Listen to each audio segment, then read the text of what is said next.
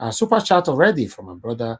I do like watch. Thank you very much. I really do appreciate this. Thank you, my good people. Nosa or Mosova. Thank you very much, Rafa, Christiana. Thank you, Maris Imaswe, Chris Eminike. Thank you, Stephen Williams. God bless you, my people. I believe, say I will not pass people name in case anything like that. Please understand it's not intentional. Yes, we are running very fast right now. To quickly acknowledge the people right now in the comment section. Effects Entertainment, I can see you as well. Mookie, I can see you. Joseph Julius, God bless every one of you. Please help us to share and like, and let's do this. Let's talk about the things that's affected you and I. Trust me, it's getting tougher. You know, there's more. You can see right there on an thumbnail. You know that revelations. Jesus.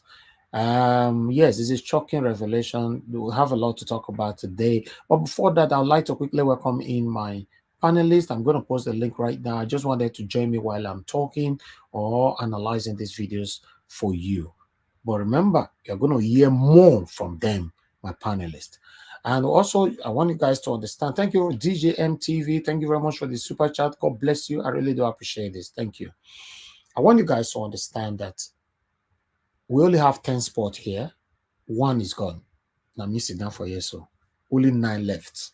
So as I'm posting the link right now, it's all about first come, first serve. Please grab it on time and join me here. Let's talk about the things that's affecting us. Remember, your voice is making a lot of impact out there. These same people that we're talking about, they are listening to you. They are here watching you. Amongst the numbers that's watching, we currently have about 500 people already watching us. They are there. They are listening to you. So speak. Listen to yourself whenever you're talking and proofread your comment before you post. Because you never know how far this can go. Alabi Silvanos Dixon again. Thank you very much, my people. Lady Eugenia, just coming in now. Lady Eugenia, you late today. Good evening to you. Thanks for joining us. Good evening to every one of you. Thanks very much for joining us. I appreciate you all. All right. We're just starting right now. I can see Efeko Jubilanti. Thanks for joining us. Emmanuel Morning Jesu.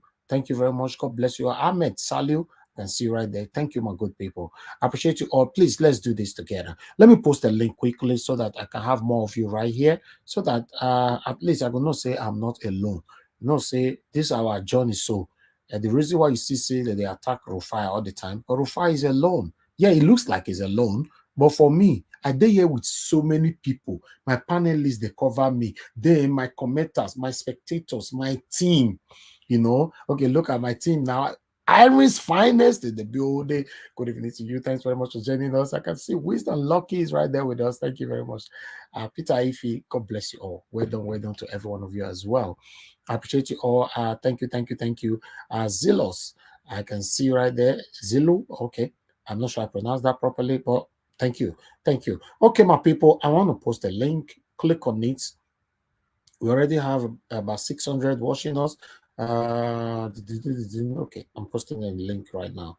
Okay, 3 to go. The link have been posted, and let me pin the link as well. Okay, guys, I forgot to let you know that I have a poll. There's a poll on Niger Watch. You know, depending on where you're watching us from, there's a poll on Niger Watch. Please click on the poll and vote. What is your take on my write-up there? Okay, the poll is just right down in the comment section. Click on it, vote, my people, vote. Everybody need to vote and press the like button. Continue to press the like button, and God bless every one of you. Okay, let's do this together. I already have a lot of people here already, so let's do this. Wow, let's say the screen already full. Okay, okay, wow. This screen is full. I'm sorry, guys. This was quick. Stay mute, please. I just muted everybody. Stay mute. This was quick. Yesterday it took us about 20 minutes for screen to full. Okay, now only yesterday happened, Shao. But today, Martina Abasi TV, thanks for joining us. Good evening to you. God bless you. I can see Lola IG. Thank you very much for the super chat. I don't know that I pronounce your name properly. I don't know what they worry me with names pronunciation these days. Eh? Lola IG. Thank you very much for the super chat. I really appreciate this. But in case I don't pronounce your name well, no verse, I beg, no verse. Thank you very much, my people. I appreciate it. Oh, let's do this together. Yes, one more spot left. Somebody just left. Okay. Whoever that left now, you can rejoin again quickly, and let's do this because somebody else might take that spot anytime soon. Okay, the person, somebody don't take time, but I'll add the person on the screenshot. The 1 minute. I forget to put title here. Kai. Oh, wow.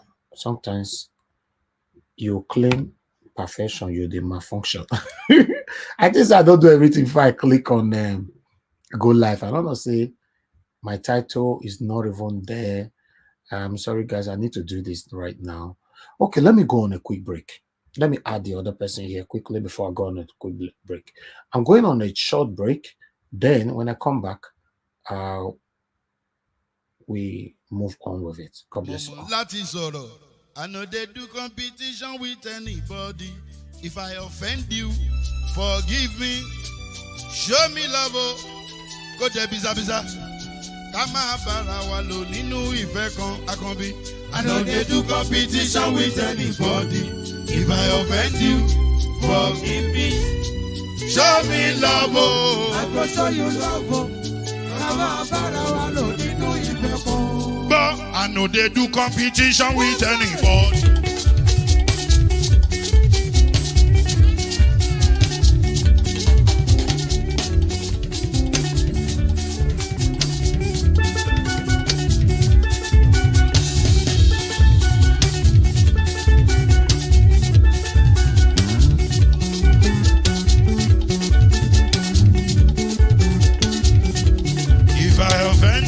Forgive me, show me love, I go show you love.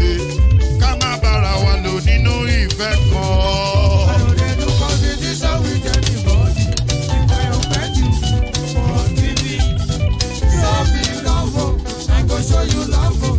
Kama bara wa lo nínú ìfẹ́ kan.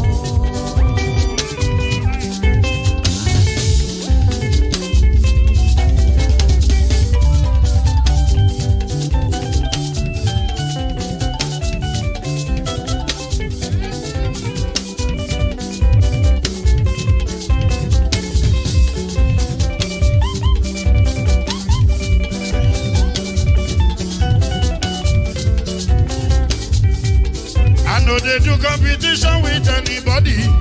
If I offend you, forgive me. Tó bá ti sanwó fún Ṣẹ́gun nàbí o, ẹ fẹ́ jókù. Alákọ̀bí Ṣẹ́gun nàbí. Alákọ̀bí sábà mẹ́la. Anybody? Any bobo.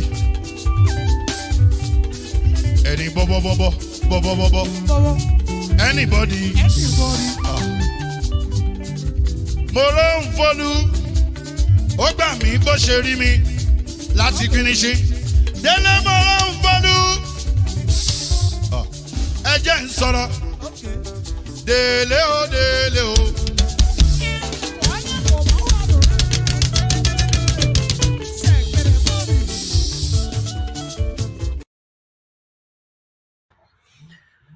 All right. Thank you very much, my people. We are back now. We are back here again. I appreciate every one of you for your time with us. Thanks very much for joining us. God bless you all. Okay. Continue to share. As you can see right there, I believe many of you have seen the topic. Tinubu will be sworn in. Yes, 100%. With God, not 100%. But with this cabas that came out now to tell us that Tinubu will be sworn in. Yes. Whatever we try to do about it, Tinubu will certainly be sworn in. That is their statement. We're going to be taking all this, as you know, on this platform. Whatever we say, we have content to verified informations, verified content to back it up. Yeah. I don't like it. I don't like it.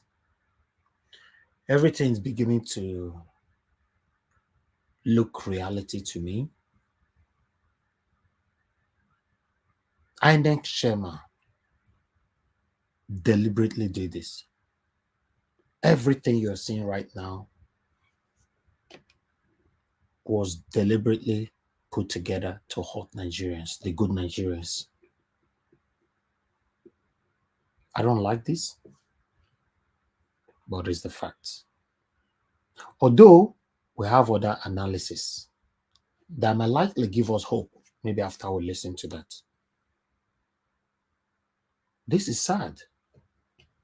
Yeah, this is very, very sad. But I'd like us to take on an article quickly. Let me see how I can break article here. Just bear with me. Please just do your part by sharing. I can see more people coming right there on the comment section. Thank you very much, everybody, right there. I appreciate you all, and God bless you now. Thank you very much for those of you that have super chatted us. Please hit on the like button and help us to share. Also, remember, we have a $sign on every platform where we are streaming right now. Click on it, support what we do here. Thank you very much, my people. Now, God bless you now. Meanwhile, let me take an article quickly.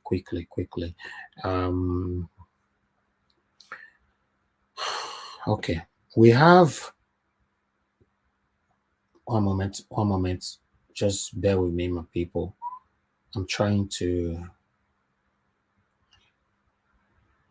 I'm not even sure where to start from.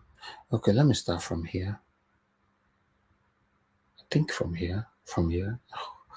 Now leave me. That's why I did before you. More than obvious. That's what me did before you. Okay. All right. Let me start with US. Let me take this off. Let me start with US. What the US is saying, as you can see right there. Let me see if I can carry everybody along. Let me see if they have too much of stuff here. Yeah, there's so much things here.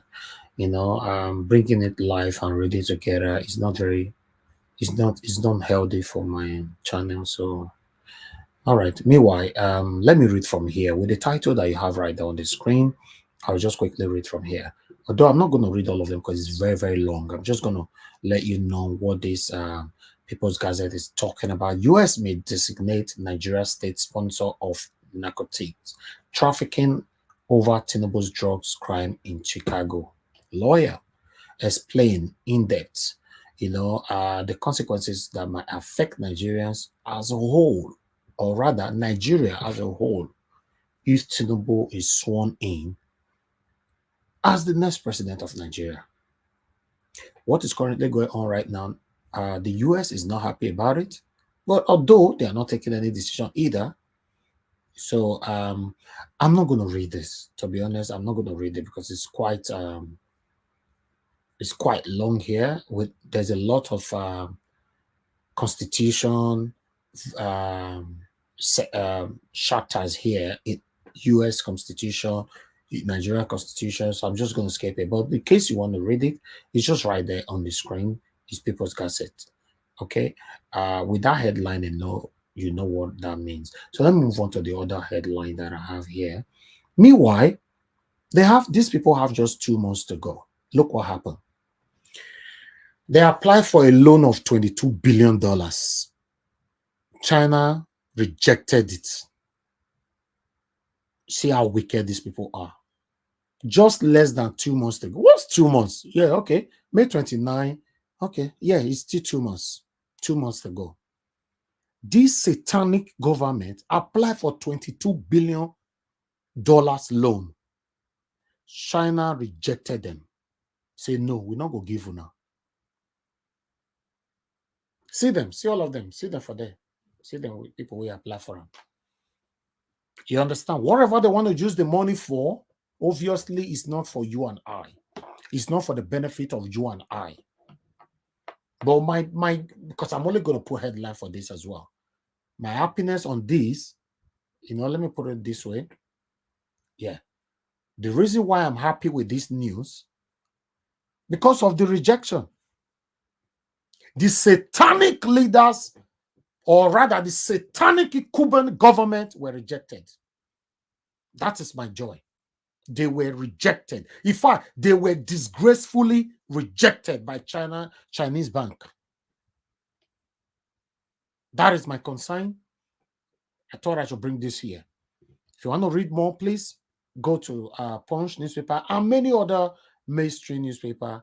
You can find it there. Because of time, I don't want to read more on this. Meanwhile, they want to carry out censor. You people already are aware that Nigeria is about to carry. They want count us. Make I talk them. They want count you and I. How many will be? You know, there's money involved when you want to carry out censor. So there's statistic here. You know, Indian population is 1.5 billion. They carry out their censor and it costs them $470 million. Indonesia is 273 million people population. They carried out their censor and it cost them $292 million. Brazil is 212 million people. They carried out their censor. It cost them $450 million. Nigeria population is 200 million. Although we're not come up for that 200 million, you know. Although there's no way go B, make it pass 1.5 billion, way be India own way they do for 470 million. But guess what? See the money for the Nigerian government, this satanic government have proposed 1.8 billion dollars where they want to do our censor. I beg, make una tell this government they not count us. We are okay the way we are. May they give us electricity from this money. May they not count us again. May they your rest. 1.8 billion dollars. Now they say they want to count us, you and I. My people, we have a long way to go. We have a long way to go. I thought I should bring this here. Meanwhile, EFCC, they talk that I will say we are still investigating Peter Obi administration in Anambra State, but we have not found any embezzlement or fund under him yet. We will make it public once we find any embezzlement of fund under his administration as governor of Anambra State. You see, EFCC is dedicating their time to, as we speak, still investigating Peter Obi. People where they go investigate your day corner, EFCC say no. They don't even they measure that one name. When I don't ever hear say EFCC measure Bola Ahmed Tinubu, for example, or Atiku. They don't do that. It's only Peter Obi that they measure. Very sad. So I thought I should bring all these articles here. Let me see if I have another article here because I'm not ready to read any article today. Let me see. Okay, this is out. I brought that out as well. That was out. That was out. That was out. Okay. Yes, I'm done with my article. Thank you very much, my people. I think it's time for us to go with videos right now. I appreciate every one of you. Although I don't know where we are. Okay, let's go straight to Bola Ahmed must be sworn in first. No, these are bigger ones. I can't start with that now. These are bigger ones. Meanwhile, let me check the likes. Please click on the likes. We already have 1,200 people watching us. On Naija Watch alone, 900 and something watching us there. And we have 198 likes. Let's see now. You could have pressed the like button, my people.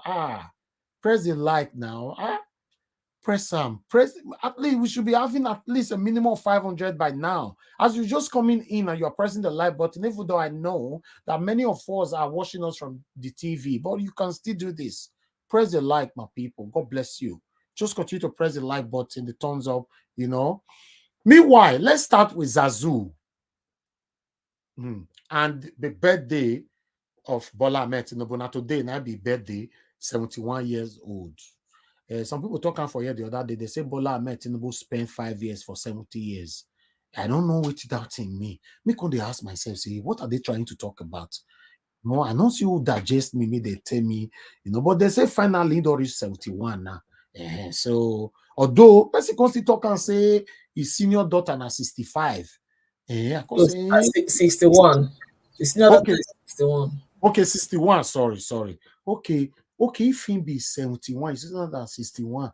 I be go school that time and I know mathematics. So 71 minus 61. Now 10 be that, Nabi. Now 10 remain. So according to the age of Bola Ahmed Tinubu at 71 today, he born his daughter at the age of 10. Wow, this man, he quick start life, sha. Kai. The guy, he quick start life. Wait, people, may they can't defend them. So these people, they are very good at defending their principle. They're not the comment section. I bet if you see them, they can leave them or may they express themselves. Although the way Abatite attack, or rather indirectly objected Rufai today on live was very wrong. I want you to know that if you lose your spot on this platform, somebody might take it very, very quick. Okay, meanwhile, let's listen to this before we move on. Let's quickly say this. Thank you. Tuesday, controversial singer Habib Okikiola, popularly known as Portable, had a confrontation with the Nigerian police after they stormed his wine bar, claiming that he had been petitioned at their station, but without revealing what it was about. The singer, however, resisted arrest, insisting that he should have been invited and that he's a federal government liability. Portable also said that he is a superstar and claimed to be working with the APC, and so he can't be arrested without cause. Let's take a look. There's a petition against me. That's why you come and scatter my bar. That's why you come and scatter my bar. There's a petition against me. Who scatter your bar? You now, you come and everybody's running up and down. Even me. Come on, me not calling him. I kill everybody. Why are you here? And then you come in and I'll come to your office. All the manager will come. I have manager. Okay. I have promoter, yes. Are you giving us order now? No, don't tell me, don't. You can't kill myself. Oh yeah, what did I do? What's in that competition? Kill one new petition. This one you are doing will not help you. No, don't tell me this one I'm doing will not help me. I'm a superstar. I'm a celebrity. If you are a celebrity, show me your ID card, everybody. Show me your ID card, No. That's me, me, Rufi, federal government liability, not a basoro.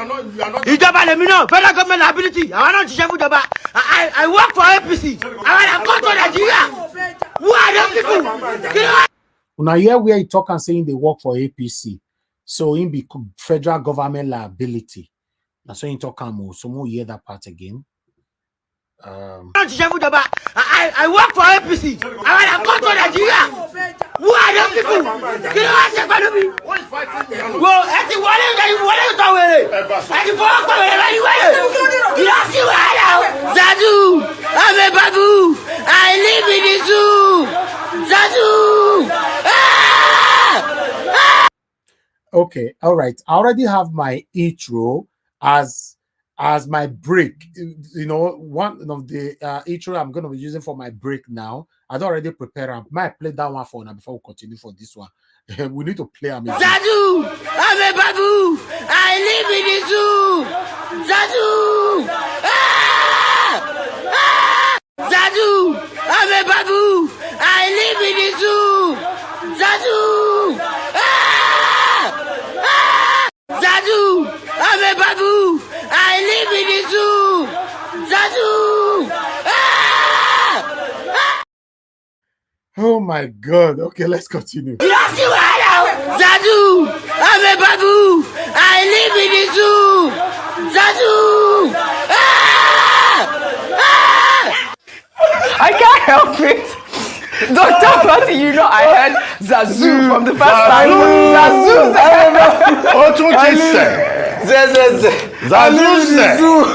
Babu.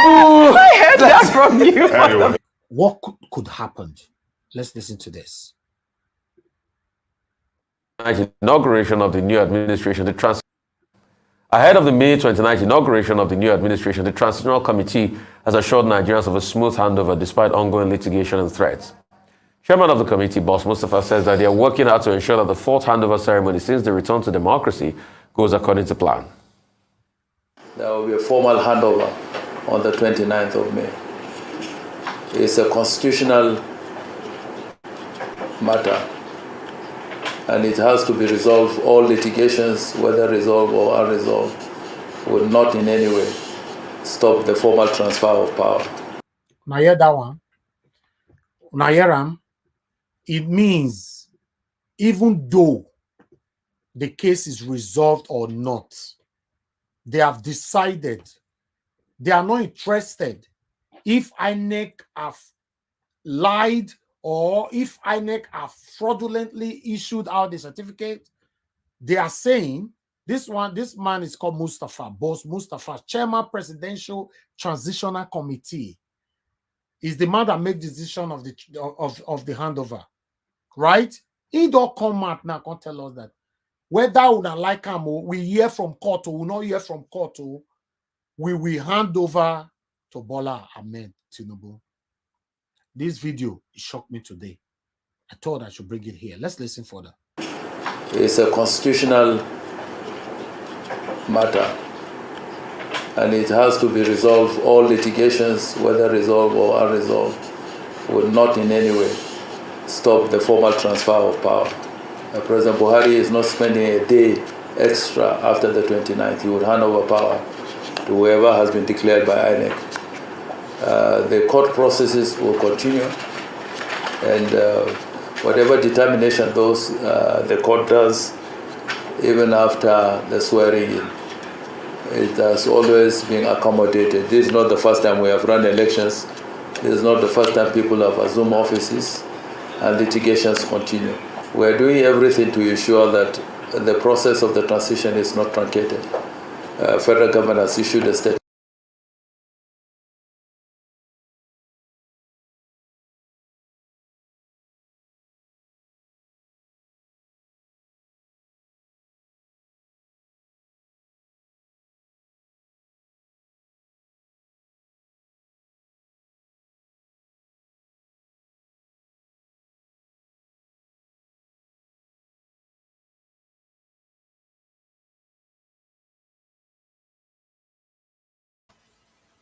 We are not hearing you, Elvis.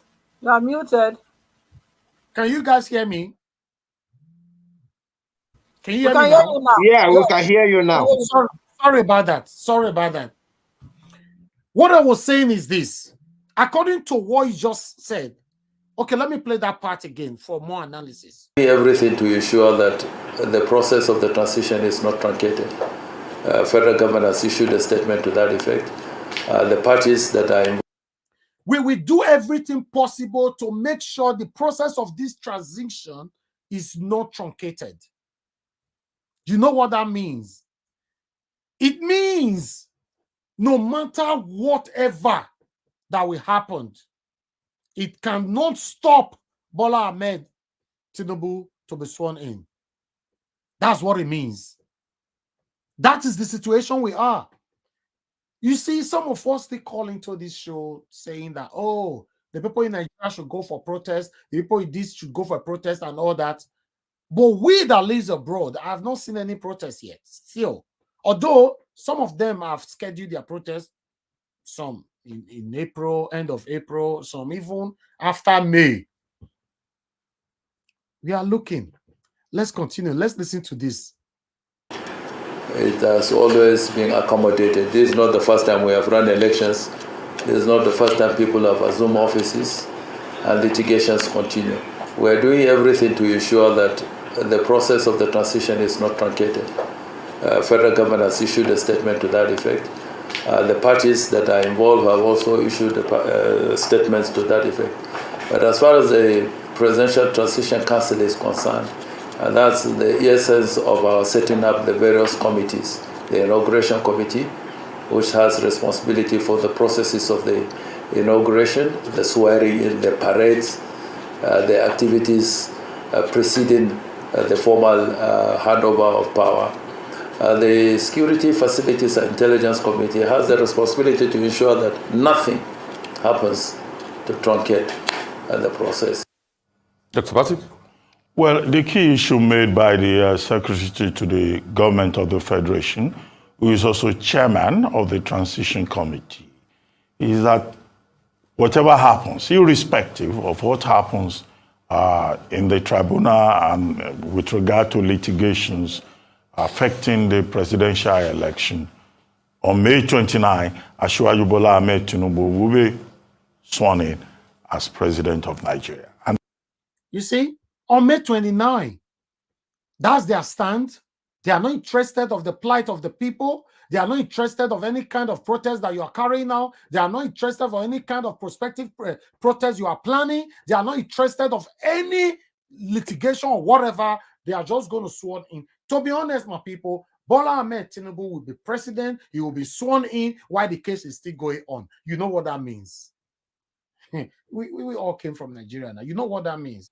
The total 170-something thousand poly unit agents, all of them have been sued to court. Rather, hold on. Let me have the rightful information right here. Just hold on, my people. Let me have it right here. 177 poly unit officers have been charged to court. All right. So I would like us to go through this. Although it's a long note. So what I am going to do, I'm going to ask my software to help us to read this, please. I'm taking everything together today. If you want us going for second segment today, I don't mind. But we need to take this. It's very, very important we get it right. So let us listen to this first, quickly. Let's get this first. Bear with us. Before we move on, 177,000 poly units for the first time in Nigeria. This have never happened before. All of them have been sent to court for manipulation and all that. So let us read this. Thank you. Oh, 1 minute, my people. Just help us to share and like. Share and like. 1 minute. I'm just trying to get this right. Sunday, March 26, 2023. His Excellency Muhammadu Buhari, the President, Federal Republic of Nigeria. The Presidency, the Villa, Abuja, Nigeria. Your Excellency, Sir. Petition against Mr. Bola Ahmed Tinubu for making incendiary comments and hate speech breeding Yoruba supremacists and causing tribal attack against Igbos in Lagos and across Nigeria. I write this petition with the full realization that with the recent general elections like ours that allegedly became a tribal war against a particular tribe, there is need to conduct post-mortem investigation and put on trial those directly responsible and those who incited and sponsored such verbal and physical attacks, especially in Lagos State, to discourage this pattern in future elections. The presidential election of February 25, 2023, generously described by The Economist as chaotic, has further increased the negative perception of the world about our dear country to which belong our loyalty. A newspaper columnist, Lasisi Alagunju, collated the world views about us informed by the lack of organization of the umpire INEC, disappointing compromise of law enforcement agencies, and unfortunate hijack of the process by non-state actors. The world is not pleased with our ways, and we could read it clearly in how the global press described what we did with ourselves last week. The Economist said a chaotically organized vote and messy count gave Nigeria a new president. The Financial Times said in an editorial comment that our presidential election was deeply flawed, and the winner, a wealthy political fixer. The Guardian of UK described the winner as an immensely wealthy veteran power broker trailed by corruption allegations which he denies. The New York Times described him as a divisive figure in Nigerian politics.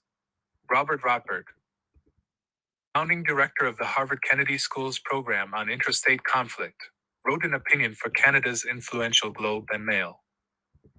Its headline, Bola Tinubu's election is another triumph for Nigeria's corrupt old guard.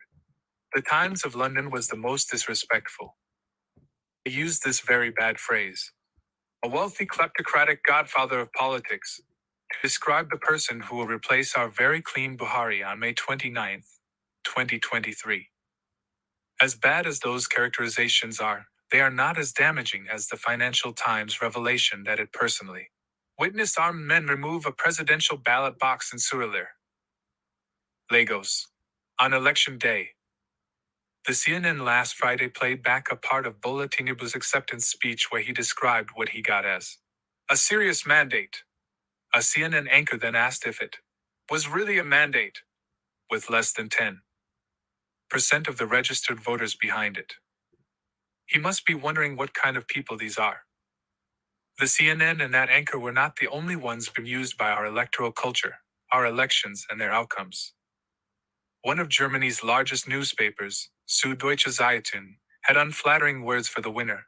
It also queried the legitimacy of a mandate that was spurned by 90% of the voting population.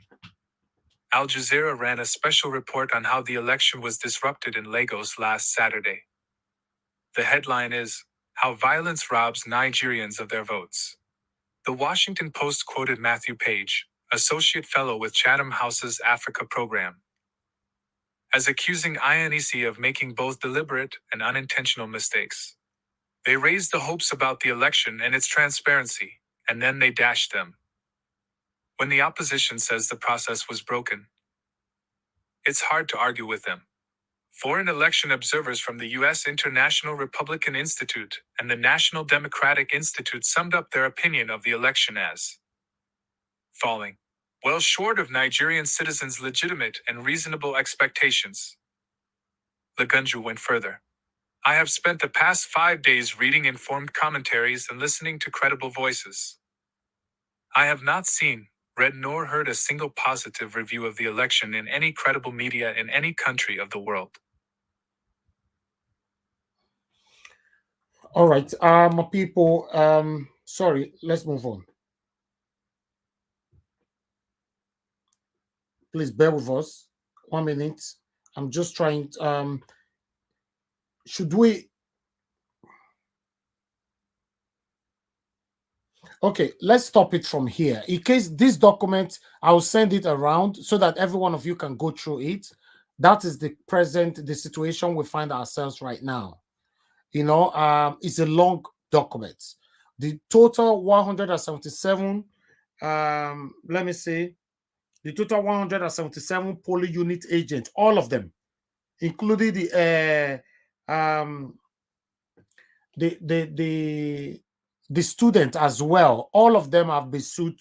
They have been charged, you know, for fraud.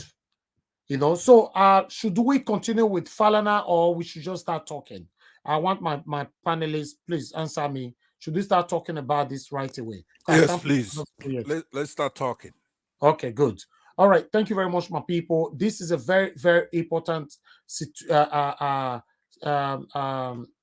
broadcast today, and it is a frightening situation that we find ourselves.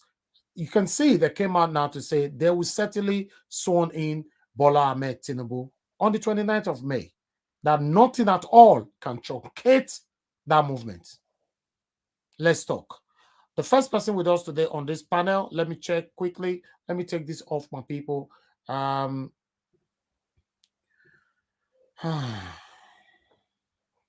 Okay, the first person with us today is Nena. Thank you very much, Madam Nena. Thanks for joining us today. Please, I would like to hear from you if you're available to talk now. Yes, I'm here. Good afternoon, everyone. Good morning, good evening from wherever you're watching. Thank you so much, panelists and even those on the chat. Okay, so from what I hear, let's do 10 minutes. Huh? Let's do 10 minutes. Okay, yeah. From what I hear, Femi Falana say, you know, I mean, I see his submission is coming from an intelligence place. And I think what he's trying to say, even though he's not like coming out like, you know, first of all, Femi Falana is one of the men that I truly respect in Nigeria. He's one person that's been very consistent in the way he's been giving out his submissions. You know, I see him as a man of integrity. So I think what he is trying to say, first of all, you know, he's kind of skeptical about the integrity of the judiciary of Nigeria, going by the antecedents of this country we call Nigeria. So, but then also he's also trying to say, I might be wrong, but that's what I'm, what I deduce from what he's saying, that if there is a good evidence, I mean, even though everybody keeps saying, oh, it has never happened, it has never happened, it has never happened. I mean, there's always a first time. There's always a first time for anything in life to happen. After all these years in this country, we've been in Nigeria, this is the first time that you have a third opposition party, a third opposition party, so to say, came out and, carry the kind of strength and the kind of wave that LP carries. So if something like that can happen, I mean, I believe there is always a first time for something to happen. So because the skepticism is that, there's never been a time that the presidential election was overturned or something like that, And like I said, I always believe there's always a first time. So what he's trying to say is that if there is an overwhelming evidence, if the evidence is so clear, then there is possibility, even though he's a kind of skeptical. And honestly speaking, I want to believe at this point that the way everybody is expressing their skepticism and their lack of confidence in the judiciary, I just want to try to say that for some reason, if the judiciary are people that have integrity and fear, I just add fear of God. I mean, they hear what people are saying. When you get to the point where it seems like everybody is not seeing you as a thief, even though you've been stealing and everybody's seeing you as a thief, everybody's seeing you as like this. I mean, there is every tendency for somebody that have a little bit of a conscience to say, you know what? Let me try to do something, because it's like the voices that are throwing words at me is becoming too much. I'm just trying to. I always want to feel like, okay, I'm trying to console myself with this. That there's a possibility that the judiciary will say, you know what, these people are seeing us as bad. Let's try to do right for once. If they can just come to that point.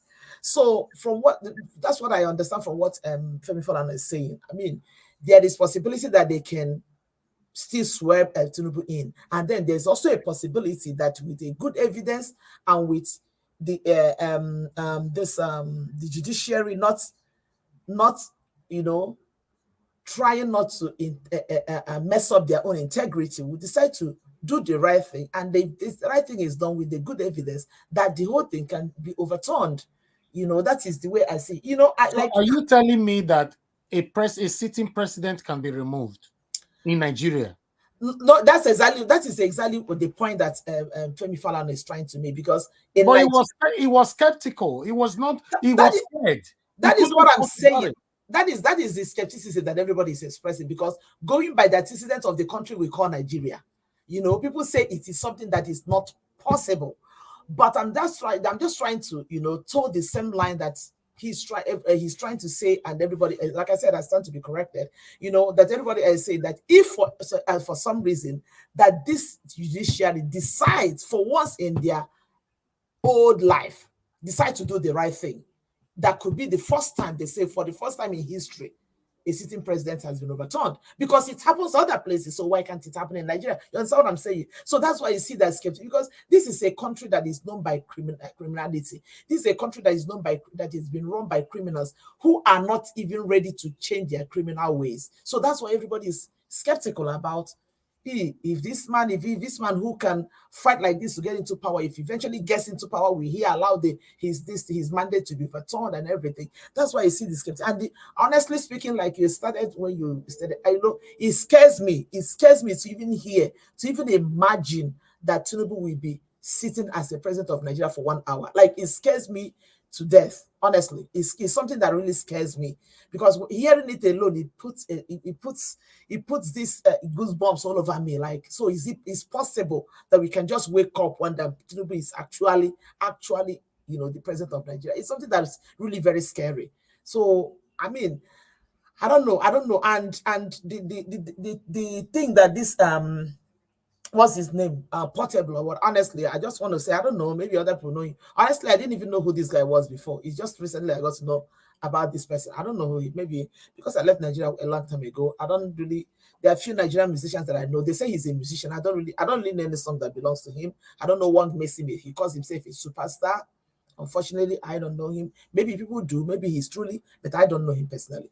So, and what he said, tells you more how most of these people actually think, how most of these people actually reasons, because some of them are actually, imagine you bragging in 21st century Nigeria.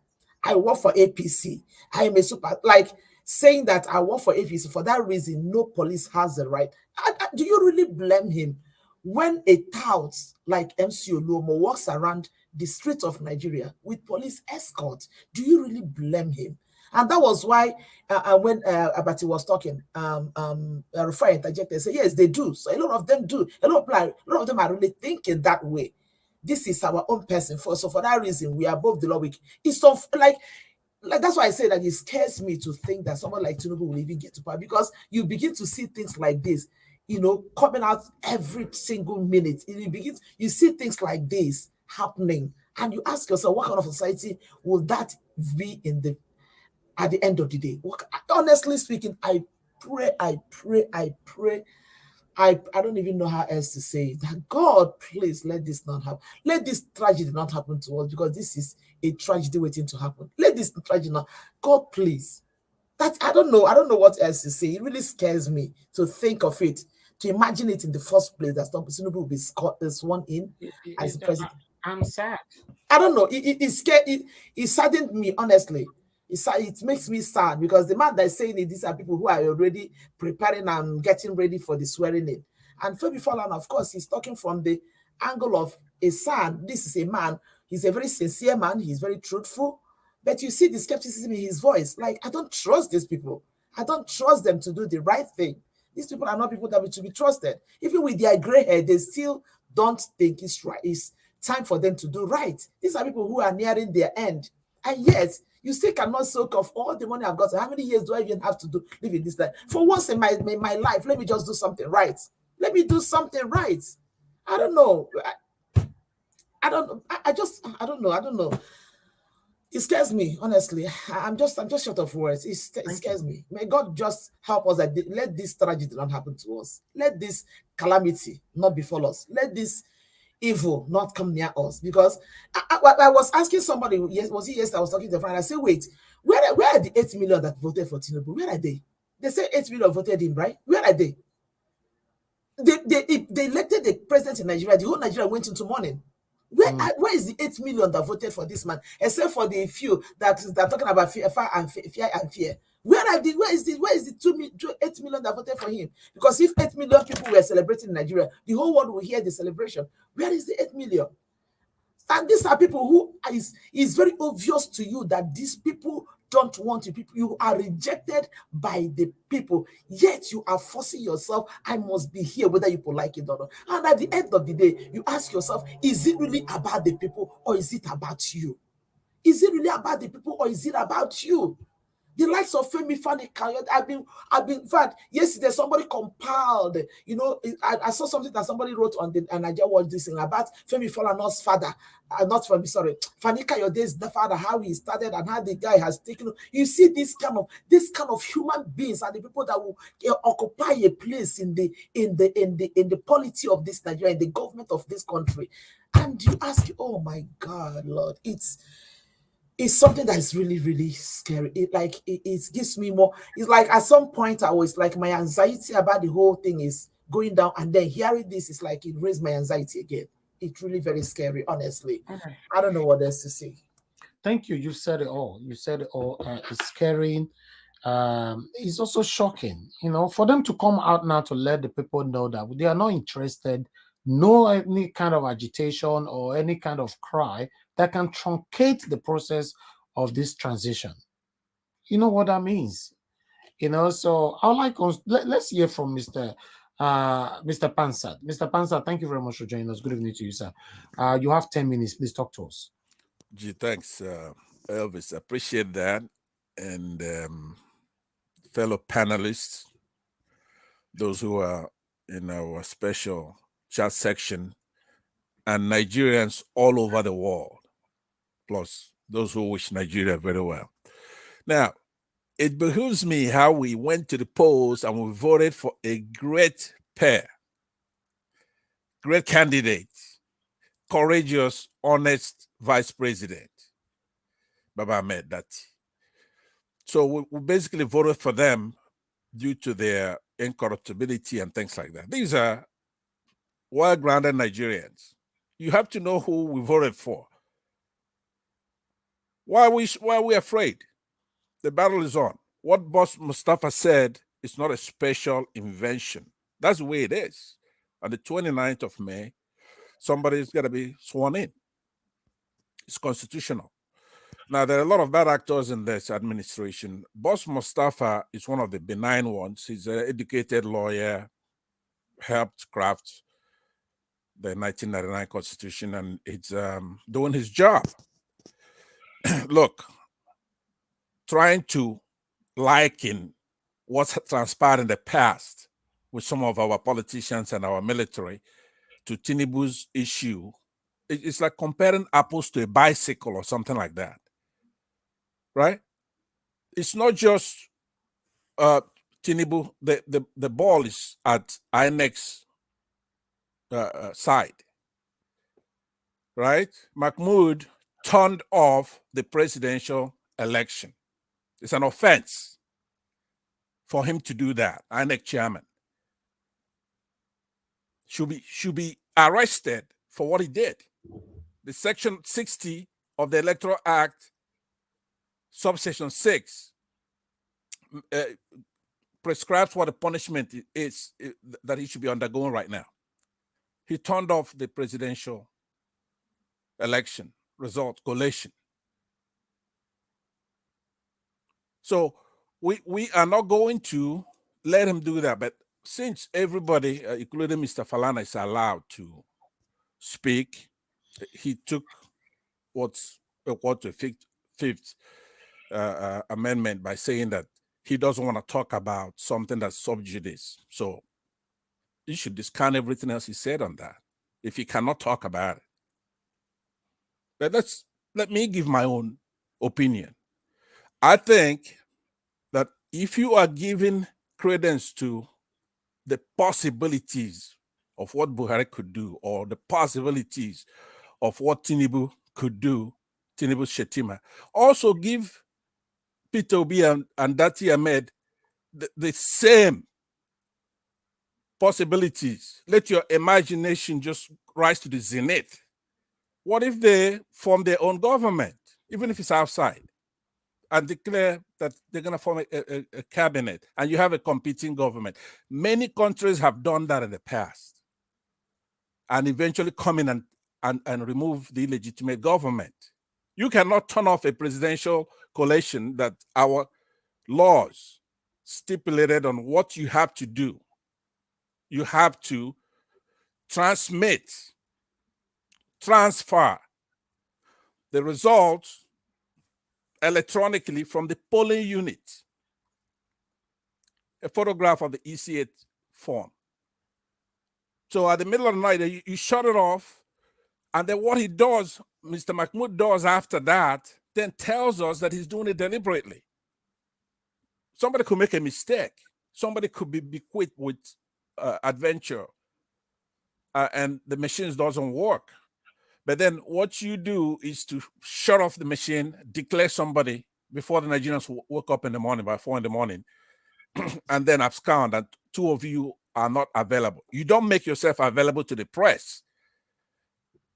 All right? If I'm INEC chairman and I have such a situation, I'll come out and I'll answer questions. I'll have the press ask me questions. You don't do it by force. What you doing? Tinubu is not Buhari. Buhari was a former head of state, a military thug that took power in 1983. So he came back in another incarnation. And he's got a My Gaskia cover, like he's an angel out there. A lot of people bought into that, and that's understandable. Tinubu is a drug lord. He did not win. He didn't even win his state, his precinct, his polling unit, or whatever. He didn't win a single state. So how are you going to turn off the coalition according to the laws and go and take power. That is nonsense. I could also take power. So it depends on who's got the force. I have my faith in Baba Ahmed, Dati, Peter Obi. They are not as scared as we are. They're going to go to court. But if there are events that overtake that process by trying to make inevitable presidency because you have the military power might, then we're going to have to deal. Those who cannot handle it, get out. But if you're going to postulate, talk about the possibilities of what Tinubu can do, or what Buhari can do, or the Nigerian federal government can do, also give credit to what the people can do. I believe that if, Elvis, you keep looking up and down, you want to tell me I've gotten 10 minutes since I've been talking, because I got to talk about some things. You've talked for 6 minutes already. Okay, great. That's fine. So what I'm saying is that what makes me mad is when I come here and I see the kind of mood we try to scare ourselves into. We have leaders. We have people who are not obedient, who support the right thing in our country, who are progressives, such as Obasanjo. He's a military general. He's been there. He's got connections with the outside world. He's watching this. He's been delegated by the United Nations to go all over Africa, make peace, conduct elections. We have other brave Nigerians, Pa Debanjo, Pa Clark. We keep making it as if it's only us on this. Now, this is not a criticism of Niger Watch, but this is not just Nigerians who want to make sure that Tinubu does not become president of Nigeria or the next chairman. If he's going to thwart the Electoral Act from section 60 to 65, the Constitution itself, the guidelines, procedure and guidelines 2022, that he himself produced and went all over the place to talk about, then you're shredding the Constitution. When that's done, you cannot be anybody's president. Your presidency is based on the Constitution. It's not based on might. So they could scare us, or you have somebody like Falana, who I have respect for. He come here and he's going to talk in prose when he's talking to people who don't have the military power, and then speak in poetry when he's talking about those who could have power. You gain my confidence and my respect, but it's not inherently yours to keep. When you lose it, I'm going to take it away from you. This rejection of Tinubu by the Nigerian people is sacrosanct. You cannot do it by inevitability, by declaring, okay, this is it, we're done. We're not going to talk to the press. We're not going to talk to Nigerians. On this day, we're going to swear in. Peter Obi and Baba Ahmed Dati have the right to form a government, and we'll have a competing government, or they all could wait and have the courts sorted out. But there is no way somebody who didn't win an election that was turned off, the coalition was illegal. He pulled it out of his ass, the data that he used to declare this man president. So the culpability of the INEC chairman in the illegality of results and presidential winner announced is very high. He's committed an electoral offense and he needs to be arrested immediately.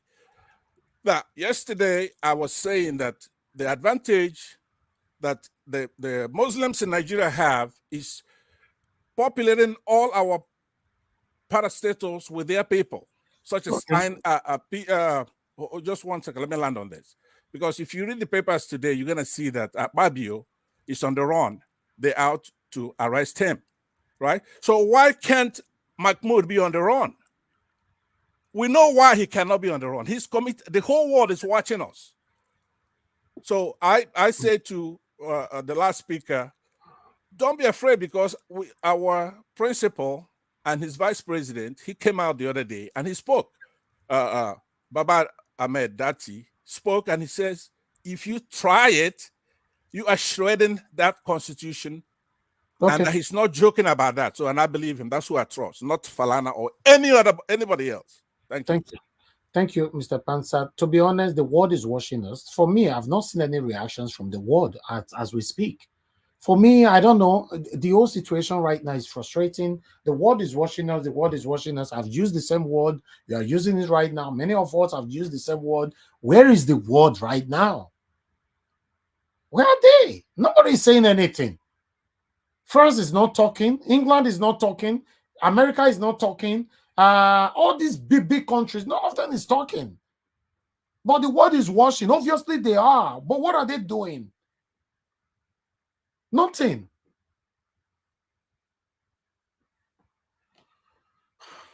Well, that's doing something. Not talking is doing something. These societies believe in the judiciary, right? The process right now is moved to the judiciary. They have to go to court. They have a specific amount of time. But Mr. Pansa, the judiciary is going to delay till forever. Why Bola Ahmed Tinubu will be sworn in as the president of the Federal Republic of Nigeria? Even if that happens. Yeah, but Elvis, even if let's take it to that logical conclusion. Let's say even if Tinubu is sworn in, Tinubu to me, he shouldn't be president. He's better than what we have now. So even if that's the process, let's let Peter Obi and Dati Ahmed respond to all those things. I don't know what they're gonna do, right? Okay. So even if Tinubu is sworn in, if this is the way the Constitution has it done, we shouldn't be scared about that. Yeah, do we have a president now? We do not have a president now. We have the most evil human being. No, this is a broad daylight robbery. It is. So I don't care about the president that is ruling right now. I'm talking about this process that just ended. It's a broad daylight robbery. If Tinubu is sworn in, are you telling me that the Supreme Court will come out with any kind of decision that will infect this expectation? Yes, I am telling you that because it's an addendum to what I said yesterday. We unfortunately are not in charge of picking our leaders or setting the prices of our goods. This thing has international dimensions, and there's a lot of things in Kuwait. It's fluid. So if they want to restore the right mandate, they have many ways they can do it. They could do it legitimately through the courts if that's what they decide to do. But the Nigerian people are watching. All right. But you just said it yourself. There is something amiss. There's no rush to embrace this man. We don't know what the hell he is right now. So all that's good for us. If we get Tinubu in the interim between now and whenever that court makes this decision, that is at least as good as what we have now because it's the same cabal.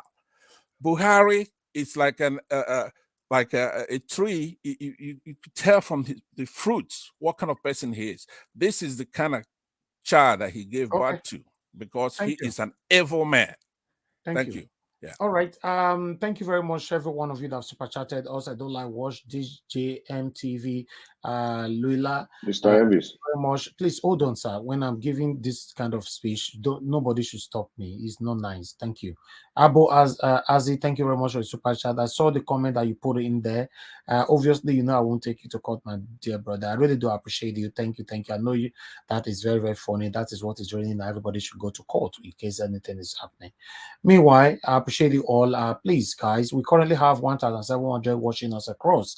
The likes is not encouraging. We should be having at least a minimum of 1,000 likes by now. Can you press on the like button, please? You know, press on the like button, the thumbs up right there. Just press it, you know, so that our voices can go far. Thank you. Somebody was calling my name. Who was that, please? It's me, One Love. But never mind. I'd rather just go to court. Okay. I'm just kidding. See, I was just trying to let you know. I know the world has not really been doing much about this, but we have a senator here in the US who has been really vocal about this election. His name is Senator Rich. And then I think they also had a panel yesterday where he also mentioned this Nigeria election. I just wish, I mean, I would like you to expatiate on that when it gets to your turn. Okay, thank you. Thank you, sir. Thank you. All right, let me move on to the next person right now, which is Chuks Obiboeze. Mr. Chuks Obiboeze, good evening to you, sir. Please talk to us. Yeah, good evening, Mr. Elvis. Good evening, everyone in the house. Of course, our comment section and those watching us around the world. Yeah, thank you for giving me this opportunity. Yeah, I don't know. I listened to Mr. Falana when he talked about that. It's just he's just speaking, as a lawyer. He knows what it means, because right now there's no any other angle that our constitution says if this happen, if that happen, this is the way out. No, they just make it as rigid as possible so that you can't do nothing. And if we must say it as it is, hence I know Mr. Peter, he wouldn't go seeking for justice and come out to say, hey, I don't agree with this. We must form government, or we must disrupt this or that. Now, I don't see him doing that. And, and this, in as much as he believes he's going to get his mandate the right way, I don't think anybody can convince him to do such, but because that will amount in, those kind of things we've been avoiding. If not, why not start now? Why not start now? So if it comes to that, because there's no way Abuja will be left vacant, not even for 1 minute. In as much as we know right now that we don't have a government. So I think that is the route they will play. Coming to what he said about this thing, yeah, it's 6 months and 2 months. So he cannot go beyond that. If they go beyond that, then they're asking question on Nigerians, what can you do? Because this one, it doesn't matter what.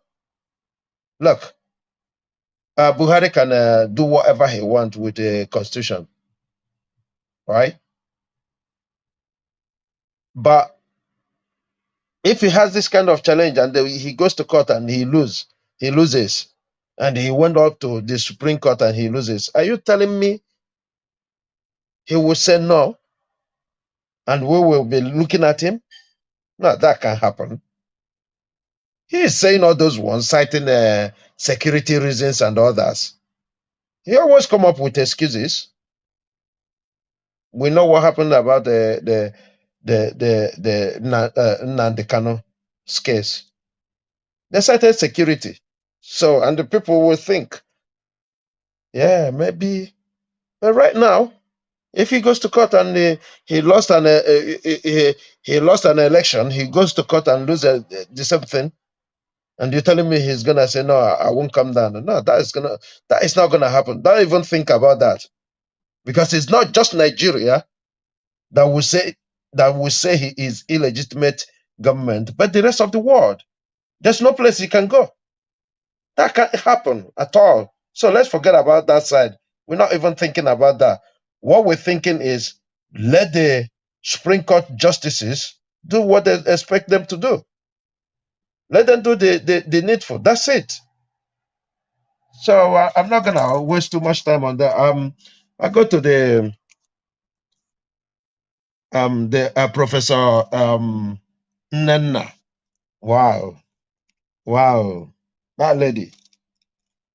She stole 2023 election, and that's why we are where we are right now.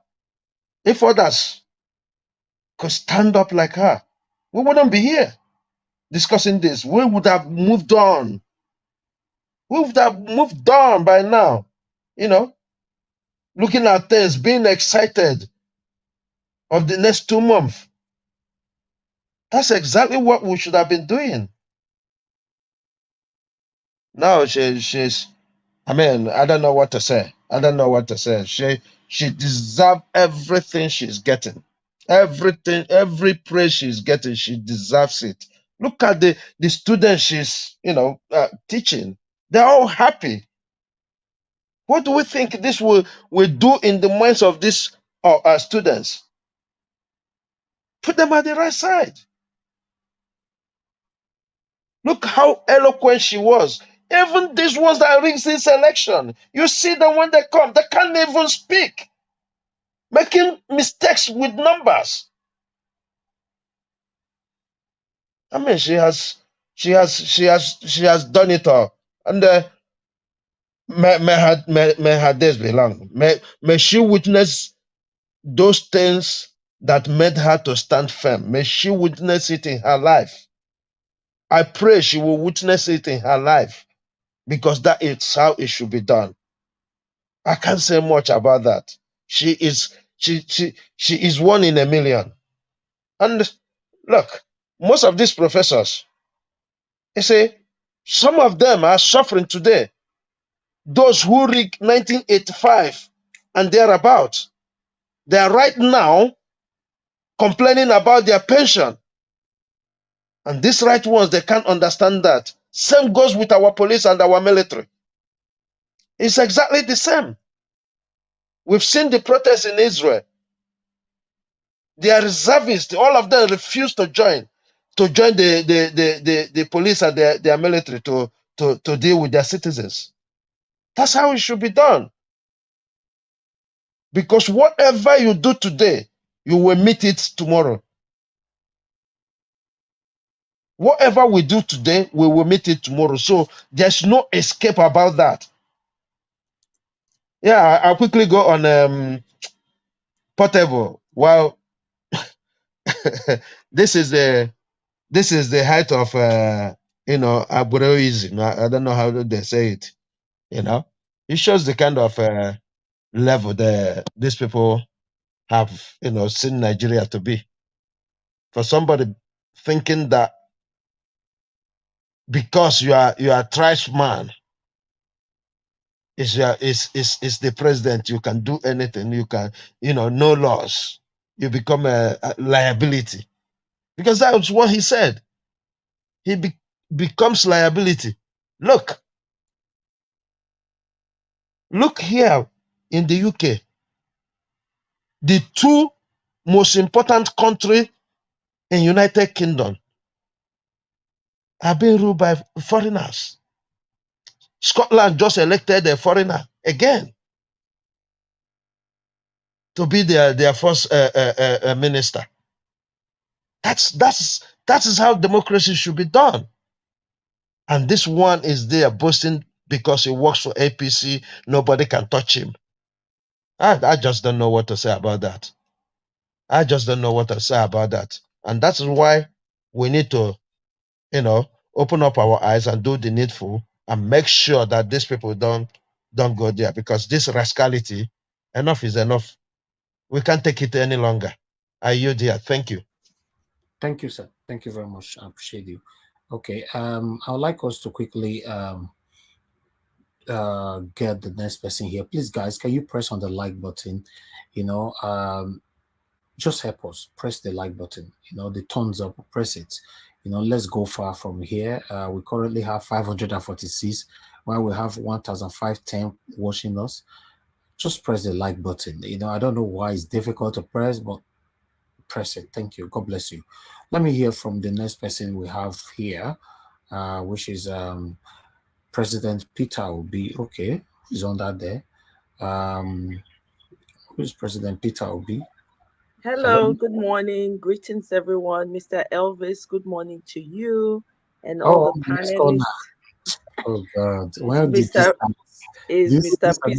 President Peter Obi, please. Okay, I like that. I like that. I like that. Good evening to you. Thanks very much for joining us.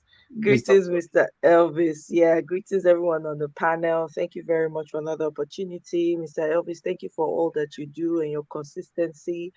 I pray that you continue to be strengthened within and without so you can continue this fight, which is necessary. And thanks to everyone that's been adding their voice, even from the comment section as well. Greetings to you, Mommy Diaspora, Irene Finance, Ovia Ba, Igbifuere. So, anyways, Tina Obasui. Martina Obasuyi. I don't know if Sister Rita is there. Sister Rita, everyone, I greet you. I salute you. Thank you so much for your voice and your write-up and everything. The comment section is where the real fun is, by the way. So, Mr. Elvis, sorry, permit me to start by saying this. A lot of people have been bothering Kachi. You know Kachi now. Kachi used to be one of your moderators. No, So don't bring that here. Okay, all right. I'll leave that out. Privately, please. Okay, all right then, no worries. So, I wanted to start by saying, personally, I'm not bothered by what's going on with this, the opposition, which is the Agbado Party and the rest of them. They are going to, of course, we know, why do we act as though we don't know the type of country and type of people that make up the government in Nigeria? We act like everything they do is a surprise. It's not a surprise, it's what is expected. You guys think that they were going to back down. Of course, they are not backing down, because you have to remember this was all planned from way back. It's all a plot. You understand that they're hashing out right before our eyes. Regardless of what we did, whether we voted or not, they already had it. It's very clear. It's clear now, even if at the time we didn't really know how far they would go. But isn't it obvious now that it was all a plot? It was all planned out. They know there's an agenda. And whatever we say or do is not going to stop them from doing what they want to do. This is why we have to interrupt them. Interrupt by protesting. I recently found that Rivers State has already started protesting as well. You know, so what they don't even know what they're true. They don't even know they don't know what's coming for them. Let's continue. What we need right now is to be strengthened and continue to stand on the fact that it is Mr. Peter Odirock Obi or nothing else. Since they are stubborn about it and they are evil about it, we have to also let them know that we are resolute. The devil is not going to back down. So are we not going to fold our hands and say we're not going to say anything just because? We can't do that. They're already telling you what their plans are. Now, the question is, what are you and I doing about it? That's the question. Are we going to fold our hands like we did when they were counting those numbers? Are we going to fold our hands again and watch them actually do it? So that's a question for you and I to respond to. They know, they see the handwriting on the wall that the people have rejected them and don't want anything to do with them. But because they have an evil agenda, they are not stopping at anything to carry out their evil agenda. So we have to let them know, since we're on the good side, let them know that we too are not giving up on our righteous agenda. It's simple. We have a clear winner. It is only when we back down that the evil ones win. But if we don't, and I don't know Mr. Peter Obi, I don't know him personally, I don't know anybody in that entire group. But guess what? I can tell you for free, that man knows what he's doing. Ahmed Dati knows what he's doing. Everybody knows what they're doing. But the question is, what is you and I doing about it? What are we doing to ensure that that does not happen? Because they are bent on ensuring that it happens, you know. Now, the woman, is it Nana Oti, yeah? The woman who ensured that Abia State voted, count their votes counted and all of that. That's what it ought to be. Sometimes I wonder, don't people grow a conscience on their way when they send somebody go and do evil? Don't they grow a conscience on their way and say, hey, wait a minute, this is my family, these are my people, why would I want to do that to them? They never grow a conscience.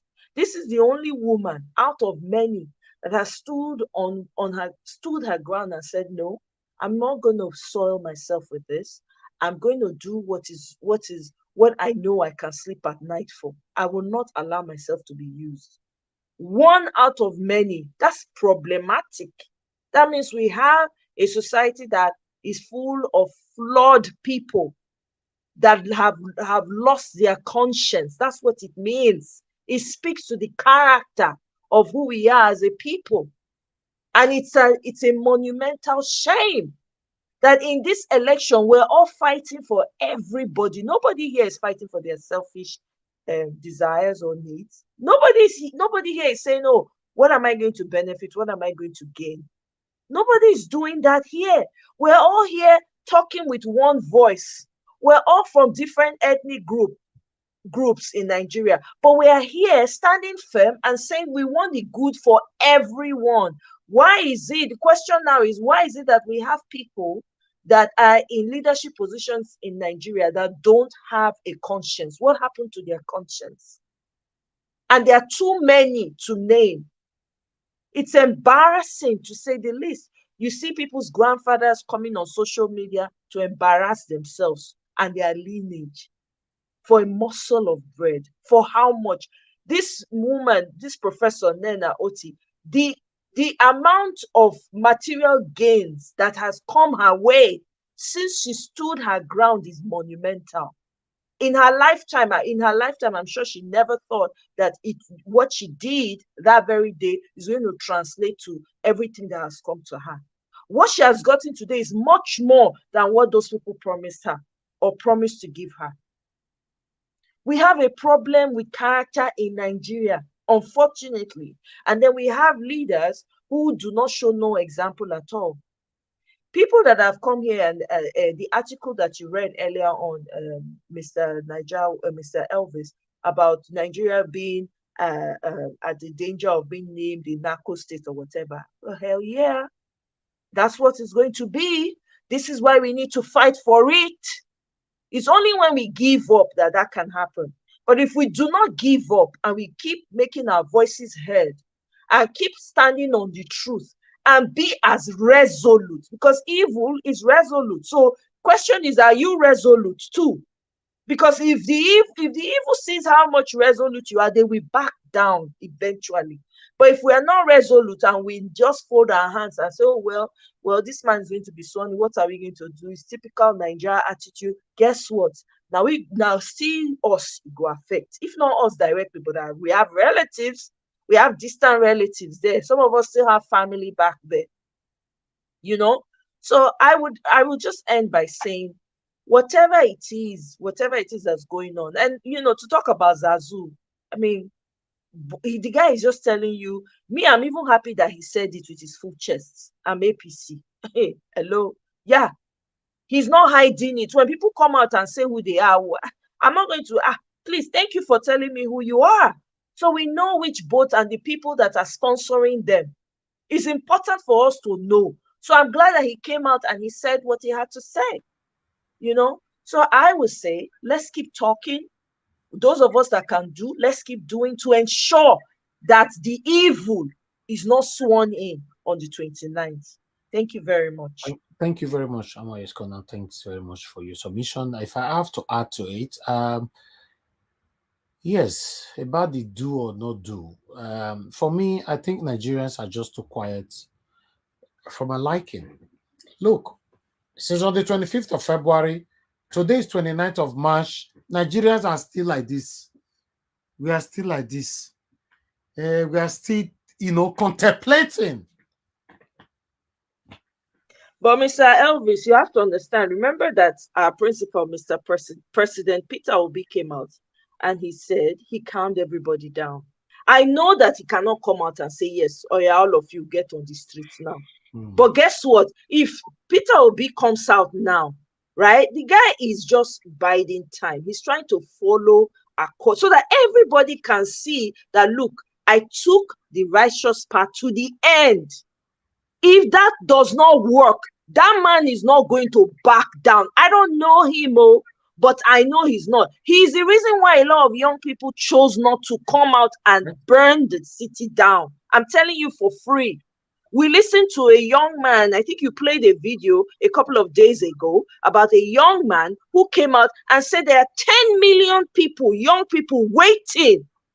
So if these people don't do right by the Nigerians, People are not going to fold their hands. In case people don't understand, people are no longer afraid to lose their lives on top of this matter. Okay, to round this up, if we have to round this up by saying that Mr. Peter Obi came out to calm everybody down, I want to make everybody to understand today, no matter how the direction of the result or the final decision of this journey, Mr. Peter Obi will never come out to tell you to go destroy anywhere. So Nigerians, all I can say, keep sleeping. That's all I can say. Thank you. Let's move on. If you're waiting for Peter Obi to say, okay, after then, Tinubu is sworn in, he's now the president of Nigeria, Peter Obi will not come out again to say, okay, wait till I've heard talk before, I'm not talking again, we could not come out. That will never happen. He's not his person. Peter Obi is good with paperwork, working behind the scene. So what about whatever he's doing behind the scene did not work? You think he will come on air like you're seeing me now, he will pronounce? No. That's not his personality. Thank you anyway. That's my take. I'm sorry, Mr. Dandere, if I can just add to what you did. I'm sorry for interjecting. Yeah, what you said is really true. Because one thing Nigerians don't understand is that this thing is not about P2B, it's about us. It is about the Nigerian masses. P2B can never tell you to go out on the street to march. That is one thing that man will not do. You know, and just like he said that the obedient movement is greater than him. The same way, this is not about P2B. This is about the Nigerian youth waking up to Nigerians, not even the youth now, waking up to say no. Even if you're not giving it to P2B, but we want to see things right. That is just the thing. That's what Nigerians need to start, because it's not about P2B right now. That is just the truth. Okay. Thank you. Thank you so much. I want to pick 5 calls before I call on the next panelist in 1 minute contribution. Hello, good evening to you. Your name and where you're calling us from. Hello, turn down your device, please. Yes, I've just done that. Okay, thank you. Yeah, good evening to you. Good evening, everybody. Good evening to our... Your name and where you're calling from, sir. Yeah, my name is Clifford. I'm calling from Germany. Okay, you have 1 minute. Just go straight to the point, please. Okay. First of all, I want to say that the reason why the press are not doing anything concerning this election, they are not amplifying the corruption that is going on and whatever that is happening now behind the scene, is because the press, they are not, they cannot feed themselves. They are fed by the government, by people, by brand envelope.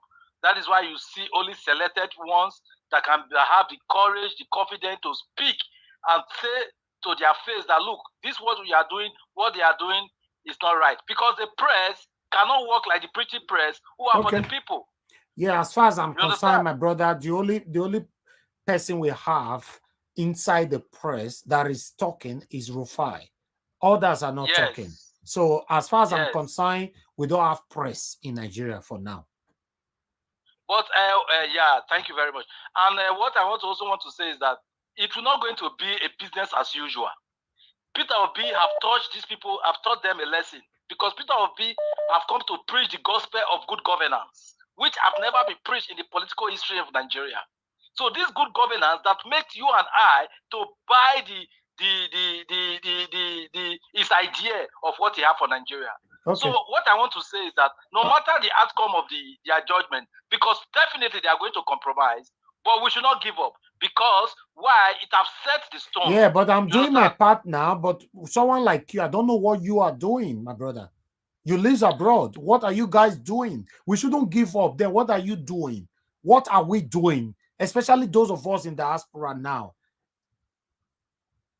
Yeah, yes. Like what for me, what I'm doing is that, like the last program you have, we talks about how we can be able to write a petition to each of the embassy. And we here in Germany, we are mobilizing ourselves to make sure we sign a petition against the Nigeria Federation over the election. Okay. So that's what we are doing. Thank you very much for that. And for once it's done, please send me a copy. Thank you. Okay, thank you, sir. Thank you. Yeah. Let me hear from the next person here quickly, so we can move on. I have thank you very much for calling in. Please, what's your name? Where are you calling us from? Hello? Yeah, Mr. Elvis. Yeah, Mr. Elvis. Please turn down your system, sir. Turn it down completely, your television, or anywhere you're watching it from. I am not by the system at all. I'm hearing myself from you, sir. Somebody is watching me from your house. I'm hearing my voice from your background. I don't know. Can somebody turn down the television that way, please? Okay, thank you. Go ahead, sir. What's your name? Where are you calling us from? Yeah, my name is Amma Patrick. Thank you. Sorry, I am not going to take much of your time. I've been listening keenly for the past over 1 week now. I just want to say this briefly.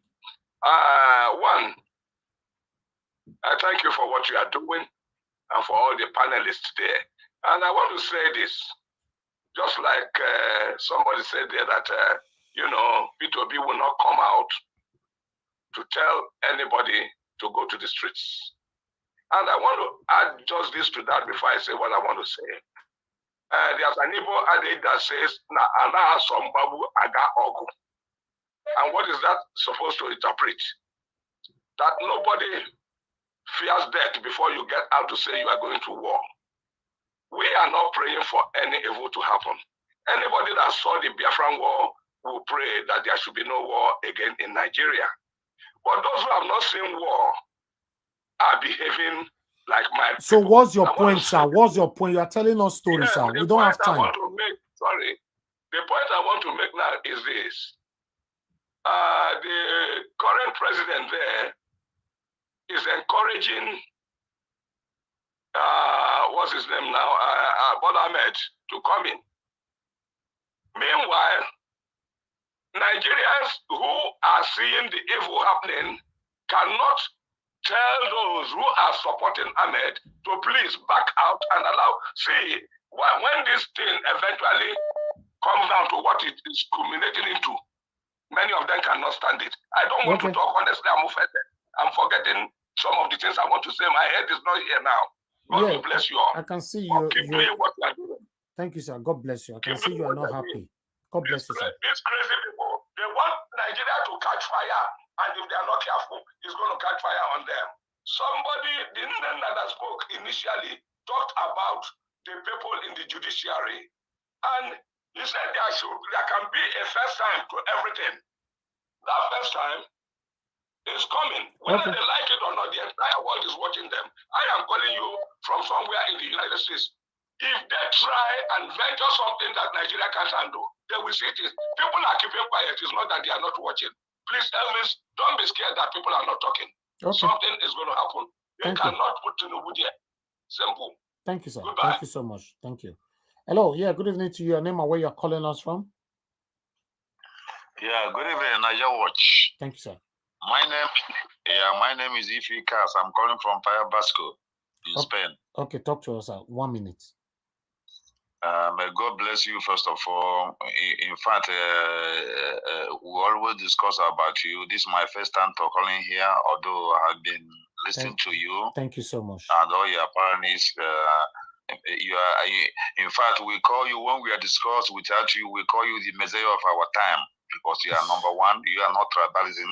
Number two, you speak it as it is to show that you are a man. May God continue to bless you and your family forever. The history of Nigeria will not, this our generation will not talk without you. Amen. And also, there's another powerful woman I used to listen there. Yeah, she's a lioness. I can call her Madame Rita.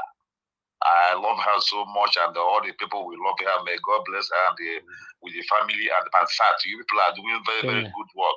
Madame Rita is a powerful woman there. Thank you. So what I'm talking is about our principal, which is Mr. Obi. As this case is going on, sir, there's many things that Mr. Obi cannot come and talk in public. Which we also, I don't know if we can organize ourselves to have a second man of P2B, because in any organization, there must be somebody who are talking slow, and there must be a radical wing of it. Like here where I am now is Basco, they are still fighting for their own independence. Okay. And thank you. Yeah, they're near France. So what I'm about that we should have somebody, second person that is more talking. It's not because Mr. Obi cannot come in public and talk, go and demonstrate, go and do this, go and do that. Thank you so much. Thank you. So, thank you, sir. My own advice, and may God continue to bless you in the mighty name of Jesus. Amen, sir. Amen. Thank you very much, sir. God bless you. I appreciate it. Hello, yes, Brother Ife, thanks for calling in. Please talk to us. 1 minute. Yeah, Nigeria, good evening. Good evening, the panelists and the viewers like me. Thank you. Nigeria, I just want to tell you one thing. I know you will think, as in you will like the idea. That woman, that Aneke, that professor, that lady, that Madam Nena. You remember? You OT. know the Yes, yes. So yeah, I just want I will volunteer. I just want Nigeria Watch family to give that lady an award. Please, sir. I'm on my knee. Please.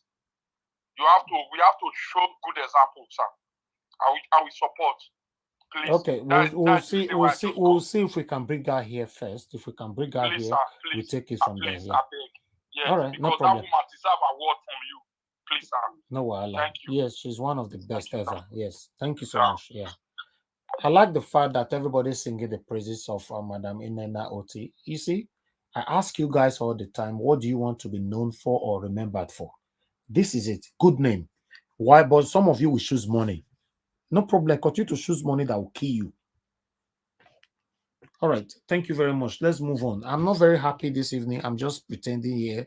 I'm not happy with the way things are going. It's looking like we might just probably end up like this forever. I don't want to speak negative or, I don't want to, but I'm a human being. We might just probably just end up like this. The way it's going, I don't know. Mr. Niger Watch, there's nothing going wrong. There's nothing going wrong. You say the amount of evidence, the amount of things that is down. Listen, if you remember, right at the beginning when they started cooking this food, I said it.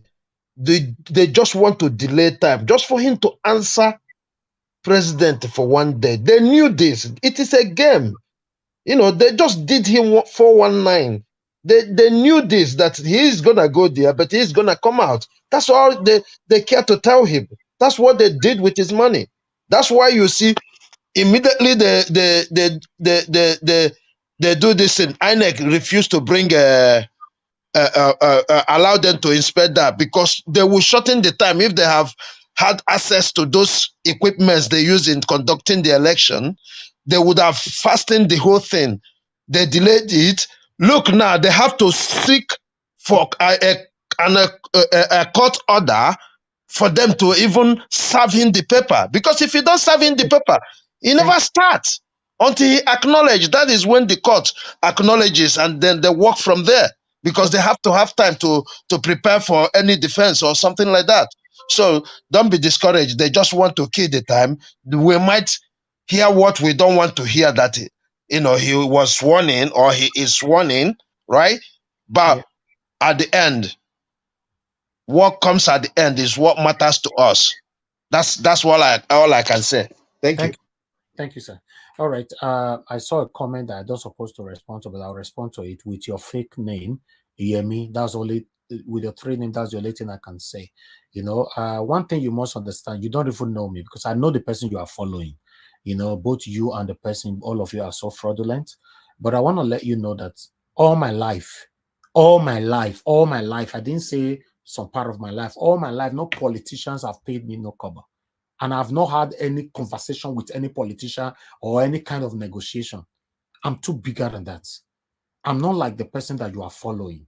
Because the person you are following is here today, tomorrow is there. So he's everywhere. Today he's supporting APC, tomorrow is PDP, tomorrow, the other day is Labour Party. No, we are not like that. All my life, I use my platform. Tomorrow, you people will still come here now that Peter Obi paid me to be doing this. Peter Obi have never paid me a penny, and I'm not doing this for anybody to pay me. So the person you are following, if you are truthful to yourself, look at his life. I don't want to mention his name here because those are satanic names that I can't mention here. Look at his life. He's everywhere.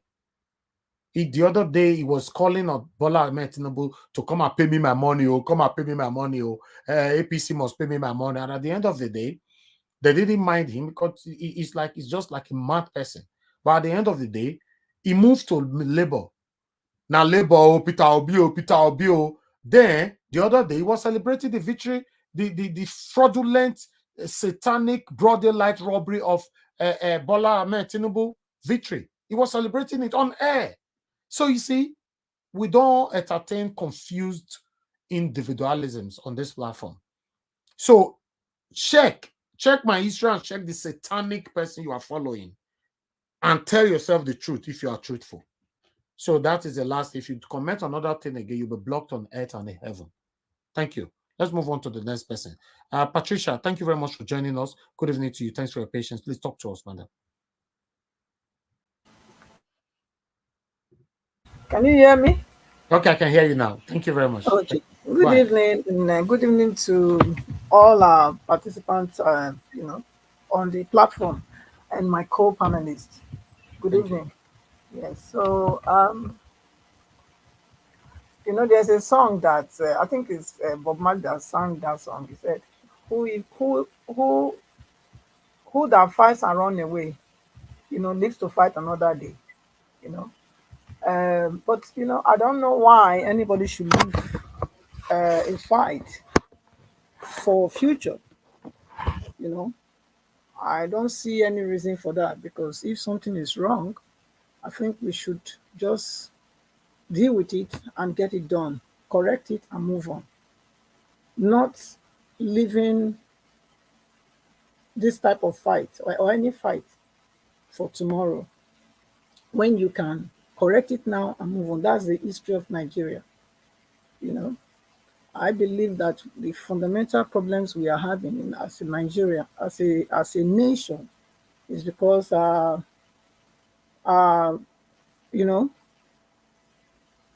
forerunners, did not do their work properly, because there was no basis to start with to have over 400 different ethnic group as a nation, and that's the problem that we've been facing, and that's why the country is not united, because there's so much diversity, there's so much difference, and people are, also they practice tribalism. They are not. They don't see. They say one Nigeria with their mouth, but in their heart they are very different. And you can see the way they run their governance, the way they run their, their structures. You can see it. If anyone comes to that place, any tribe that comes there, all you will see dominating everywhere is that very tribe. All the other tribes are silenced. They are non-existent until that how many years, that particular tribe will be on that power seat of power. So sorry, Madam Patricia. Sorry, I have to stop you right there. I think something happened. Did anybody, did the network or anything happen that you couldn't watch this broadcast anymore? Everybody's complaining. What happened? Please put it right there on the comment section. Did you notice that you couldn't find this video anymore? They are trying to attack us, because I don't know. No. Let me see it. I don't know. Yeah, the people in the comment section, some people are complaining that they couldn't. Yes, everybody say yes. Even at Senator Bright. What? Senator Bright, please call in. I want to know what happened. From 1,400, it reduced to 500 people that were watching us. That means they couldn't watch anything anymore. That's why they left. But they are back now. Let us know. We can see what happened. It was blocked. What? Wow. This is what we get here. It glitches. Okay, go ahead, madam. Go ahead. Let me see what's happening. Thank you. So, like I was saying, so that's the foundation, was the foundation upon which Nigeria was built as a nation. I was absolutely wrong. I'm sorry, madam. I'm sorry again. I have to stop you. Please let me hear what happened. Bright Asamuta, thanks for calling in. Please, what did you experience? What's happening?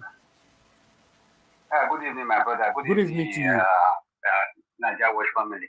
Yeah, the broadcast just went off. It was moving, and I couldn't watch. I have to check my YouTube to see if other channels were working, and they were, but yours was just like it was off.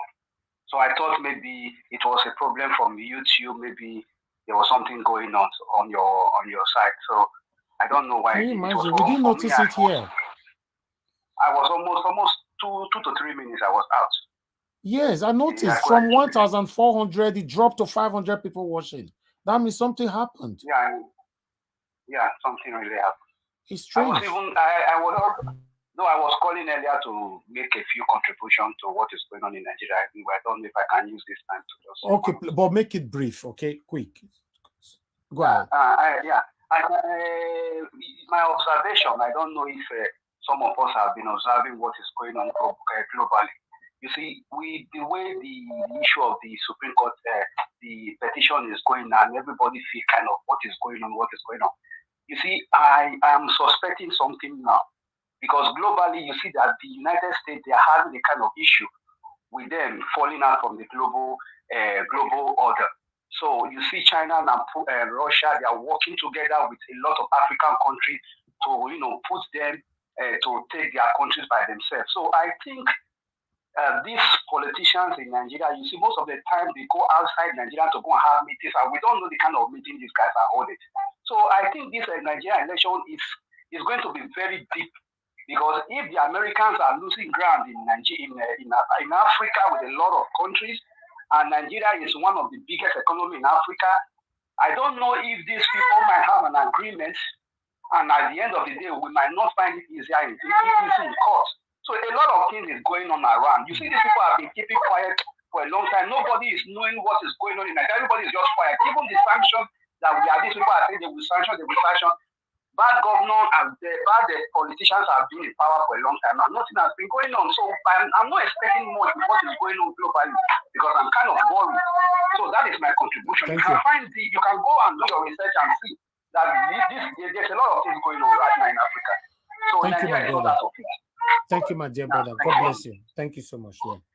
All right, Mother Patricia, I'm so sorry. I want you to start over again. Your 10 minutes this time. So sorry about that. I didn't know what happened to us. This is so strange, Meanwhile, let's move on. Thank you. Go ahead, Mother Patricia. Oh, wow. Yeah, it's so many things. So much are happening. So like as I was saying, I said the foundation, the ground upon which Nigeria was founded is absolutely wrong. And that's the problem that we have been fighting, we have been facing all this time. And so I am of the opinion, that something ought to be done to change this, because we are so, different in many ways, So I think maybe with this administration, maybe they should look into that. If there's any way that we can have have people, have what's the word again? We can come together and see how we can restructure the country, so that each regions or each state or whatever can function independently. I think that would promote growth and development that we also desire, that change that we want to see. Then also, if you want, I want to also contribute on the wickedness of this so-called political class. They want to borrow how much? How much was it? $22 billion dollars. When they only have how many months to go, how many weeks to go. So they want to make sure they really, really put everybody in debt. Before they go destroy the country, because they don't really have any good thing in their heart for the country. They don't have anyone in their heart. They are selfish. They are only, they are self-centered. They are only concerned about what they will get, and they and their families. Because otherwise, what do they want to use $22 billion for at this time for a censor that that is not really needed now? Because if you look at what has just happened with the election, after how many billion that was spent, It's all fraud, you know. It's all fraud because it didn't work. The money did not, they paid so much, taxpayers' money, you know, yet the election was not transparent, it was not fair, and it was not, you know, free. It was marred with so much irregularities. So coming out to the president select birthday, you know, if it is true that his first daughter is 61 years, so how is that possible that he was 10 and he's 71? How is that possible that he was 10 years old when he pregnated or got married or whatever? I don't think that's realistic. That's why we need to, you know, the law has to take its effect, because there's a lot of evidence that he has fraudulently, you know, declared, you know, declared himself or presented documents that is not true, you know, it's false. So, and then all the certificate, like we already know from America, where he said he studied and him being male, and but then his name, the certificate was female, and all these things. So, so I think the evidence, you know, we have enough evidence anyway for the court to do justice. You know, I believe we have enough evidence. If we say, okay, then it was this poll that said, do you believe that Mr. Peter Obi will be sworn in at this time, or do we have an interim government? I would think that, I think that there will be an interim government, because this constitution, you know, should not be broken. You know, the law that holds Nigeria as a country, you know, is vital, because if like Dante Baba Ahmed said, you know, if what they are swearing in is an illegal, is against the constitution, so it has also good for the military to take over, because why?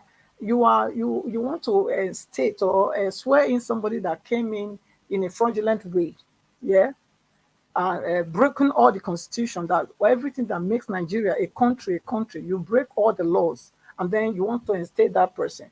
But the military already know that they are there not by the law, but because they have power.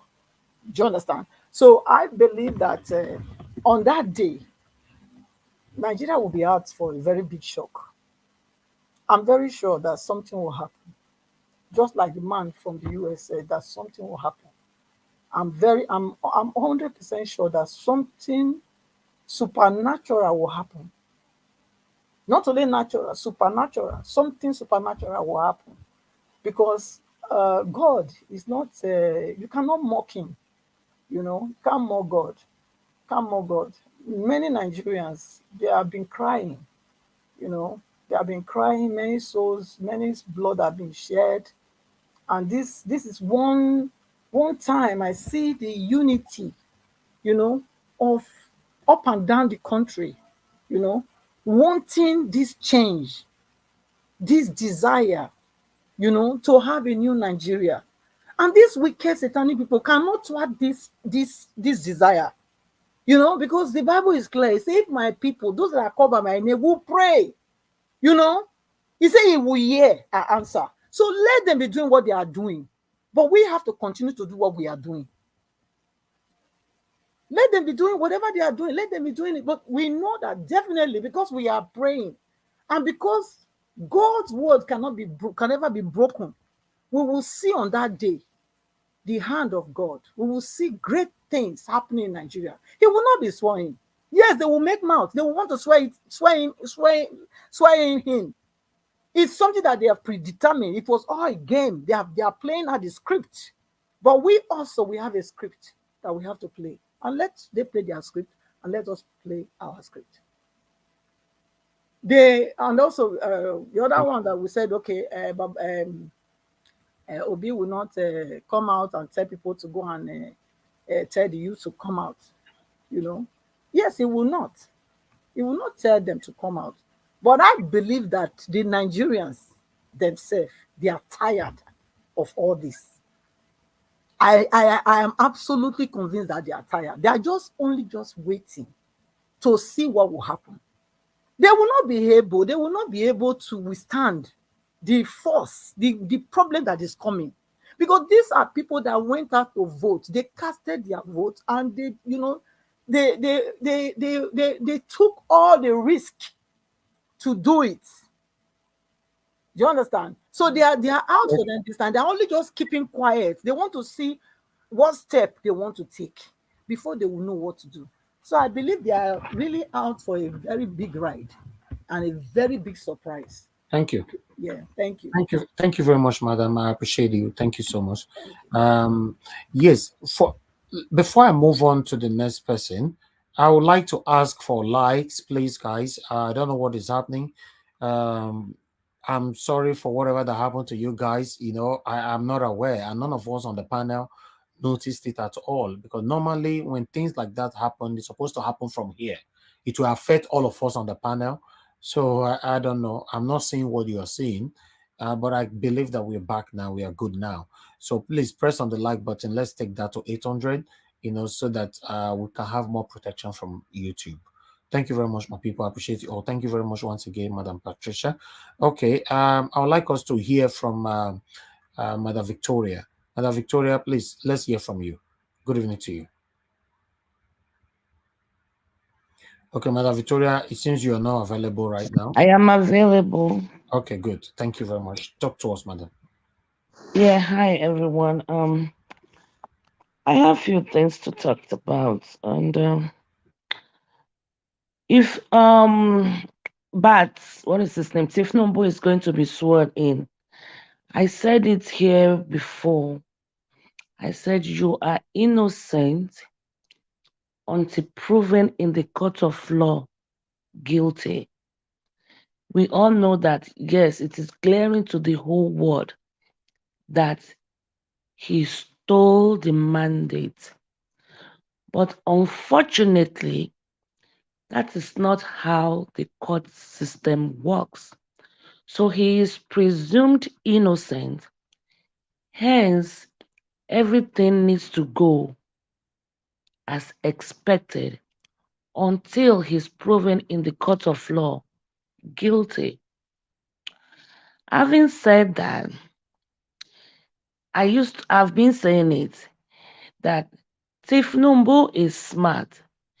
And when he assumed power, he's going to ensure that the process is delayed for as long as he can. APC is in power. APC are the judiciaries. APC are INEC. APC is giving the power to APC. What do we expect?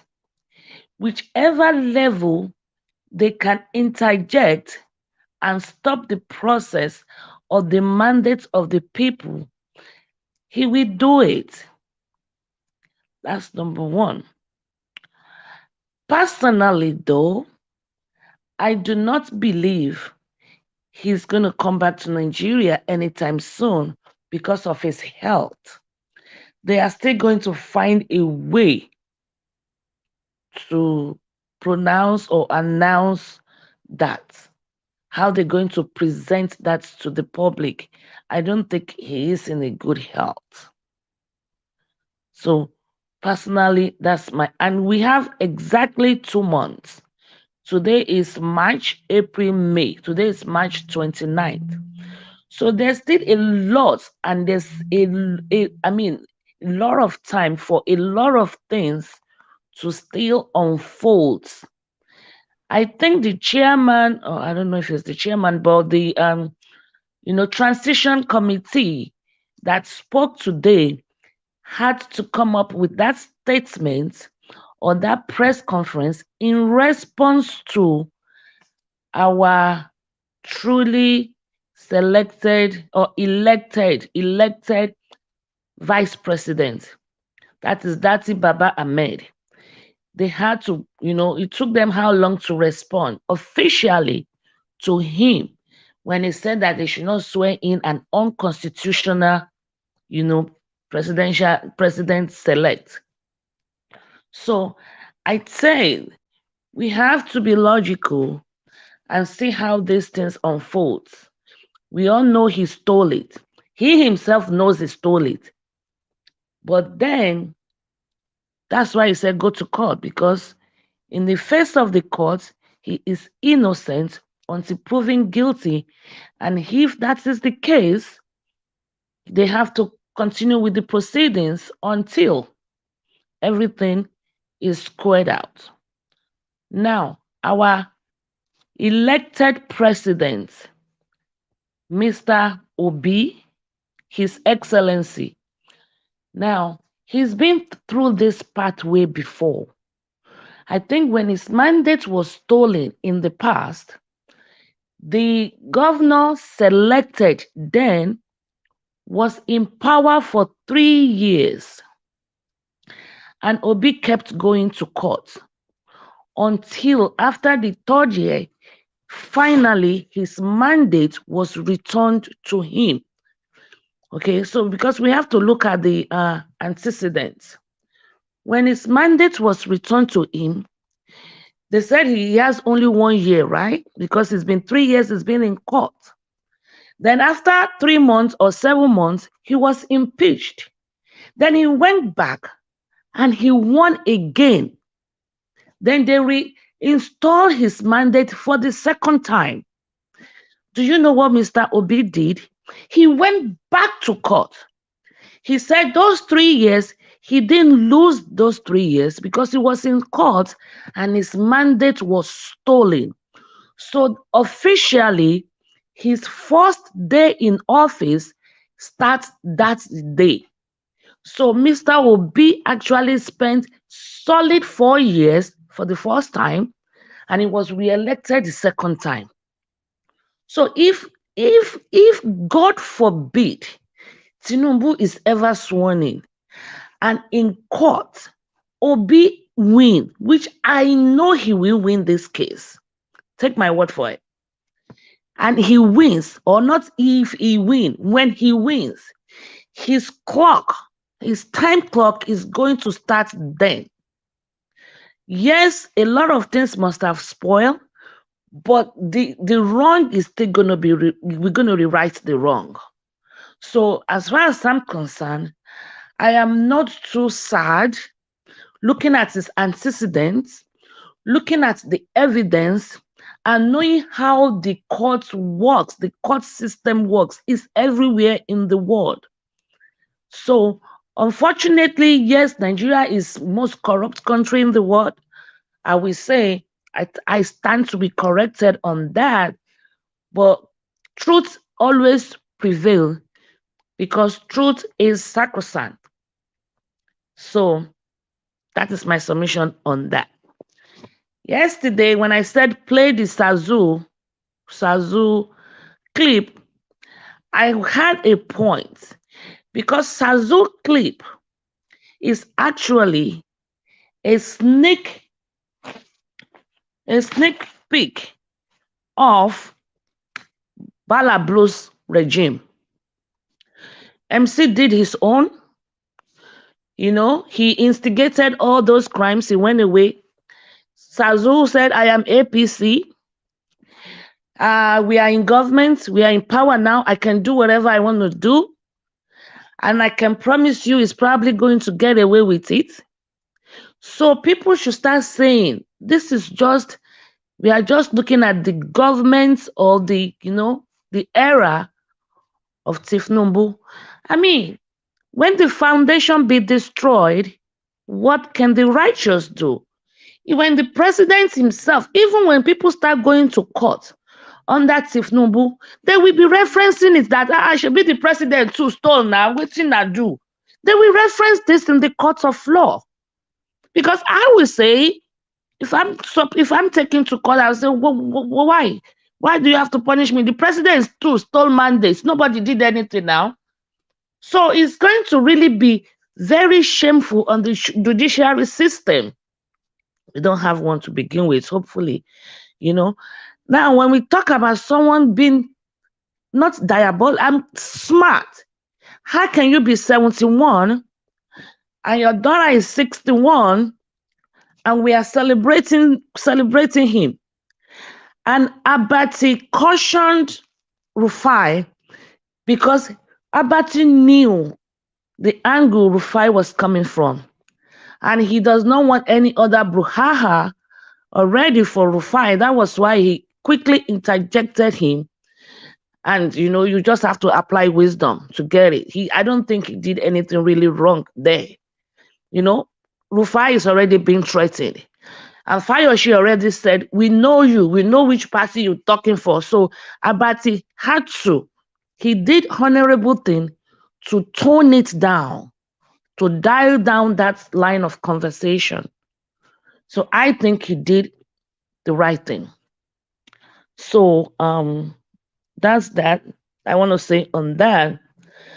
About the censor and how much Nigeria is going to use to count us, I agree with you 100%. Don't count us. Instead of counting us, let's count ourselves. When we come, give us 1 million. When we come there, we count us. Don't count us. Anyway. And we should know that is another reason why we need Obi, because he is very conservative. And people define that or interpret his conservativeness as being stingy. Look, Obi filed his petition involving drug cases, involving his certificates, involving this, that, local, international. He paid 5,000. Atiku filed his own locally, not involving anybody. He paid 12,000. I'm not an economist, but I manage my money very well. You see the difference? You see why they call him stingy? The INEC thing they did for how many, if they had known they were going to do a selective presidency, why waste the money of the people? Why waste the time? Why did we even put some lives in danger, in harm's way? They should have just done their selective selection. You know, but unfortunately, that's Nigeria for you. And it's only going to get worse because it's going to be changed to the country of Bala Blue when Tinubu gets there. So keeping our finger crossed, I believe strongly that the court system, they are going to do, you know, justice. I agree, but it's going to take them a long time because Tinubu, like I said, is smart. And now he's not in power. He's able to control. Okay, your time is up. My time is up, okay. Yes, it's up, yeah. It's more than time now. Really? Yeah, that's your time there. Wow. Okay. Anyway, what else? I think that's pretty much all the points I jotted down. Thank you. Thank you. Thank you very much, Madam Victoria. Because please, guys, any other the next person have to wait because I need to reference to what Madam Victoria did around. So meanwhile, let me hear from other person here. Tell me what you think. Please, guys, can we have some more likes? Press the like button. You know, just press the like button. I don't know, the like is stagnant. You know, at least we are back to 1,000 watching us on Naija Watching Low. Totally, we have 185 watching us now. Please, 1,185 watching us. Please press on the like button, the thumbs up, so that you know, we can hit on more visibility. Appreciate you all, my people. Okay, let me hear from One Love. One Love, thanks for joining us. Appreciate you. Please talk to us. Good afternoon, good evening, good morning, Mr. Naija Watch, and everyone who is watching in the panel. Good evening to you, my brother. Chat. Appreciate it. Thank you for everything that you're doing. We appreciate your effort and your enthusiasm. God bless you. I just want to say, Well, it's pretty sad that we are at this point. Currently, we don't even know what is going on with the court case because the court hasn't even, started anything yet. It's and they are now talking about swearing in Tinubu that did not merit anything presidential. Before the election, President Buhari promised a free and fair and credible election. You all knew that that didn't happen, and it actually become something that has never happened in our own history as a country. And during the collation procedure, we saw what happened. Different issues were raised, even when Dillon Melaya came out and said, we should halt the whole process so they can look into this. But Yakubu, who is a criminal, refused to do that. And we all were like, well, let's wait and finish the process, because when the alarm was raised, they were like, you can stop this process. We have to let it go so the process can be done. And then the process went through, and they announced a selected president past midnight when all Nigerians were asleep. Well, now they said we should go to court. We went to court, and here we are. We don't even know what is going on with the case. We don't even know who the judges are. We don't even know who's going to be presiding over this case. And they're still telling us to be patient. Let's be patient. And here we are patient. And now we have a transition committee. Here we are, let's be patient. We are thinking about May 29th already, that this guy is going to be sworn in. I just don't know, to be frank, my brothers and sisters. I don't know where we are going. I just feel like at this point, I'm here in Minnesota. I've written this morning. I was looking at my the letters that I've written to my senators and to those who are in the Foreign Relations Committee, Senator Rich and Senator Bob Menendez and Cory Booker. And I've written more than 10 letters to President Biden since all of these issues started. And then we have a protest that is coming up in the US this week. I just feel like anybody that calls to this platform should be calling us to report what they are doing, because at this point, I just don't think we need to be praying anymore, because we've been praying for years. All I've been hearing since I was born, Nigeria go better, Nigeria go better. Here we are. It's not that our fathers didn't fight.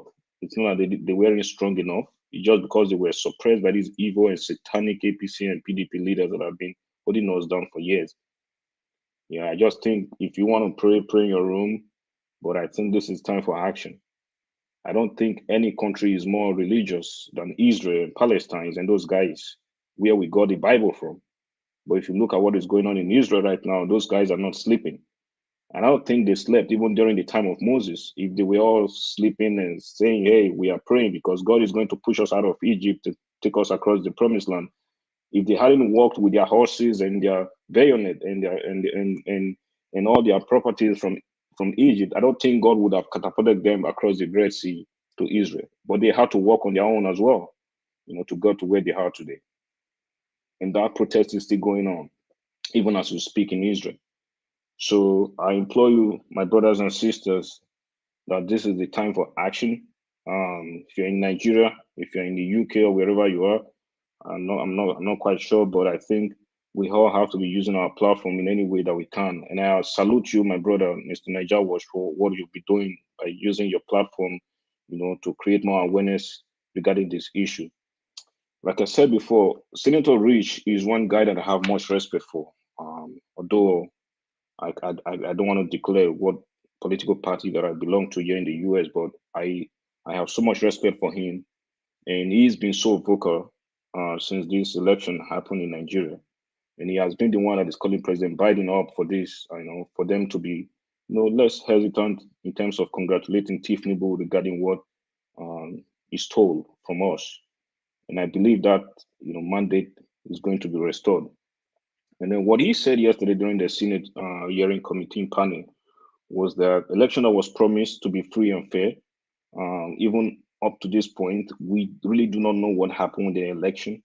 and he's been trying to draw the attention of the president to this issue. And I just think, more actions needs to be taken in order for us to prevent the swearing. Because to be frank, if Tinubu got to that place, even like what Mrs. Ade said, he hasn't even gone to that place. He has so much control over so many things. I don't know what's going to happen when he's there. Even if the court said he's not the official winner of the election, I doubt if this guy is going to leave that seat, because this is how dictators are born. If you look at what happened in Iraq and with Saddam Hussein, and even with Putin, like as we speak, this is how these guys came up to be. They don't just come out from one corner and became a dictator. Things happen, but we are seeing these things unfold before our eyes, and all we keep hearing is be patient, be patient. The court is going to do this, the court is going to do that. We know they control the court. We know they control everything, and they have everything at their disposal, and they are going to do everything as much as they can to make sure that guy does not leave that place. We've had a lot of death already. We've had a lot of suffering. I speak to people in Nigeria every day, and it saddens my heart that even 2023, we still don't have electricity. 2023, people still can't find good, clean water to drink. And we're just talking to a friend the other day, just an asthma that killed his uncle, asthma. And since I came here, I've never seen anywhere where someone died of asthma. But people can die from other underlying conditions. People die from COVID-19 because they probably had underlying asthma, but asthma was not what killed them. It was just because of a failed healthcare system that has ruined and driven our people into 6 feet. But I think it's about time that we start driving these politicians into 6 feet themselves, because I don't think we can take this anymore.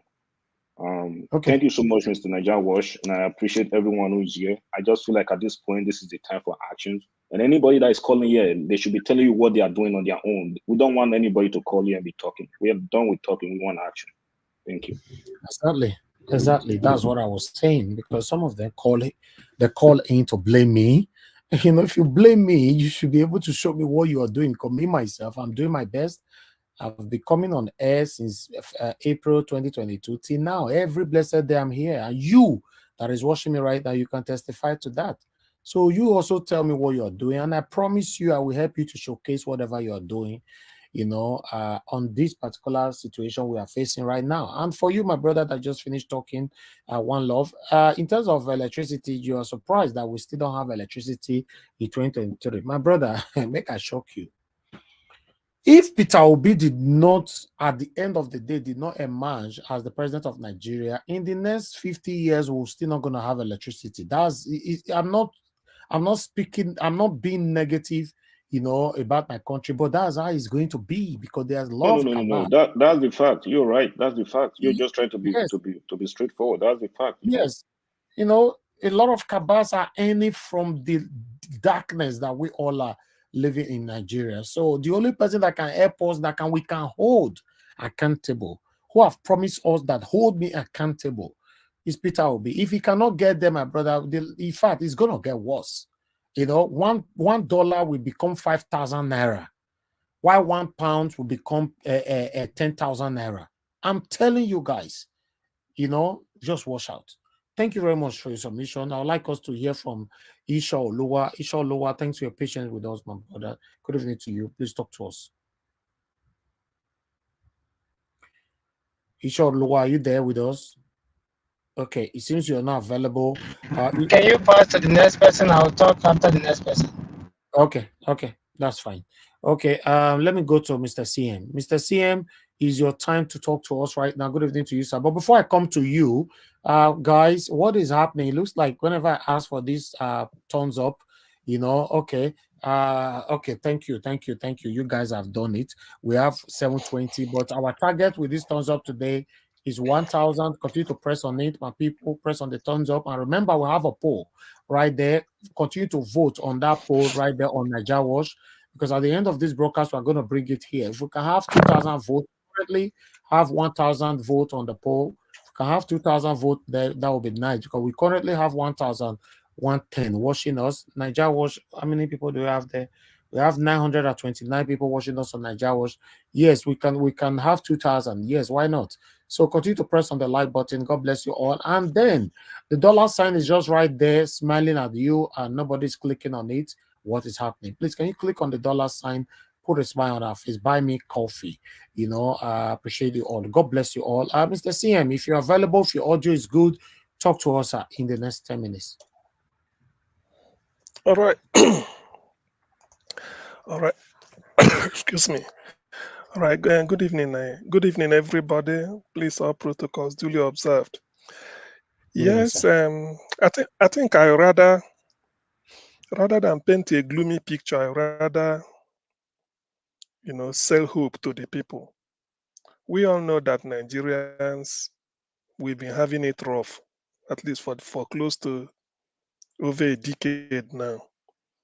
And then a lot of emotional investment was made on February 25th. People saw Mr. P2B as somebody. It's not that, you see, when you are in a difficult situation, people expect you to do something. We've identified the case that our leaders are, first of all, they are selfish, corrupt, self-centered. They don't think about anybody except themselves. So you cannot blame Nigerians why they invested their emotions and their hope on P2B, because they see somebody who represents a paradigm shift from what is currently the mess we are in.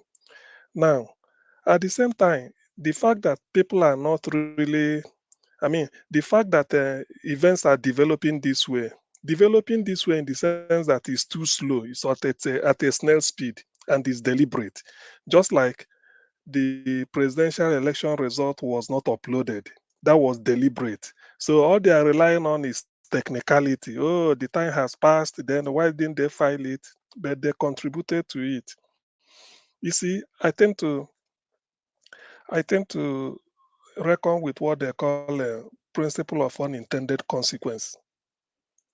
The usual thing in Nigeria is that you rig yourself in as a governor. You use the state fund to prosecute the case in court. Eventually, the opposition may run out of money, or you'll be sending emissaries every midnight to go and beg him and you can write off his electoral expenses while you stay in power. When you finish, because of all those things, for fear of EFCC, you rig yourself into the Senate for another 8 years in the hope that people will forget. But from what we've seen now, so many governors couldn't make it to the Senate House. For instance, Abia, Enugu, and then I think there's other ones. They couldn't make it. I feel that a new political wave is blowing across Nigeria. I do not, for one, I can't flinch the fact that P2B, the court will not interpret it in his behalf.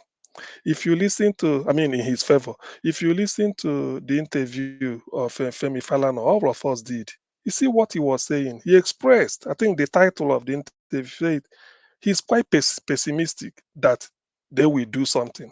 Olisa Abakoba also said so, that the case is so clear, but he gave a caveat. If not for the way the Supreme Court interpreted Senate President Mahmoud Lawal's case, is it? The, the current Senate president who picked a nomination form for APC presidential candidate. He failed. He never participated in the primary for the Senate, but it was all those type of things. I feel maybe I don't know how they come about it. So all said and done, and there's no election now that has elicited global attention since the return to democracy than this one. When I say global attention, people might be trying to sort of poo-poo what has the world leader said. No, the opinion of world press. You see the media in New York, the media in London. Financial Times and all the ones we played and what they were saying. They know. Apart from that, the EU made a physical representation through the election monitoring process. Now, African heads of state came and they all said the same thing. Nigerians are also saying it. Even the person who is a greatest beneficiary of this thievery, they know. They didn't. All of them will be saying it inside their bedroom. Oh, this man didn't win. Only he gave us money. But let's see what will happen. I do not. If you listen again to what Femi Falana said, he is trying to tell you that Supreme Court judges are humans. They listen. They know what is happening. Even some of them, I think they must have voted. I don't know whether they are supposed to vote or their household, they must have voted. They are not immune to Nigerian suffering, so to speak. So they know what happened. Forget about the weight of evidence to going to argue this in court. When you see it, he said, all these signs they know. Even the person who will defend Tinubu will just be going there, say, okay, prove your case, because that is always the way it is. Prove your case beyond reasonable doubt. Not that they have a superior argument to show that maybe this is not what actually happened, but they will rely on the fact that, okay, let us allow the prosecution and the team side prove your case that this is happened, so that they will look for something to latch onto. It is not. So in all this, we know what happened. The world knows what happened. We all are aware. We all witnesses to this. It can't stand. I will be praised to say that God want Nigeria to suffer forever if this thing did not come true. No, I wouldn't go that route. I wouldn't. I don't even wish it. Because actually, people will say, why do you choose a leader? Because in the past, they say every country deserves the leader they get. Now we've seen P2B, we voted. Is that not the same thing they do in America? Is that not the same thing they do every time? Even if you're the best candidate, until people stand and vote for you. So we've done the rating, the civic responsibility, the civic duty they want us to do. We've done it. So how can then somebody born of man and woman should now go and sort of change it, all in the hope to say that, okay, yeah, this is your president? No. Dino Melaye said it. This man, Tinubu, apart from the health system or whatever, ordinarily he should have thrown in the towel. He should have said, look, I won't go the whole hog. But these people are pushing him maybe to go there and hold brief, be a placeholder for Shetima, who will now come and see if we can do Islamization till God knows when. That won't happen. I so much believe in the public resolve that this cannot happen. But how it's gonna happen? What will stop it? We are morals. We are human beings. We will think that by the time they go, the judges will just stampede. Sort of stamp it the way they normally do or something. Something could change. P2B is a man of destiny. I believe God. I believe, like Abraham Lincoln said in 1861, when he became the president of United States at the age of 50. He said, God brought me into this world for a purpose. There's a reason, because there is nobody, if not for P2B, should have been choosing between Atiku and Tinubu, which is it Otapiapi and snake bite or whatever, the way Charlie Boy described it. So there's a reason why God spared P2B till now. And this type of movement, revolution he carried, people were expecting revolution of the gun, but this is a revolution at the ballot. Can you imagine women going naked to protest everywhere? At least, for instance, in Nasarawa, even all over the world, people are not happy. And for the first time, they declare somebody the winner of a presidential election. No celebration, nothing. People are just in mourning, everybody. So that tells you, even God in heaven sees it. For once, I feel that the people have done what they need to do. It is not, maybe probably if they start taking law into their hand and then do it the normal NSAS way, who knows what would have happened. They may lose the confidence people have in them and say, look, the judge, you are not going to turn what belongs to you to another person. Who knows how it's going to end? And again, Peter being the person where people are looking up to, they are watching his body language. He's relaxed because he felt as long as he will have his day in court, he will present it for the world to see. And the judges is going to present it. There's an extent, bribery and corruption. There's an end to bribery and corruption. It's not everything money. It's not every problem in this world money could solve. Otherwise, a rich man will never die. Mr. CN, despite please. that your time is almost done now, but let me quickly ask a question. I'll add about 1 or 2 minutes to your time. Do you think, because what I want to be hearing from most of you right now is that because this man came in as saying that, yes, whether we like it or not, they're going to swear in Bola Ahmed Tinubu. My question is, if at the end Bola Ahmed Tinubu is sworn in, and for any reason, by God's grace, the court decision happens in the favor of Mr. Peter Obi, do you think Bola Ahmed Tinubu will come down? We accept the decision from the court as the president of Nigeria? Oh God. Anyway, easy. Yourself, you know the answer. You know this. You know the answer now. If, in fact, I would have said I wanted to disagree that, oh no, there's no way the court won't interpret the law in favor of P2B. But since you've chosen the other way and you are asking, Tinubu is already there, and then the court concluded this decision and then come up with P2B, and then Tinubu will say maybe feel that he wouldn't go. I mean, how dare him? He can't try that. In that case, whatever decision, whatever befalls Nigeria, nobody should be blamed. I mean, what can you do? This is not about Nande. In which some people may say, oh, this is about Igbo. Let him hold him there. This is about the whole country. Do you understand? And it's unprecedented. Nobody has ever done that. This is about the whole country. Nande court can say, free the chap, you hold him. After all, he's an Igbo. He want to break Nigeria. He's Biafra. Is P2B breaking Nigeria? It's just a single individual. You know, after all, it's just a single individual. So Nigerians can just pretend over that. But on this, no, Nigerians cannot, because Nigerians gave him the mandate. Are you telling me that if Abiola was no, I'm saying Nnamdi Kanu, the decision from the court, sorry. Yes, okay, they did not release him. Yeah, because he's a single individual, Nigerians can say, okay, fine. But on Peter Obi, you cannot expect Nigerians to stay silent. No, some people may even say in their own judgment, even they want to be extrajudicial. They say, after all, he want to lead a separate country. Is P2B leading a separate country?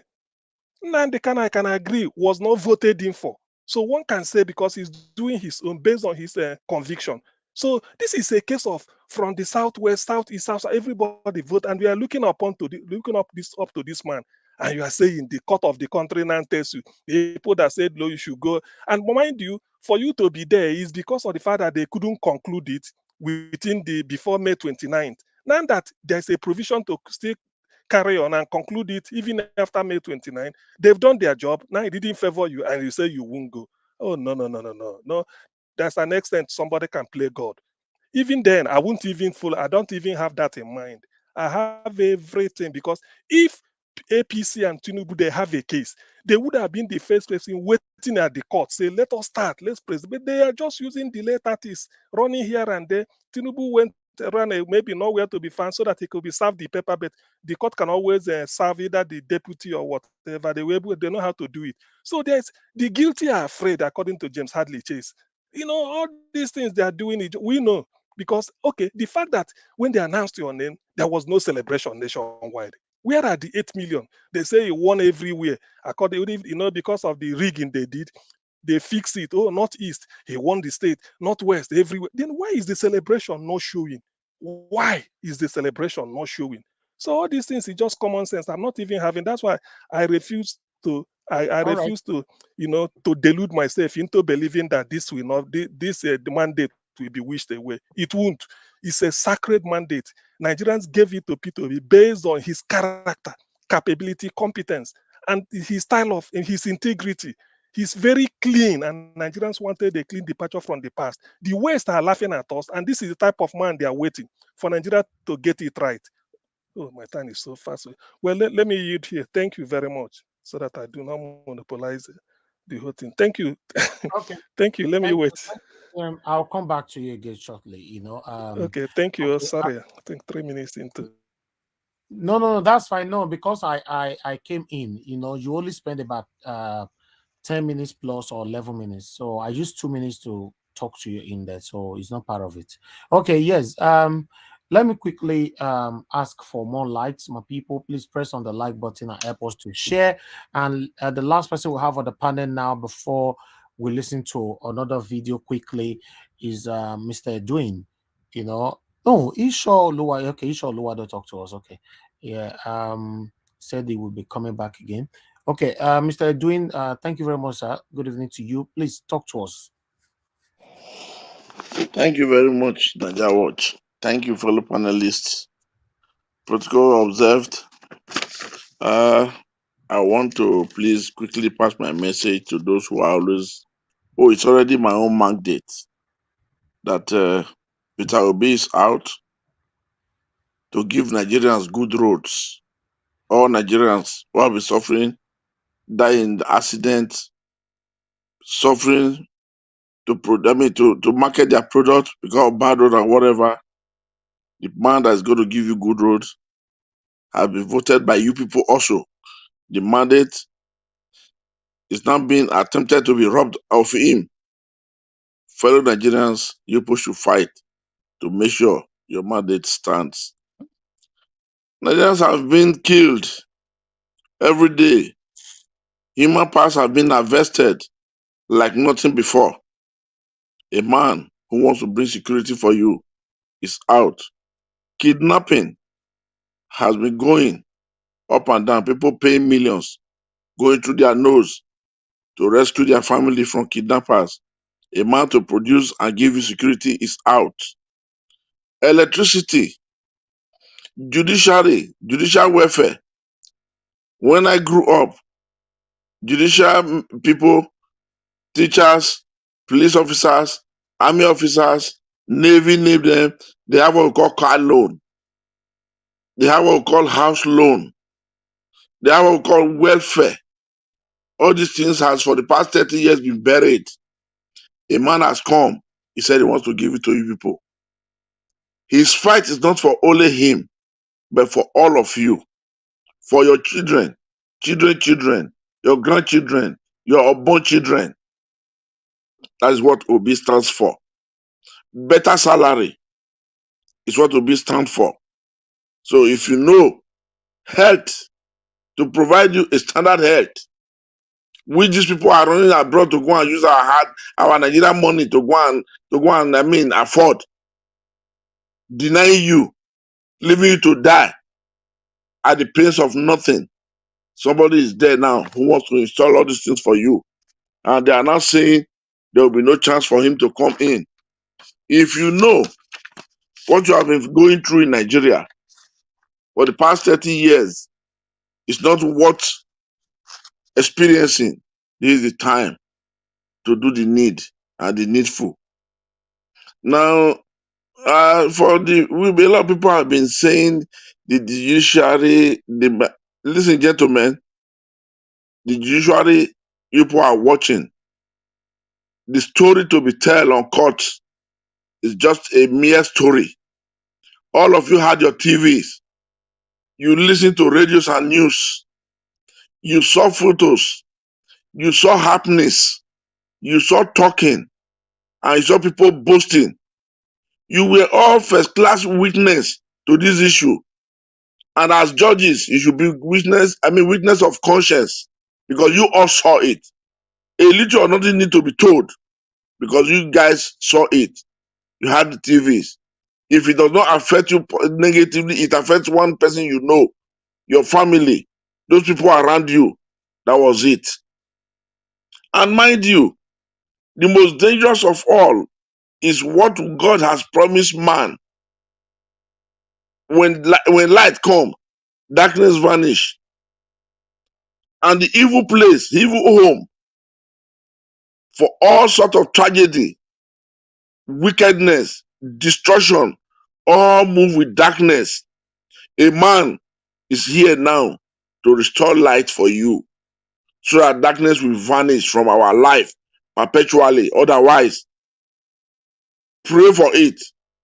Open your hand to receive it. Embrace it. Electricity alone can change a lot of things in Nigeria. The common people will not have chances again to operate, because when there's light everywhere, they find it difficult to operate, to destroy lives. Think about it. My reasoning is different from others. And judges that are not going to be involved in this case, most of you have contact with your colleagues that is going to be involved. Get involved directly or indirectly. Tell them to now judge their conscience. Give the mandate of Nigerians to the Nigerians, not to Peter Obi. These people are going to be your bar, your colleagues' bar. Most of you studied together, if not together, but have met in one court case or the other, has exchanged pleasantries. Today, I'm calling you people to please intervene. Match your conscience to reality. Uproot negativity from the life of every Nigerian. These people have planted it as a seed. Let it be uprooted by giving this mandate to whom is due, whom the Nigerians has find trust in. I'm begging of you all, do this for the sake of tomorrow Nigeria. Till today, 29th of March, INEC have still not been able to load the results completely on RF. What else do you want to tell us? Which other fact do you want? What technicalities prove will somebody come and prove to you? Unless if all of you have decided to partake in this cause and this pair of destruction, if it does not affect you directly, it will affect your grandchildren, your great-grandchildren. If not today, it might be tomorrow. Fellow Nigerians, let's reason. Reason and let's see. See beyond the tip of our nose. I'm begging of you all. Do the need be. Do the needful. Do what is right. Do what is right.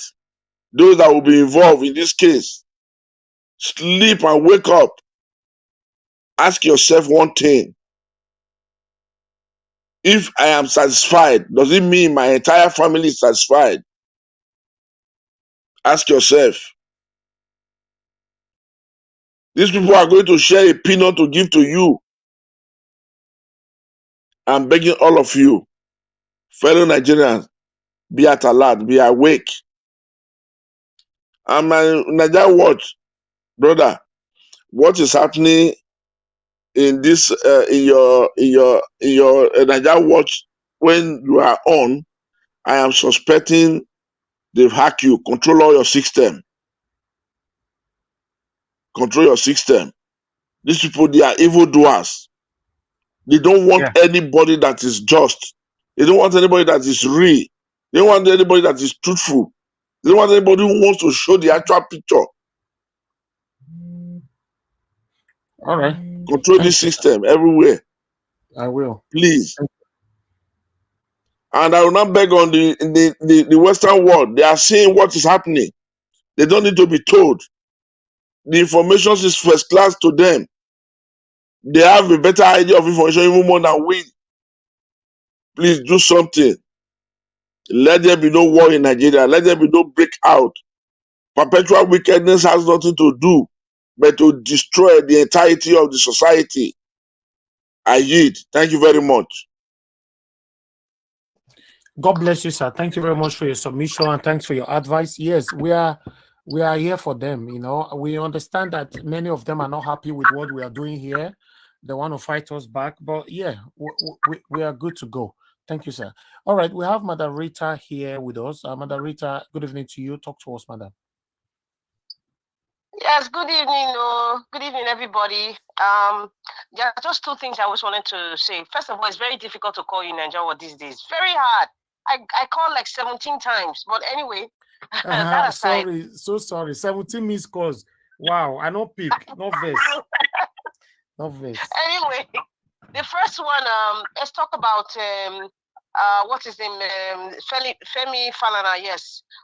If you listen to how he was speaking and his disposition, he was going around the circles. He was going around circles, Nigeria Watch. And I think because the case is sub judice, like what Sir Pansat was saying, Sir Pansat, good afternoon. And so, you know, so he's very careful in speaking too much about the case. So it seemed like he was neither here nor there, but it was very, very clear that he knows that the Labour Party, the side of the Labour Party, they have enough evidence to win this case.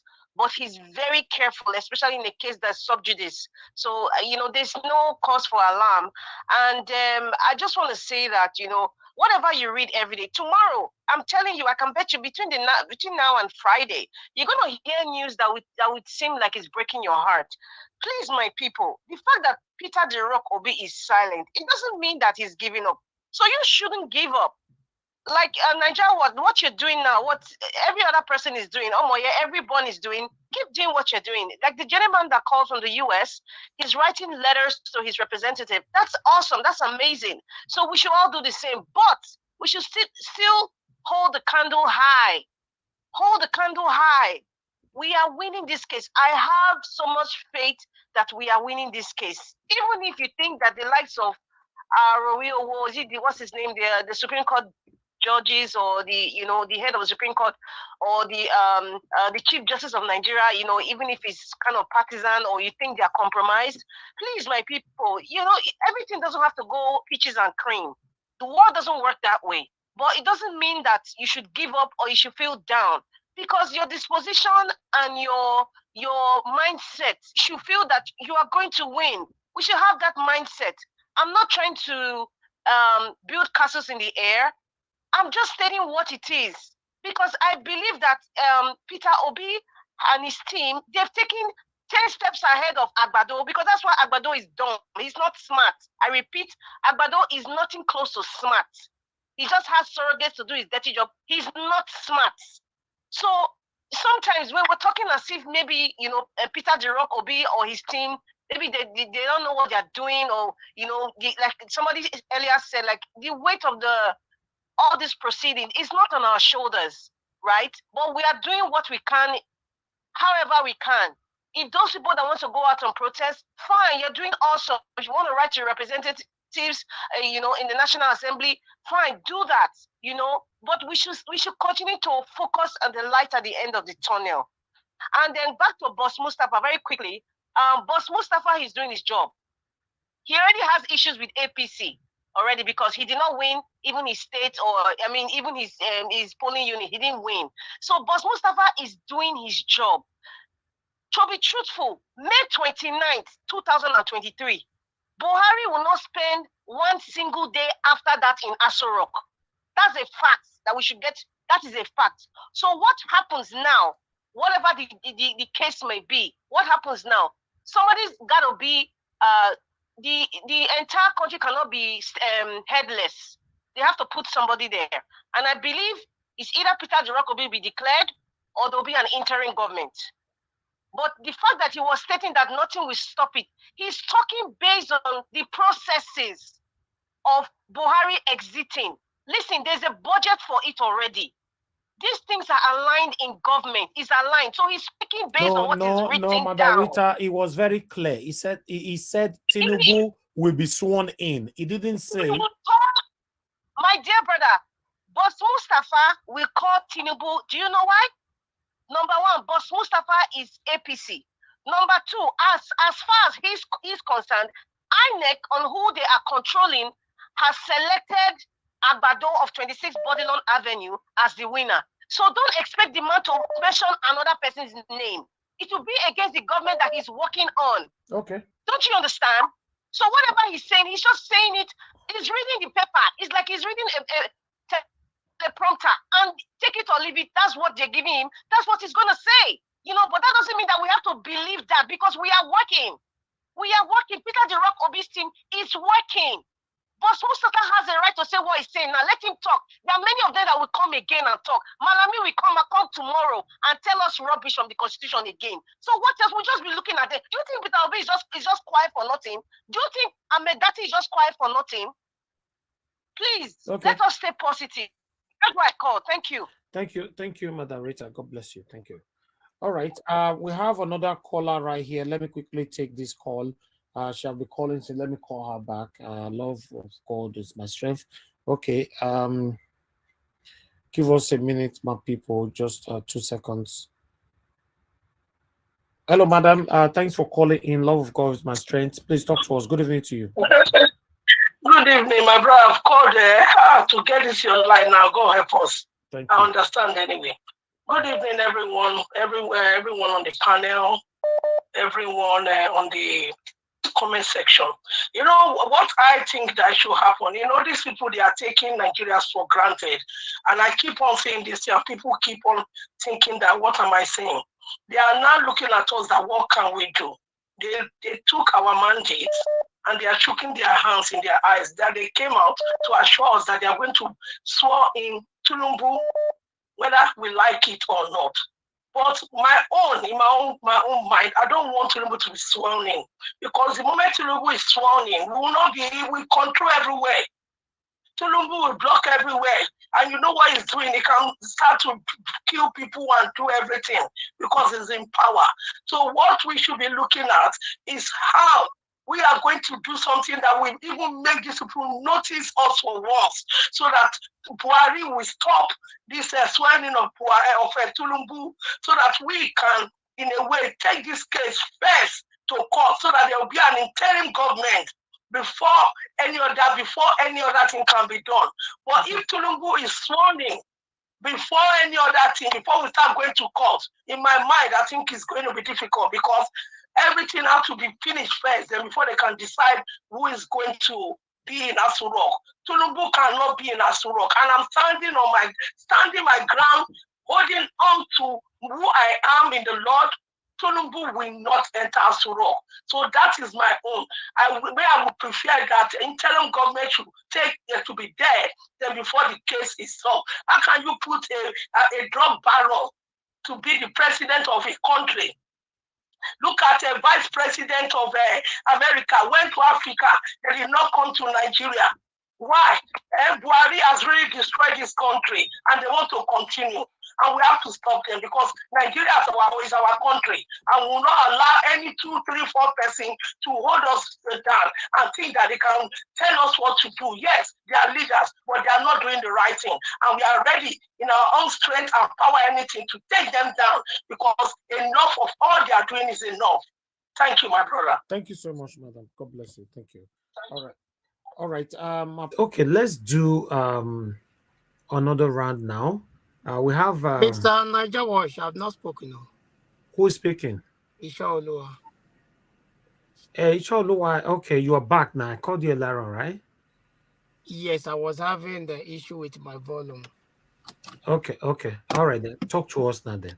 Thank you, Mr. Niger Wash, and everybody at the panelists and at the comment section, and the viewers all over the world.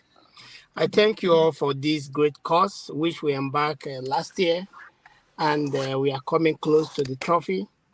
And at this junction, I want to let you know that I said this, I think 2 weeks ago, that there will be a ceremony that day. You know, what we are seeing now has been planned. Remember that they set up this committee even before the election. So everything is going to go along with what they have already, planned. But on that day, there will be an intervention. I'm not just speaking this because this is, even if everybody has given up, I'm the last person that will give up on this, because I have a very great conviction that on that day there will be an intervention. Why did I say so? This fight is not all about us. There are people that are fighting, behind the scene. There are people that speak. There are people that, their voice still echoes in that country. They are still fighting. It's not a fight for us alone. And everybody, wherever we are still fighting, even if we are not coming in the open and say, this is what we did and this is what we did not do. We are still fighting in our platform, in our social media, and everywhere. Even I've contacted the leader here in Houston. When P2B came, it was the person that handled also I've already contacted him, and I called him at 3 times, did not pick up. I wrote to him, he has not replied. So everybody is working, whatever we can do, we do. But I'm still standing on this, that on that day, the ceremony will happen. Even that morning, you will see APC will say, I told you guys, we told you guys, and we are winning this cause. But something is going to happen that day, and everybody is going to see it, because we cannot afford to swear in Agbado. Trust me, even in the sight of the world, we cannot afford to swear in Agbado. Why did I say this? Because that day, we still have commander-in-chief. That is why it seems that everybody is not speaking. Everybody, nobody wants to interject. But on that day, By the time every offices have been dissolved, that is when the intervention will come up. But before that time, there would have been a meeting. Don't be surprised that that day they will say, okay, we'll see somebody like Osebanjo hold this until this court case has been resolved. But I know that that day, even the people that are holding that committee, they even within themselves, they know that they can't have somebody like Abado, to be the president even one day. No, it's not going to happen. It's not going to happen. And I know that it's not going to happen. That is for that. And you will still hear more. So wherever you hear a breaking news, don't be down, because this has already been planned before even the election. So it is the same way they are working, the same way people also are working. So they will still plan more. People are still coming to say more. People are still going to say breaking news that people will be thinking that, oh, the war is over, the battle is over. No, it's not over, because this election is not an election as usual, because we did not have something like beavers, which is the game changer. Yeah, people might say, oh, it's not working now. Yeah, it's not working. People are not speaking. Prominent men are not speaking because there are legal rules that you have to follow. If you remember what somebody like Riverside said in Peterside, if you remember what he said when he went to that interview, he said that people like us, while we are still keeping quiet, because we have to follow this legal process. By the time we go to this process and the judiciary will tell us that it doesn't matter, people like me will say, okay, let's go to the street. So that is why you see that nothing is happening. Something is happening, and we still need to do more. That does not dispute that we don't need to do more. We still need to do more. The rally that will be coming up on April 2nd, and I think April 2nd. So that will take effect in Washington. So that will be another way for the world to know that yes, that we are not accepting this. And if you listen to that rally yesterday, that protest yesterday, the man that was driving on his own and stopped and said, no, this cannot. We have millions of people like that, but we still have 2 months. We still have time. We still have time. So as the time progresses, you will see that a lot of development will come up. That is for that. So for the EFCC investigation, whatever they want to do, they just want to use that to distract us. That is not. We know that whatever they are doing is to distract us, and which is not going to start working. So for Portable, you should know that the government, God forbid that this government, if we are not fighting this cause, this government come to be. You should know that it's a government of rascality. You see that because there is a saying that power corrupt power, and absolute power corrupt absolutely. So if you can imagine, if this kind of a person is in position, is the president, you can imagine what is going to produce in every state. We are not talking about Lagos now, because it's going to spread to every state. So people that are still standing with this man, people that are still shouting that Tinubu, you people should know that, God forbid that if this thing stands, what you are going to face, because everybody's going to face it. Everybody's going to face it. So you people should know what you are trying to bring to yourself. Okay, so the celebration, they said they are celebrating 71st is birthday. That is very, very wrong, because according to Sahara report on 2012, Tinubu celebrated his 69th birthday.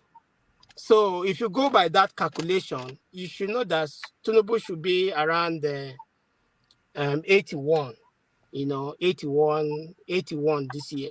So nobody knows his age, because if you listen when our president-elect, which is Peter Obi, when he was campaigning, said that the other ones, we don't know their age, we don't know the school they went to. So that has already justified that. So final analysis and the analysis he did, he's just speaking his opinion, because if you listen to him, because I listened to that interview from beginning to the ending. He was just dancing around. So you should know that yes, the case is in court, so nobody will want to say much about that because they is just picking based his opinion. Everybody knows the truth, because everybody is saying that, oh, it's going to go this way. People are trying to say it's going to go this way, it's going to go this way. No, nobody know how this case is going to go to, the way it's going to go to. The case is already in court. So they should allow the court to rule over this, and which we know that is going to rule in the favor of Peter Gregory Obi, and we know that. And concerning the 177 officials, the polling unit officials, yes, I support that they should be sued. They should go, them being sued. Yes, they should come and tell us how they come about the numbers they got, because it's not only the officials that went to that polling unit. We have people that went to that polling unit, people that voted, they still got their numbers. So they should come and tell us how they got those numbers that they got.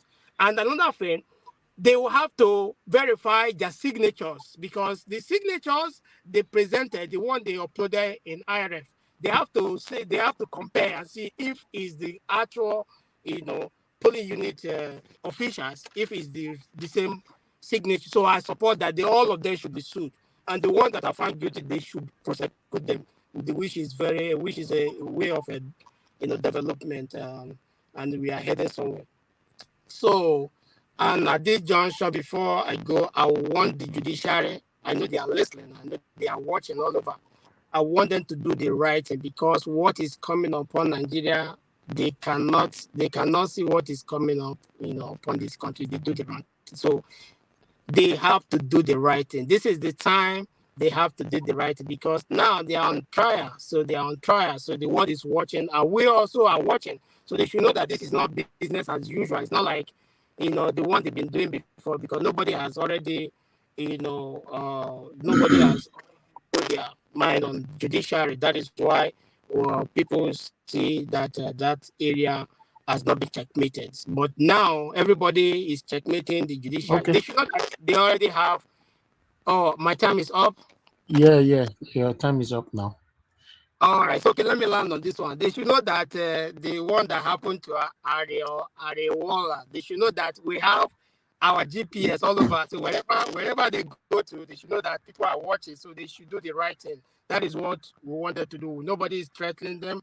Nobody is threatening them. But they should do the right thing. That is what we Okay. are requesting from them. Thank you. Thank you so much. Thank you so much for your submission, Ishaoluwa. God bless you. Okay, my people, another breaking news that is right here. Although I got the breaking news immediately we got to this broadcast, but I could not confirm it, so I didn't bother talking about it. So I've succeeded in confirming this now. As you can see right there on the screen, breaking news: DSS confirmed plots to create an interim government in May 29. So I would like us to quickly take on this one here. You can see right there, the Guardian, although all the mainstream medias have carried it now. So that's why I thought, okay, it's better I talk about it. As you know, on this platform, we don't just talk on things except we can confirm it. Now, DSS confirms plot to introduce interim government in Nigeria. So let us quickly take this together. Let me see if I can bring it to the screen so that we can read together, my people. Please help us to share and like. Press the like button, my good people.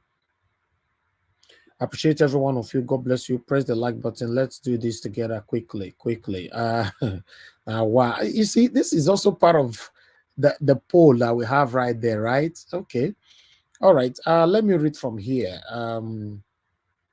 Okay, the Department of State Service, DSS, on Wednesday said it has confirmed plot by some political actors to introduce an interim government in Nigeria. President Muhammadu Buhari will finish his second tenure in May 29, when President-elect Bola Tinubu is expected to be sworn in as next president of Nigeria. Buhari, at separate times, insists that he does not plan to stay in office beyond the constitutional 8 years since May 29, 2015, when he took over from former President Goodluck Jonathan However, DSS spokesperson Peter Afunaya, in a statement, said the secret police has identified some key players behind the plot to truncate democracy after the 2023 general election. Ifunaya said the DSS considers the plot being pursued by these entrenched interests as not only an aberration but mischievous way to set aside the constitution and undermine civil rules, as well as plunge the country into crisis. The illegality is totally unacceptable in a democracy, and to the peace-loving Nigerians, that's if Funaya and I talk. So the DSS spokesperson said the plot to impose an interim government are being planned through protests in the country and court order to block the transition of power to the next government. Afunaya said the DSS support the transition council and Buhari in his avoid commitment to his free handover and assured that the president will work to achieve it. He said the DSS will collaborate with the council and other security agencies to ensure a seamless inauguration of the next government on May 29th, 2023. Unquote. Consequently, the service strongly warns those organizing to thwart democracy in the country to retract from their devious schemes and orchestrations, Ifunaya said. He urged media organizations, judicial authorities, and civil societies to be watchful and conscious to avoid being used as instruments to subvert peace and stability in Nigeria. While monitoring, the DSS will not hesitate to take decisive and necessary legal steps against these misguided elements to frustrate their obvious intentions. So now I reached. So I thought I should bring this here quickly so that we can take it together in our last submission. Appreciate every one of you. Thank you very much for your time with us. Okay. Yes, we have two new people here. Okay, three new people here with us. Mr. Patrick, I would like you to talk to us in 5 minutes. Thanks for joining us. Good evening to you. Good evening. Can you hear me? Yeah, I can hear you, sir. Thank you. Okay. Where are you joining us from? I'm in the UK. Good evening. Sir. Thank you. Please talk to us in 5 minutes. Yes, no problem. My 5 minutes starts now. This is my first time here. Good evening, everyone. Thank you so much. It's good to have you here. Thank you, sir. Thank you. First of all, is Nigeria practicing democracy? You know, when we throw this word democracy, like what you just read now, you know, about they say that, attack on democratic. Nigeria is not a democratic country. Let's not deceive ourselves. Now, this news you just read, as far as I'm concerned, is it real? It might be, it might not. But all this is these are DSS. I won't say they predict, but these are like distractions. These are distractions. Just to distract. Mr. Patrick, I will support you. It could also be another distraction. Remember, they distracted everybody during the time of Naira swap or whatever. So these people, they can come again with another distraction. So Nigerians, stay firm. Go ahead, my brother. These guys, you see, you see, their aim is to keep the country together. You know, and they tell lies. You know, put it this way: there's something we call misinformation, disinformation. They put all these are tricks the secret services use. For example, they've been telling us, oh, there's these 3 governors that stashed money in their houses, billions of naira. Have they arrested anyone? No. You know, so all these stories. Let me put it this way: you see, just few people are holding that country in slavery. Just few people. Now, when we talk of democracy, what they told us was democracy. We are all equal under the law. But we know in Nigeria it does not operate that way. MC Olobo or Olo, whatever they call him, is still parading as a free man. The things he said, if you and I, if we say the same thing, we will be in prison by now. Look at the people about NSAS. Some were there for 3 years. All just because of they were carrying flag, protesting. No weapons, but they grabbed them and threw them in jail. Some of them were there for 3 years. Some people died. Has anything happened to them? No. So in Nigeria, not everyone, we are not equal under the law. Some are big men, you know, and why the other. For example, look at our courts, for example. Now I'm coming somewhere. Somebody will steal a mobile phone and maybe 5,000 or maybe 5 too small, maybe let's say 50,000 naira. And the court will jail the person for 20 years. Someone that steals 10 billion will get a presidential pardon. That's not being equal under the law. A young guy a couple of days ago, 11-year-old, made a comment on social media. They should release Nnamdi Kanu. What happened? The security department came and picked him up. 11-year-old. That's the kind of country we are in. Now, when we talk about, you see, for politics, I know it's a dirty game, but when we judge, we need to look at morals. If something is right, we need to support something that is right. If something is wrong, we need to spell it out. It's very clear, even to the blind man, that this election had problems. Problems, it's not an organic problem, but it was well orchestrated. Remember, people died. They died, and that was it. All these people are looking for now is how to be in that seat. And somebody said something. If Tinubu, if he gets to that seat, I think it will be very difficult to claim it from him. Now, he's the president of Nigeria. They can, you know, just like what DSS did now, they can sleep with all the judges, frame them up of one thing or the other, and sack all of them. Won't question them. So that's where we are. Nigeria, for me, Nigeria is a failed state.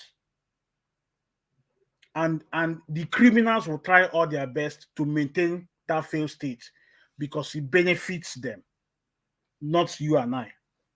Because if that country is working, many of us in overseas should be back home, prospering. But many of us ran away because the country is a failed state. They've been telling us Nigeria will get better since 1999.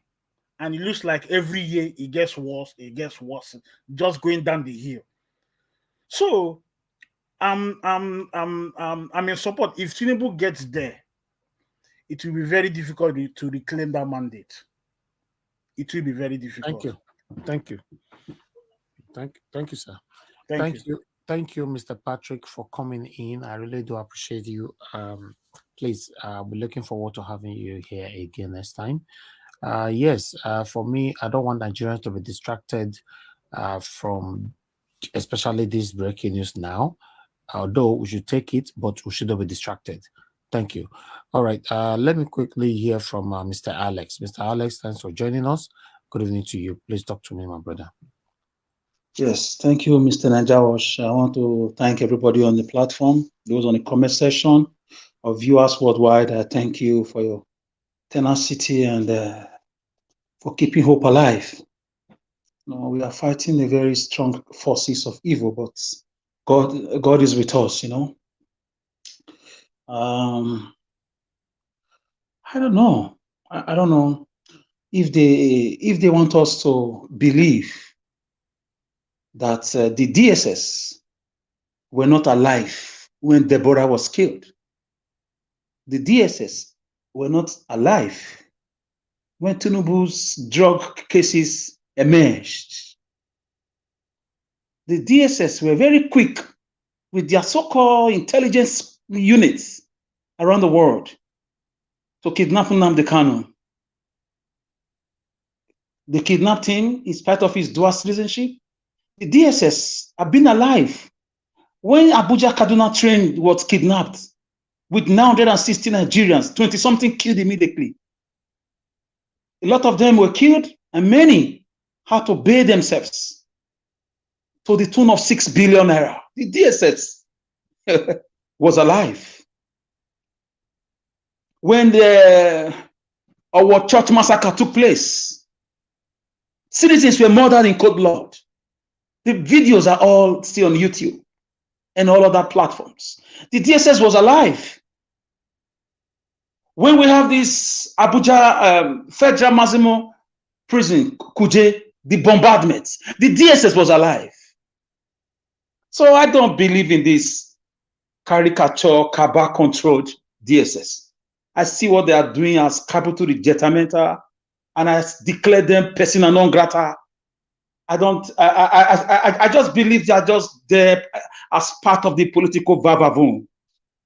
Don't take them seriously. They are part of the gamings, the tricks, and the political ikiaga of the Nigerian political cinematography.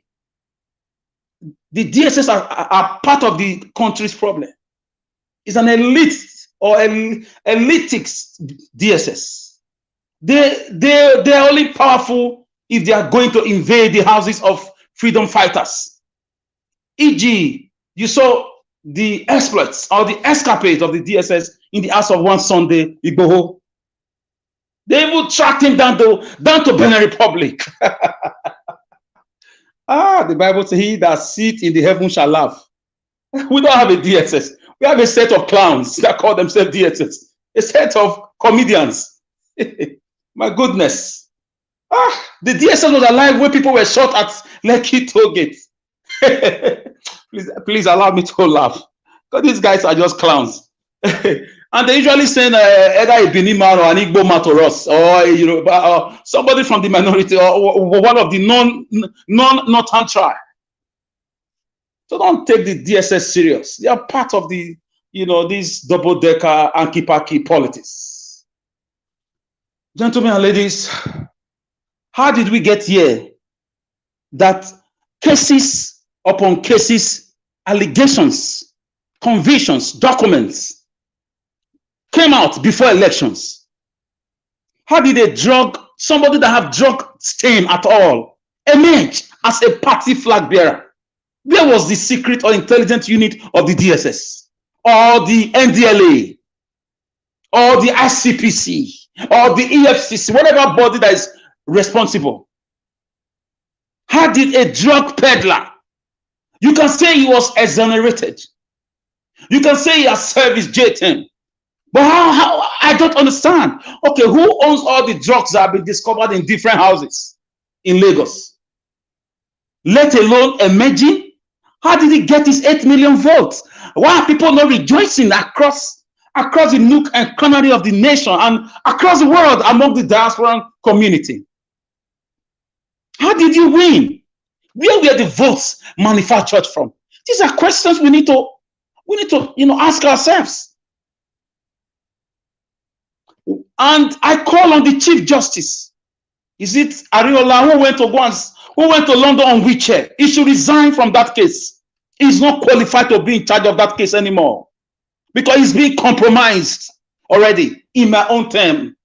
He's supposed to be an unbiased umpire, or like a referee, arbitrary. What was he doing in London? Is he a coincidence? Why didn't he go to London before now? Was he really on wheelchair? He should be stripped off his duty from that. He should be transferred immediately. Nigerians should not allow him. Let us start hashtagging him now to be dropped from that case. Because there's already a compromise. Discussions have happened. Bank transfers have happened. So what judgment are we expecting? Unless by some strange miracles from the God who brings water from the rock. Of course, Peter the Rock. So with the evidence, with all the evidence Labour Party has, how are you going to overturn all that? The video evidence, the pictures, the police brutality, the killings that took place, the miming that took place, the intimidations that took place. How did he get his votes? What has he been doing since he left being a governor of his state up till now?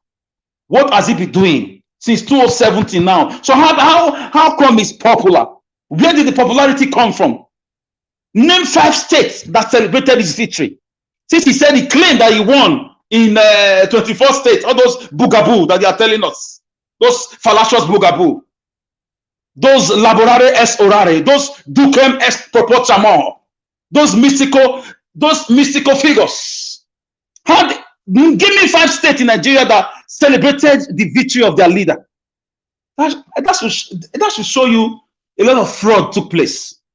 The Chief Justice who went to seek Tinubu, who went to London at the same time Tinubu is in the UK, is enough to resign. If he was in Asian country, he will kill himself. If he was in Europe, he will resign. And in Nigeria tomorrow, we will listen to him again. They keep testing the waters. But this thing that they are asking for, they will get it.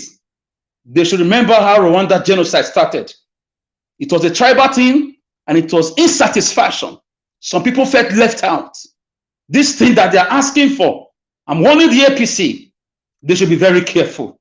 I want to speak to the American government. I know we are a sovereign nation, but you cannot, listen, in politics, the world used to be a bipolar world, controlled by two world powers, the USSR and the United States. Now it's kind of a unipolar world now, controlled by the whole world is controlled by America. Take it or leave it. China is trying to wake up. We cannot rule America away from the world politics. Not even the European Union countries can do it. If America could pick up, now I'm talking to the Congress, and I'm talking to the office of the United States, of the President of the US, Mr. Joe Biden, listen to me.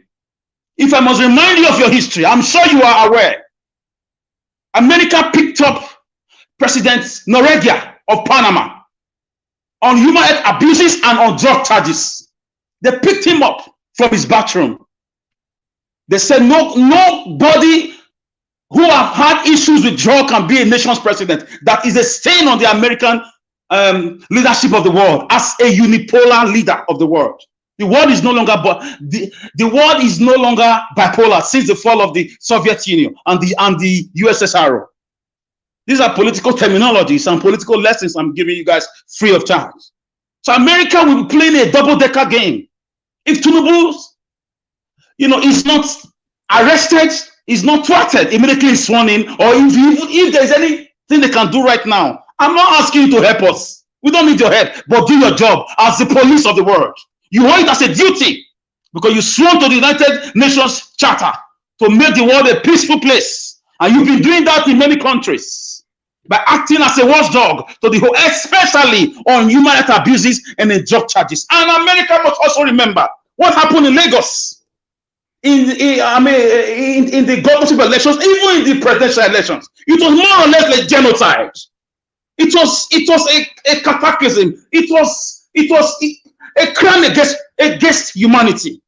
So will America tell me, will the office of the President of America tell me, or the Congress tell me that they are not aware? They've not seen videos. They've not seen pictures.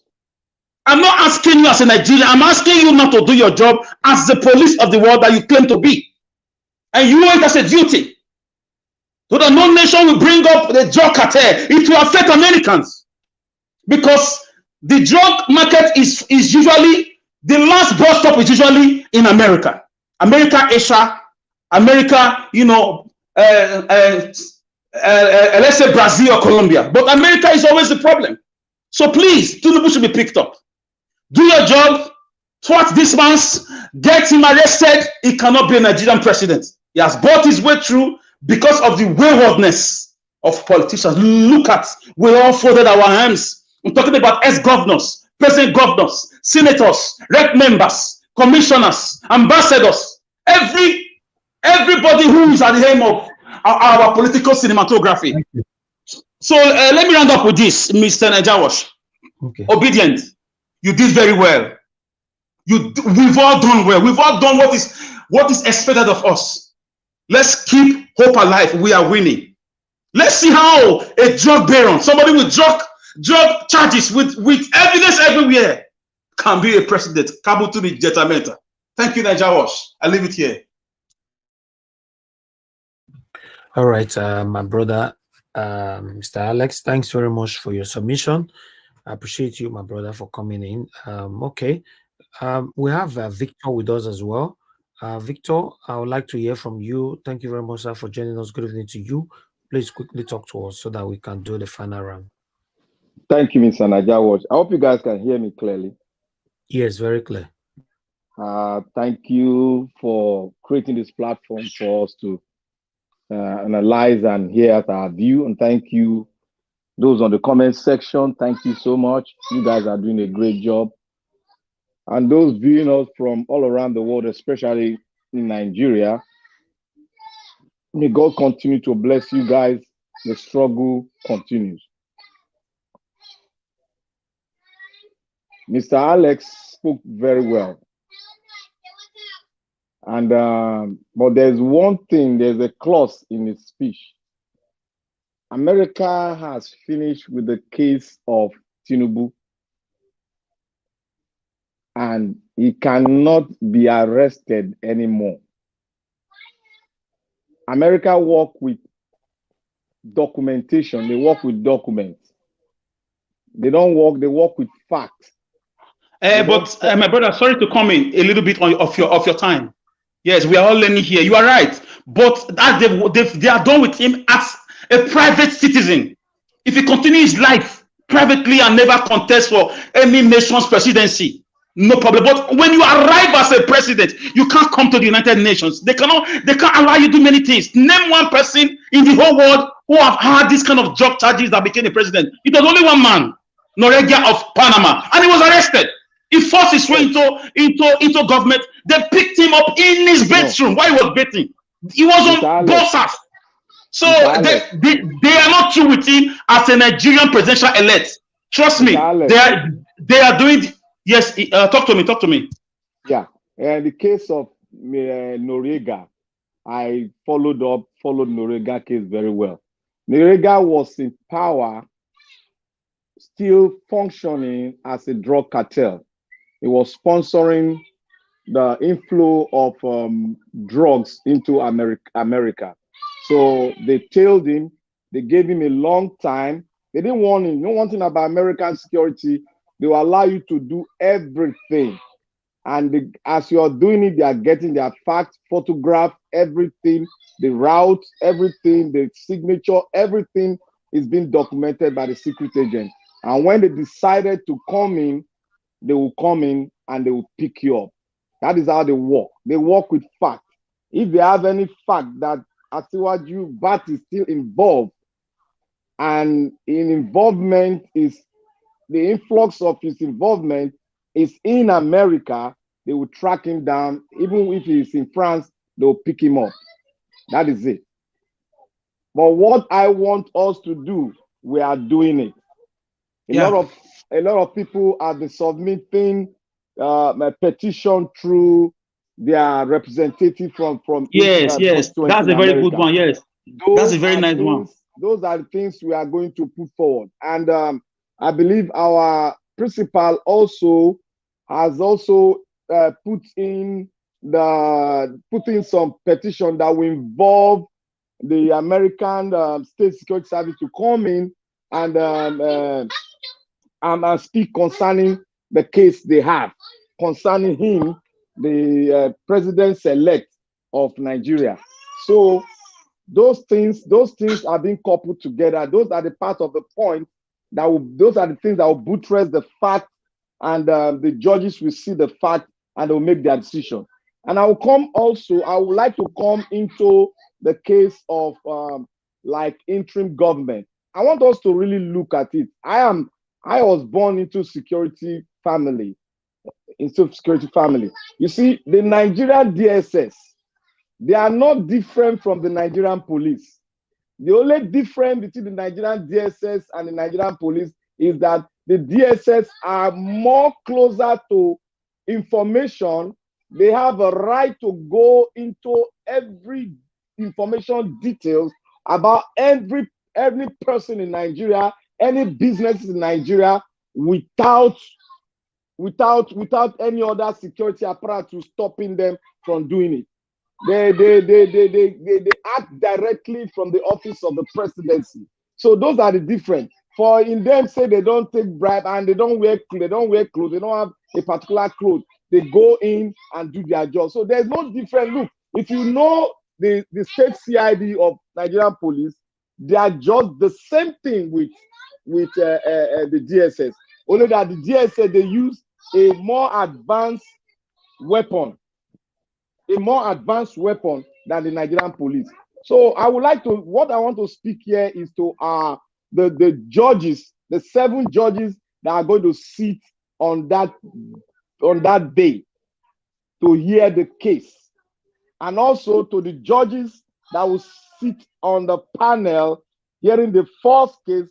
If the first court hearing does not favor Peter Obi, then they will move to the Supreme Court. Or if the case does not favor the APC, they will move to the Supreme Court. I want to tell them here, what you guys should look into is the fact behind the case. Nothing more than the fact behind the case.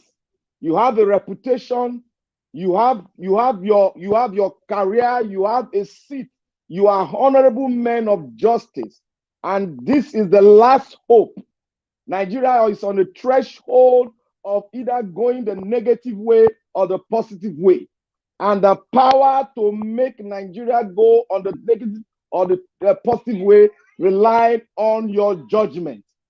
If your judgment contradicts the will of the people that was subjected to rigorous and rigging in the election, you have turned Nigeria into a banana republic, a republic where justice does not favor the people that justice was meant for, to favor the last people on the ground. I would like to beg you guys, you are honorable men. You must sit on this case and look at the fact behind the case. A lot of people have been saying that during in 1970 and the 80s, when the Chief Justice of the Federal Republic stand, and as he entered the court, the fears grip everybody because they are what? They are honorable men. Justice will be served according to the fact behind the case.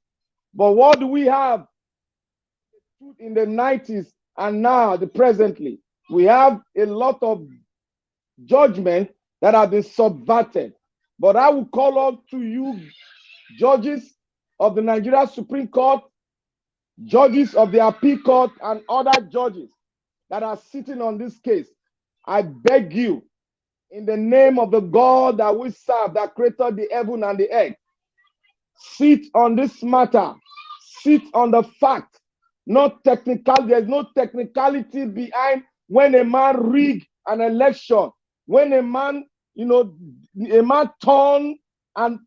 the hands of the clock anti-clockwise.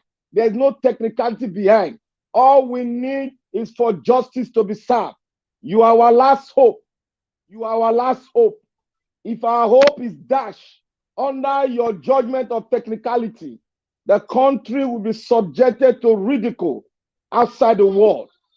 As you know, many nations are following this case. And if justice is not served, I bet you guys know what will happen. As some of our justices were refused visa entering United Kingdom, a lot of them are on the list right now as we speak. Do your job according to how the Constitution has positioned you to do it. Rely on the fact behind the case and speak the truth to the people of the world. The world is watching you. Nigerians are crying. Nigerians are dying every day. You can see that justice were not served. So some people that their mandate was stolen by some senators. But we don't want to look at that now. it is time for you to wear that black gown and come forth with a mind to serve justice to this case. And I want to thank all that pressure group that are on ground in Nigeria. Please continue putting on pressure in a way, but don't go out and fight. Don't cause chaos. Be peaceful in everything you are doing. And I want to say this again. If people come up to the studio to say, oh, interim government is unconstitutional. Interim government has been done before. The constitutionality behind it, we don't want to know. When there is a chaos in a nation, and when there is somebody that have not met the constitutional requirement to become a president, you wouldn't like us to have no president in Aso.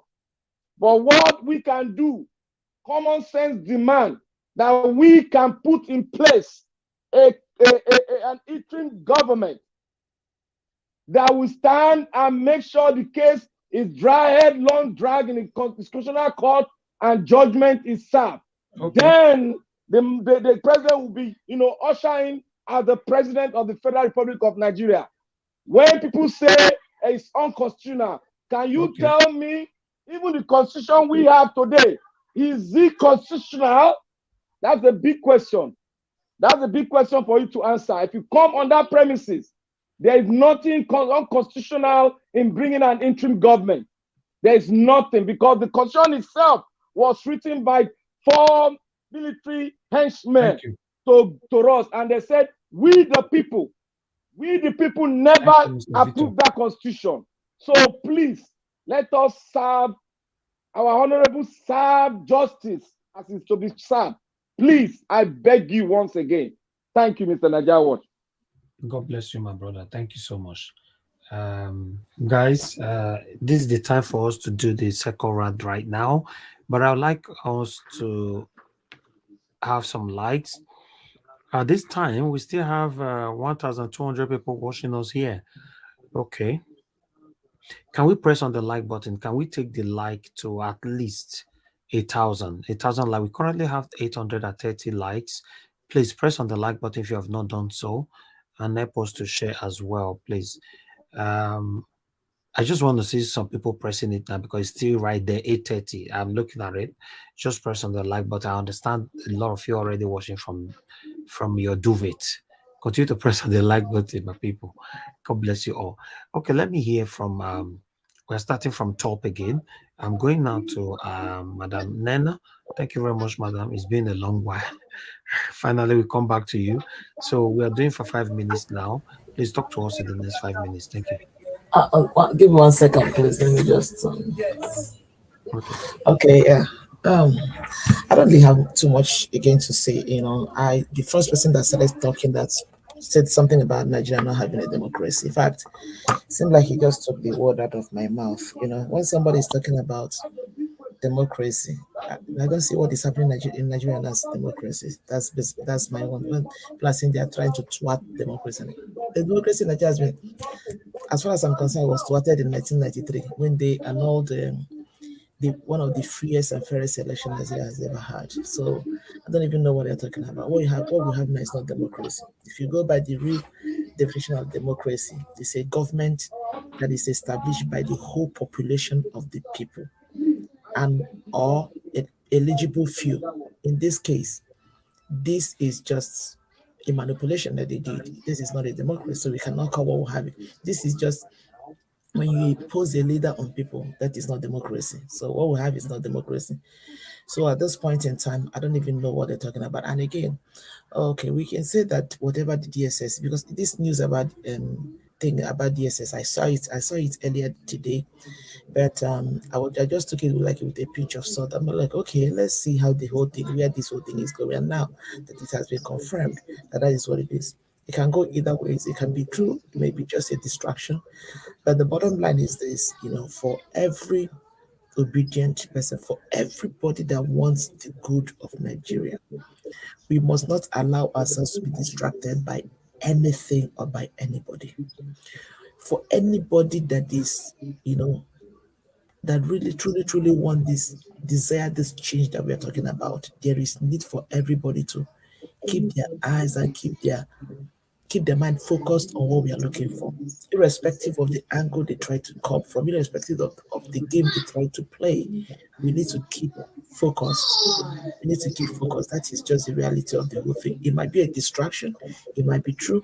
And the funny thing is that sometimes these people, they play these games, I want to say something here. From the beginning of this election, I truly believe there's somebody that is not muted. I truly believe that Buhari did not really want to hand over to Tinubu. I don't know, for some reason, I've always had that feelings. Probably all these things are just, maybe they want to put up these things so that eventually if it happens, it will look as if it's not Buhari that did it, blah, blah, blah. These people, they know how to play some funny games. But unfortunately, Nigerians are becoming wiser. Nigerians are waking up, having a little bit of an understanding what is going on. So whichever way they are coming from, it's important for Nigerians to keep their eyes and their focus where it needs to be at this point in time. Interim government, no interim government. What Nigerians are fighting for is that the mandate of what happened on the 18th of March and the 25th of 18th of February. Wait, what am I saying?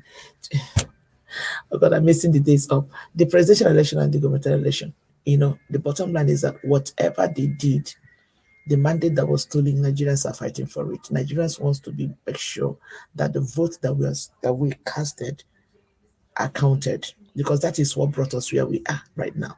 And like we said, the DSS, they're suddenly coming out to say this. A lot of nonsense have gone on in Nigeria. Where have the DSS been? Where have they been all this while? And all these things are happening. So whether they're trying to distract us or they're giving us information, the important thing is that I don't know how many people that are hearing our voices here, and I believe people are truly hearing our voices. Everyone, everywhere, meaning Nigerian that want things to move in that country must not be distracted by whatever these people are planning. Our desire and our desire and ultimate goal is that Tinubu does not take over the helm of affair of Nigeria. That is just what it is. That is just where I stand. That man, for no reason, should take over the helm of affairs of that country. Simple and short. It's not ambiguous. Everybody knows we cannot afford to have him. We cannot. I said it before, I'm saying it again. We cannot afford to have somebody like him. Because when you have somebody like him, you can imagine the kind of people that will surround him. It's not something that we want to go through. So let's not get distracted. Let every well-meaning Nigeria remain focused and remain committed to this fight that we must not be used and be taken for granted anymore. That is just a simple truth. And again, I just want to say something. There was a video I saw. I think I saw it on the Niger Watch this, and then somebody sent me. Your 5 minutes is up. Oh, okay. I'm sorry. Okay, let me stop here. No. Finish with the video you saw, please. Okay, yeah. So I was just talking about the video of this Agberos that we are protesting in Lagos today about whatever transportation. When I saw it, I just laughed. I say, can you imagine? Okay, yes. I think I saw the same video. It's not even 2 days, or it's not even. In fact, Shawolo have not even started his second term already. They're already complaining. Sanwo-Olu actually reduced their transport fare to 50%. To 50%. Now he said he's reverting back by Friday. Now, 100% now. These people don't understand. They just want to use you. They want to dump you. I want to believe that these were the same people that we are fighting, beating people, starting buses, doing everything. They've bombed bridges. They created enemies. They hurt people. Some of them have taken people's lives because of this man. And look at it. How many hours or how many days now they're already crying? I look at them and say, this is just the beginning. When you intentionally put a wicked man in power, what do you expect? Intentionally. That road transport workers, that is where Uluomo makes his millions. I know that one will be killing off somewhere now. Let them be killing themselves. What's his business? I don't know when these people will get it. I don't know when our people will get that. These people don't care about us. We need to come together and fight this thing. We need to come together and fight this thing. I don't know when people will get it. Anyway, let me stop here. My time is up. Thank you, Madam Nena. Thank you so much for your time with us every day here. I really do appreciate you, for real. Thank you. All right, let's move on now to Mr. Pansat. Mr. Pansat, finally we are back to you again. I know. I don't. I'm not worried because I know you're doing the right thing with the time and with everybody who's talking. Thank you, sir. So let me say hello again. Everybody's spoken very well, but I'm going to talk about a couple of things now. Some people are not going to like me after this. You know, Mr. Elvis, one of the reasons I made enemies on this platform is normally I come and I try to dispel all the doom and gloom, right? For example, I came here and I said, the Americans have not recognized Tinubu as anything. And somebody, I think it was Ms. Omoye, who I have a lot of respect for. So, no, they have and stuff, right? And I tried to cheer us up and say, look, I see our next body movement and Buhari, it looks like they mean business. They're going to let us cast our votes. Let's go ahead and get our PVCs. At that time, getting the PVCs was okay. It was the main thing. We have to go get that PVC so we can vote, because in that BVAS, you have forensic records of people's votes. The only thing they did was to turn it off. So what I'll be doing, for example, this headline that you have today, that Tinubu is going to be sworn in. The way you put that, I don't like that. I've complained. I say, Elvis, you're doing a good job, but nobody's perfect. When you go and accumulate all these things, it affects us. It affects what we're doing. Like this DSS, the last story you just brought up here. Who's surprised? You saw what DSS do to Showere. It's a political arm to oppress us. When I complain that the parastatals are taken over by a certain group of people, it's like, don't talk about that. All right.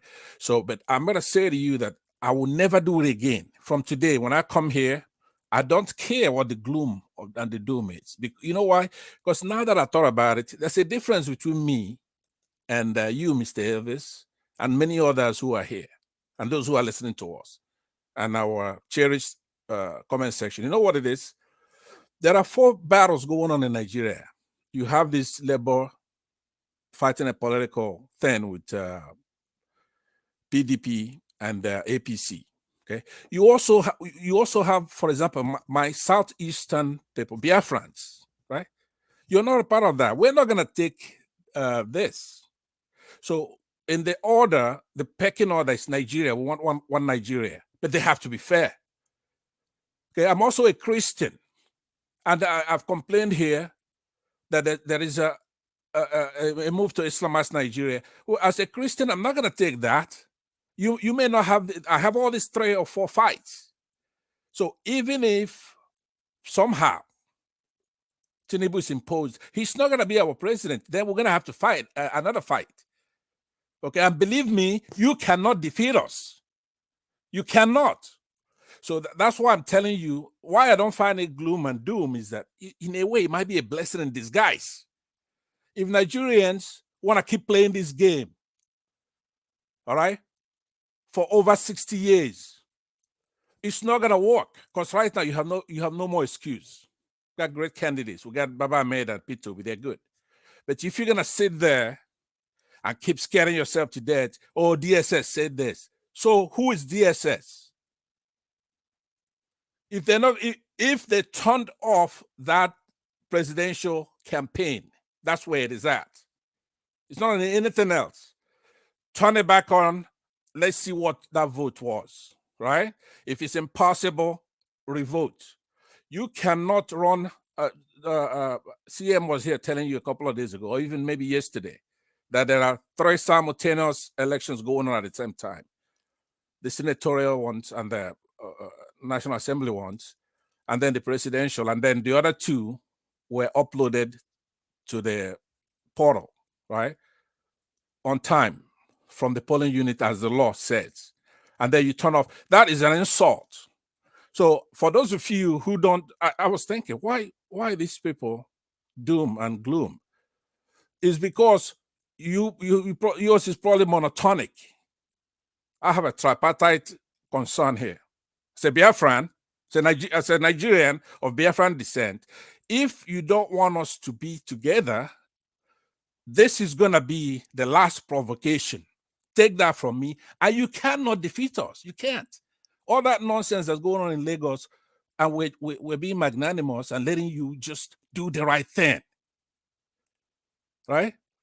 It's probably wrong to say, because you have a lot of respectable Yorubas who don't agree with what the Yorubas are doing in Lagos. You cannot defeat us in a war. And you know that. You know that.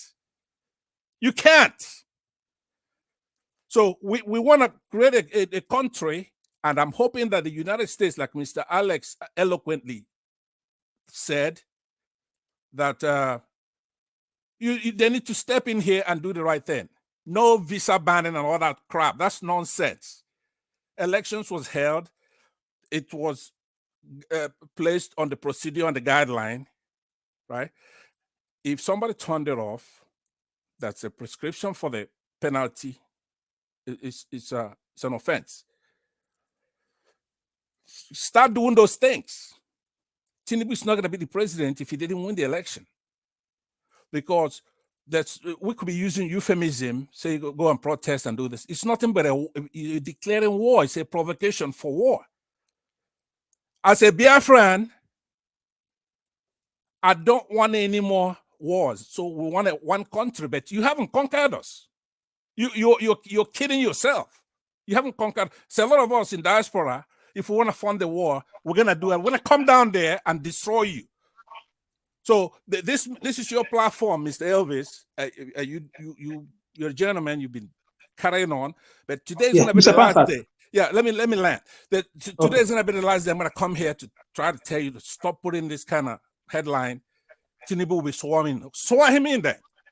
We have a principal who's fighting a war, who's fighting a battle in the courts, like you're supposed to do. We had Baba Ahmed come and talk, and some people say the other side say, "Oh, he went too far." Right? Mr. Pansat. Yeah.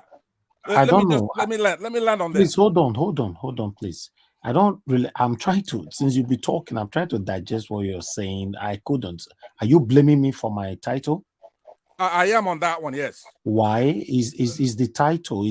That's what the transitional committee said. So what's the problem with that? That's a very good question, because it appears to be a stick now. But that's what they said. Let me spell it so that you SCH. Mr. Pansat, I want to tell you something. Hold on, hold on, please. You have me a good question, because every other day, Mr. Elvis comes and he says, "Oh, I'm not happy today. Okay, I'm not happy today. Look at this. He's gonna get sworn in." Or he would say, "Oh, look at this. Mr. FFK said this," or Mr. What's his name? The kid that's on Twitter, that's spokesman for PDP. He said this. Who are those people? Those are known idiots, right? They could say whatever they want. Buhari is not a good actor. DSS is not a good actor. Okay, but you are not answering the question. You started another story now. No. Why are you against the title? The title that says, if I come in here and I read, Tinubu will be sworn in, I could just be depressed for the rest of the day and turn this off. Yeah, but that's the title. I'm a media man. Have you forgotten? You want me to write my title the way you want to be happy? No. I understand that. But that's what I studied. That's how you write your. You say it how it is. I don't come here to write the title from my head. I write the title according to what they say with a speech mark. I understand. You said you're a media man, and that is a plus. Yeah, so we need to benefit from that, though. If I say to you that Tinubu is dead, right? In my opinion, Tinubu is dead. No, right? I will not rewrite it because it's from you. If you it's not only from me. It's on the internet that Tinubu is dead. Now, do you remember? Hold on, do sir. You remember? Please, let me explain. Please, hold on. You know, it's rude to mute people when I say hold on. You just hold on. Please hold on now, Alex. Please, we are serious. Nothing is funny here. Please calm down. You know, Mr. Pansat, I want to let you know when an individual say something, that something happened to anybody, I will not bring it here. And when you find something on internet, like you stated, I will never bring it here. I've said it over and over again. On this platform, I only work with verified information and classified information and mainstream medias. You see, for example, this breaking news you're seeing here right now from DSS, I heard about it. In fact, 10 minutes after I went on air, somebody sent it to me. I disregarded it. I said, no, as long as I can't confirm it, I won't bring it here. Now I confirm that all mainstream medias have posted it. I brought it here. So if you read what you find on social media or blogs, I don't. Or rather, even though I read, I will never bring it here. It's how I'm building my media. So whatever you see as a title on this media, you must take it because you don't have choice. Because that is the statement that is coming from a mainstream media. That's it. And I played the video as well to verify my title. So please, do you have proof that he's alive? Do you? I'm not interested about what you're talking about. I know mainstream media is talking about that, sir. Please. Okay, no, but what I didn't and I will not present discuss it. Yeah, hold on. I didn't present it as a matter of fact. I'm giving you the analogy of going and assembling those. You know, when somebody says somebody's dead, right? You should remember there's a guy that says the reports of my death are greatly exaggerated. That was made popular by and attributed to the author Samuel Clemens, known by the pen name Mark Twain. When somebody says somebody's dead, what they have to do is to come out and say, hey, they say I'm dead, but they exaggerated. Okay. Here I am, Yes, right? Mr. Pansat, I understand that. But I Right. want to let you know, when people carry the rumor, it might be true, don't get me wrong, but as long as it's a rumor, the way I was trained yes, in the university, never to use my media to carry anything to do with rumor or assumption. Exactly. You do that, and I respect that. Remember, Okay, I fine. gave you That's credit for fine. that. So, and if you want to bring it here, I will not also allow you to I discuss would not it bring here. it here. When I talk, it's a primary source. You could quote me anywhere. Okay, I've been That's on what I'm your saying. platform. Where is your primary source coming from? Which one? On what? What you're saying now, I can't mention it with my mouth. Where? Oh no, but you see, can somebody explain to him? I didn't say. I'm saying it's analogous to a station peddling some of the rumors that we bring here to talk about, or something that is not news. That Nigeria is not a democracy, right? Or that the army may support APC. That doesn't mean that we're losing. Okay. That's what I'm saying. In essence, if we go and we're afraid, how are you going to fight being Mr. afraid? Pansat, I want to quickly correct something. You say some of the rumor we bring here. Nigeria Watch have never brought any rumor here. Never ever. So if my panelist brings rumor, that's for them. And that's why you see underneath, it was there earlier on, I removed it. Let me read what you see. I just put it right there. Let me read this for you. You know, what you can see, a disclaimer notice. Views expressed on this panel are solely that of the presenters and panelists, not of Nigeria Watch Media. So, okay, can I point to what I'm talking about? Maybe I should just come direct and say it. You say that you're telling Nigerians that P2B can never say, go out there and protest. Just yes. hold on. You don't know that. It was just 2 weeks ago that they refused to let P2B to the court had ordered that they should make available their materials to be looked at, and they kept delaying. There was 2 or 3 or 4 days.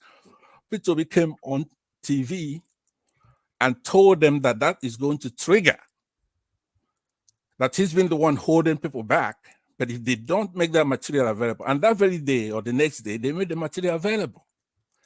There is no way, just because. Okay, then what's my wrong now? Me want to know you because you'll be dancing around, sir, and you are taking all the time in the world. No, you actually the one dancing around. I'm answering your question. Okay, what is the fault of Nigeria Watch now, sir? Go straight to the point. What I'm saying is that when you are afraid and you come in and you say Peter will afraid of who? From the news of the day. Which news? From where? Okay, number one news today. Look, Well, let me answer you comprehensively. I don't want to be spoon feeding you your questions, right? Let me tell you what I'm saying. If you don't understand, Yeah, if you want to tell me, sir, please go straight because you're beating around. You are no, eating the time. you're actually the one beating around the bush. Me? You are. Yes. How? You are. Because I said that if you come out and you say you know P2B, he's never gonna call. Now, by the way, 2 weeks ago you did the same thing. If So he's not should I gonna tell stick the out world his that neck, P2B if will he's call not gonna for stick out his war? neck, then why should he stick out your neck? And that's No, a fair okay, question. hold on, Mr. Pansa. Should I tell the world that P2B will come out and call for war? That will make you happy? No, that is because Oh. that there is a third possibility. That is not impeachment of what you said. Listen But I to what I'm said saying. P2B will never come out and incite violence to tell anybody to go for war. Is anything wrong with that? No, you said that he will never call I for wish people we to could go just and move on. protest, not war. He's not going to call for war. I will, okay, but he Mr. will not call for a Mr. protest Pansa, please. because you What don't you are know saying, that to he be can't honest, call you for are a talking protest. to yourself because what you are saying is not making no single sense, sir. To be honest, well, what is wrong? Please hold on. Are you the arbiter? Look at the comment section. Everybody is saying move on because what you are saying, nobody is digesting. Nobody likes a friendly fire. Nobody hold likes on, that. Hold on, Hold Mr. on. Pansa. Please, can Nobody we likes move the on, fact that You you and hold I on, are please. You hold on. Because what you are saying, I'm trying to digest it. You are moving from left to right. Firstly, you said when the way I write my title is only the speech of the video I will play for you. That's how I was trained. I cannot bring a title here by myself. Whatever you see or as a title, I'll play a video. It will tally with what the man said. On the 29th of May, Tinubu will be sworn in. Nothing can truncate that. I quote him again. And that was the title.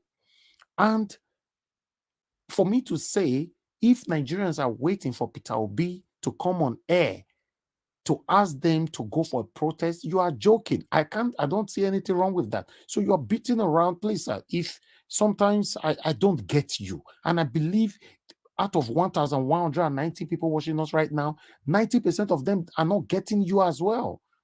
You just, I don't know what you're talking about, to be honest. You'll be talking for the past 30 minutes, almost 30 minutes. I cannot digest anything. It's so sad. Let me Mr. Niger Watch, I'm sorry to comment. Hold on, let me respond because no time, sir. No time. I need to move on to the next person. Can I say something? Sorry. Can I say something? Yes, madam. Go ahead. Okay, please, just briefly. Like you said, that's man I didn't want to interject. Most times when I see people who come here to promote Biafra, I mean, it's very easy to see them. And I am an Igbo woman, right? I'm an Igbo woman who is not happy about what is going on in Nigeria. But I've been one person. I know a lot of people who are here who are Biafrans, who are Biafran, a pro Biafra or whatever. I mean, will attack me, but I don't really care. I say it, I've been very vocal about it. I'm one person that never liked the Biafra agitation. You know why? Because just like this, Mr. Pansat is dancing around. That's the side these people have been dancing around this Biafra thing. We both when Nnamdi Kanu was that's why they've been dancing around the whole thing. With that, I always ask people, okay, you people are clamoring for Biafra, you're doing what exactly do you have concrete to make Biafra a reality? They don't have anything. And that is the problem I have with them when they will begin to promote all these things. You keep dancing right around that. If you listen to Simon and listen to this, they keep dancing around. There was one time I was having an issue with a brother-in-law. I said, the only thing you guys that promote Biafra have been succeeded in doing in Igbo land is to have sit at home. What has that gotten to us? That's an unfortunate thing. And that's the ideology that most of these people who are promoting the Biafra has put into most of these gullible people. That all they do is to dance around without having anything concrete as a concrete plan on how to even get anything actualized. You don't have anything concrete to actualize Biafra. You don't have anything concrete to actualize a good Nigeria. What do you have in plans? Nothing. It's so annoying. To be honest, I'm not even against Biafra. Anything you want to fight for, the way things are going on in Nigeria, everybody's tired. But one thing is, this platform is not for Biafra. I'm using it to support Peter Obi. So if you are coming here to tell the world that you are fighting because supporting Peter Obi because he's an Igbo man or you for Biafra, then you are one of the problems that Peter Obi is facing right now. You are one of the reasons why this satanic government are saying they can never give power to Igbo man. You are one of the reasons. I've told you severally. Because you are just dancing around. You are what you were saying. It took us 40 minutes or almost 40 minutes to digest it. You are beating around. Mr. Najawash, please, can I say something for 5 seconds? Go ahead. Yeah, in as much as I disagree with Mr. Pansat, what was the way he approached you. Everybody is stressed. Even you are stressed. Pansat is It's stressed. not about stress. This doesn't have anything to do with stress. He was saying rubbish. Okay. The way he would have approached you. What I noticed is the way, even if he had a complaint, according to you, we all learn on this platform. My brother was talking about Biafran. Let's say it is. Did you see complaint with my title, you, that is talking now? No. Did you see? No. I just want to say, even if he had a way of saying, even if he had something to say, he would have approached you differently. That's all I wanted to say. No, he was saying rubbish. Even you can. To my own understanding. Naja, watch. This guy language was inconsistent. It has nothing to do with alcohol. Exactly. I'm sorry to unless you find out. He would have approached me differently. What are you His saying? language was inconsistent. Please don't contribute on something that you cannot digest. You are here. You are telling me some. He's talking that my title. I just explained that all my title is from a speech. If Alex said I was in, please hold on, please. If Alex said I was in Ring Road yesterday and I bring it as a speech mark here, the word is primarily coming from Alex. So the man was not really after my title. He was just trying a way to promote Biafra here. Is my channel for Biafra? He was saying rubbish. That's true. He was saying rubbish as long as I'm consigned. Can I say Don't something? call me again. Get out. Yeah, remember the one that came the other day that was betting for $300, £300. It's the same people. They're the same people. Can I say something, please? Just big for nothing without no sense. Sometimes you guys make me mad. Just get out. Don't come here. Who are you? If you want to go fight, go to Nigeria, go and fight Buhari with your Biafra team. You people are the biggest problem that Peter Obi is facing today. Get out. Please, let me move on to the next person. Sorry, can I say something, please? Who's talking? Well, my name is Give Us Our Mandate. Give us our mandate. Go ahead, talk to us 5 minutes. Well, first of all, good morning, good afternoon, everyone. Good evening, depending on your location, everyone in the panel section and then the comment section. Well, what I will just tell you is, I know, say, by your side there, they don't make one starch and black soups. Quickly swallow one hand, please. Just swallow one, quick. Swallow one starch and black soup, quick. Then come back. Well, I think Mr. Pansat may not have delivered or did not deliver his comment appropriately. You know, one thing is, and that's the problem we keep facing with Nigerian, maybe headlines sometimes can get people depressed. I think what he was trying to say is, the inauguration committee, their chairman said, whoever has been declared the president-elect will be sworn in. And Pansat is saying it on Nigeria Watch. Tinubu will be sworn in. It wasn't Mr. Elvis that came up with that story or with that title. He's only saying that based on what he heard from the chairman. Exactly. Maybe as a way of caveat. What Pansat was expecting to see is that, oh, okay, I have seen it on Nigeria Watch, Tinubu will be sworn in. Maybe he's not expecting that, oh, Mr. Elvis was, okay, Tinubu will be sworn in, says inauguration committee. You know, this whole election thing is tensing people up. And so if you watch Pansat, I think he's on a different level of tension already. So seeing that on a platform that usually he was here yesterday making comments, even though I didn't join you guys. He made some good comments yesterday that everybody was applauding Pansat. So I think what happened to Pansat today is a switch of mood. Seeing that title, then he should go to his house, not here, because this platform is not for Biafra. I'll say it anytime. It's not about Biafra now. I think what he was trying, the point he was trying to make is, but he also had to understand that this is a media. Nigeria was a media. He wasn't the one that said that title. That title came out from the inauguration committee. Then go and fight the inauguration committee that said Tinubu be sworn in. We have made it clear, my brother. We have made it clear for the past more than 5 years on this I platform. watched the video. So that you now attacking everything we do Nigeria here Watch. is coming from primary source. Yeah, you're not attacking Nigeria Watch. I don't think there's any need, any reason for you to attack. Just like see, that person with the saying can't give me. What's the point? No. Excuse me, Nigeria Watch. To be candid, No, it's like that. What he was hoping to see is that Tinubu will be sworn in. Post-traumatic stress disorder at work. Please hold on, sir. Maybe as a caveat, says inauguration committee. Maybe that would. But you are a media person, and he should appreciate that he has a platform that he can come and speak all over the world. You are hearing his voice. People like me will not go to one man. Sorry, I won't mention his name. Sorry, will not go to some platform because they are just barbaric. They are not saying the right thing. They are not doing the right thing.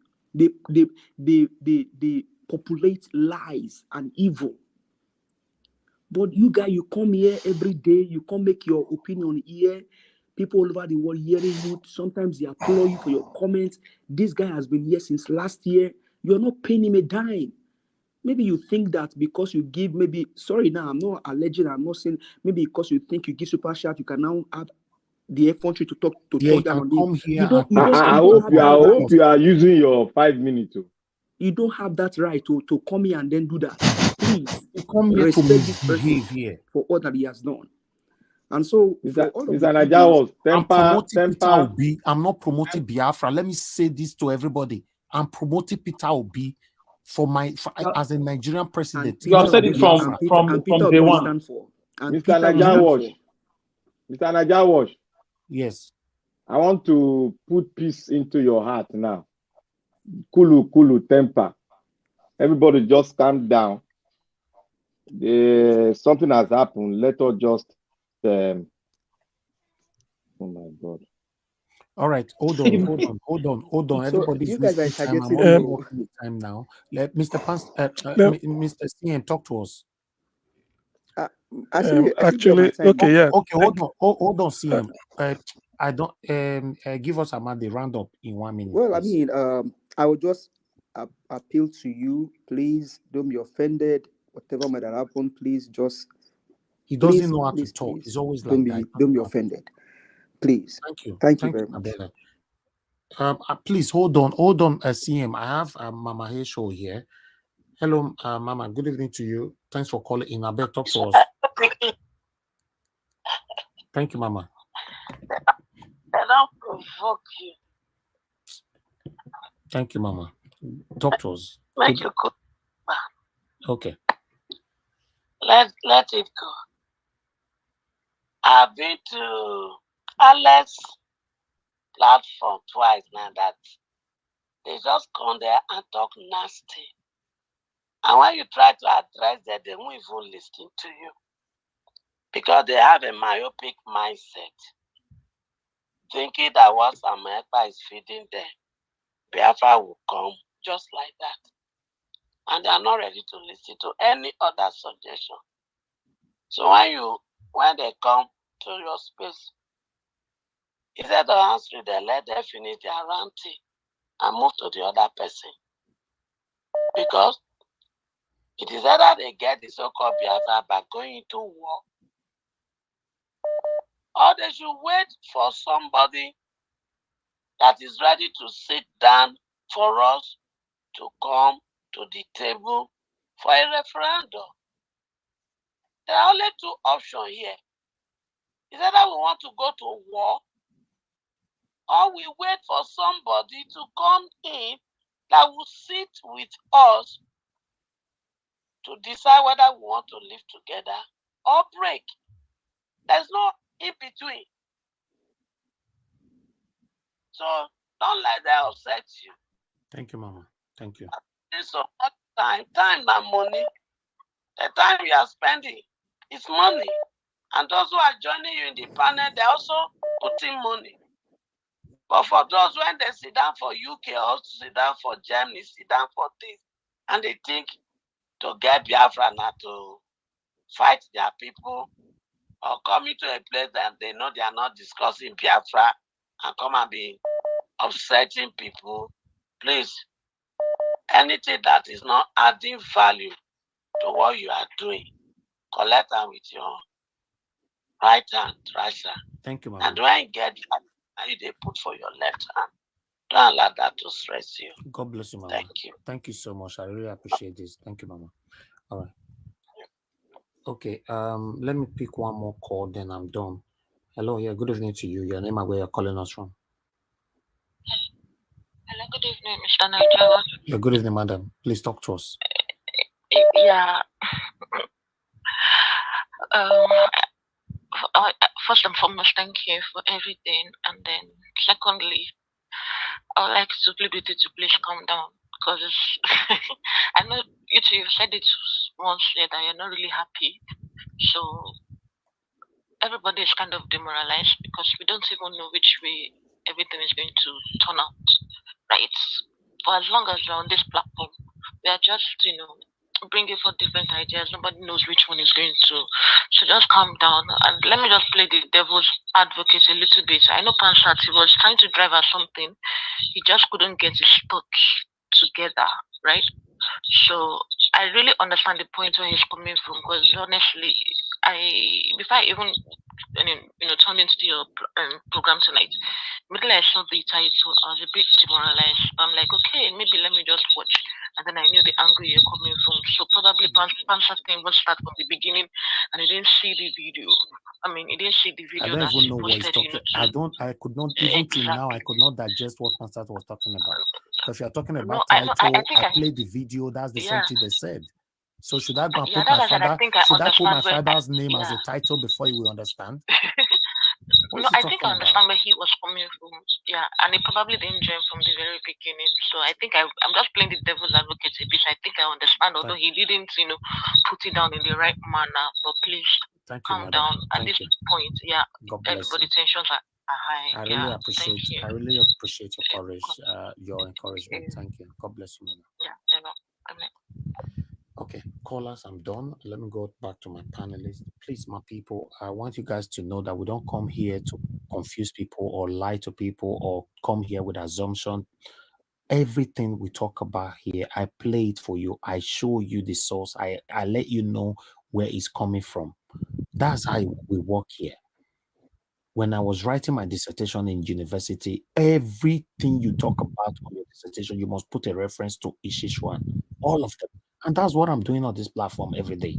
I've never showcased anything on this platform. I'm here every single day. I've never, please quote me wrong, if I've showcased anything on this platform without not giving you the source. So what are you talking about? Go ahead, Mr. CM. Please talk to us. Okay, thank you. Now, after the, how do they say, it's after the storm, now they calm. Actually, the thing is, it depends on understanding. If you remember when I started my first submission, I said, I don't care what the gloomy situation might appear, but I want to sell hope. It's because of that headline. So I feel that because I at least you played the video, the chap was talking, nothing will stop on the deadest way in. It doesn't mean. That's why I said it is my wish. I won't lose hope that between 19 of before this thing will be resolved, because Obi's case is crystal clear. It's very, very clear. Even everybody can sense it that the evidence is overwhelming.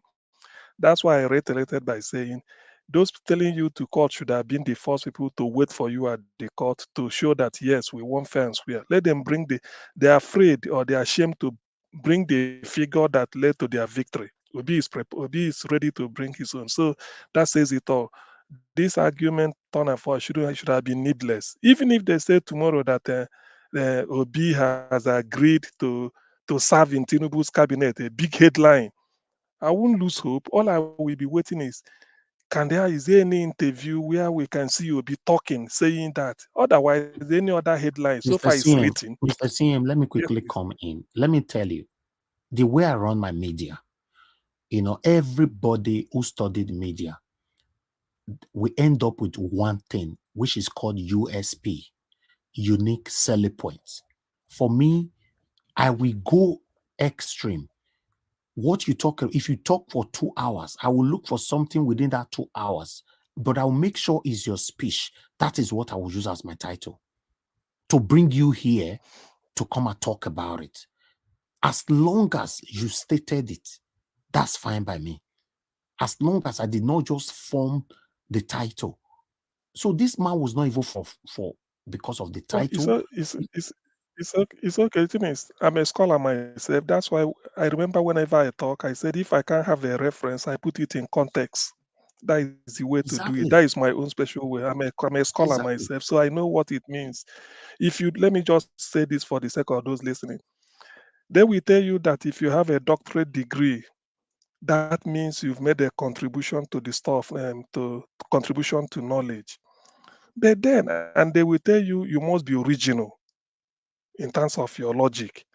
Now you say you want to be original, but they expect you to reference people who must have done similar thing. So when you are referencing, that's why in a way I look at it, I said, then where is the originality? It's only that you are looking at the way they think, what they thought maybe 10, 15 years ago. You are now adding a little bit of it, that type of thing. So nobody knows it all. That is actually the meaning. But you just have to do the stress, take it up. So reference is very, very important. And I know that's why when you bring this type of, for instance, Falana said he's pessimistic. Then you put it there and say Falana.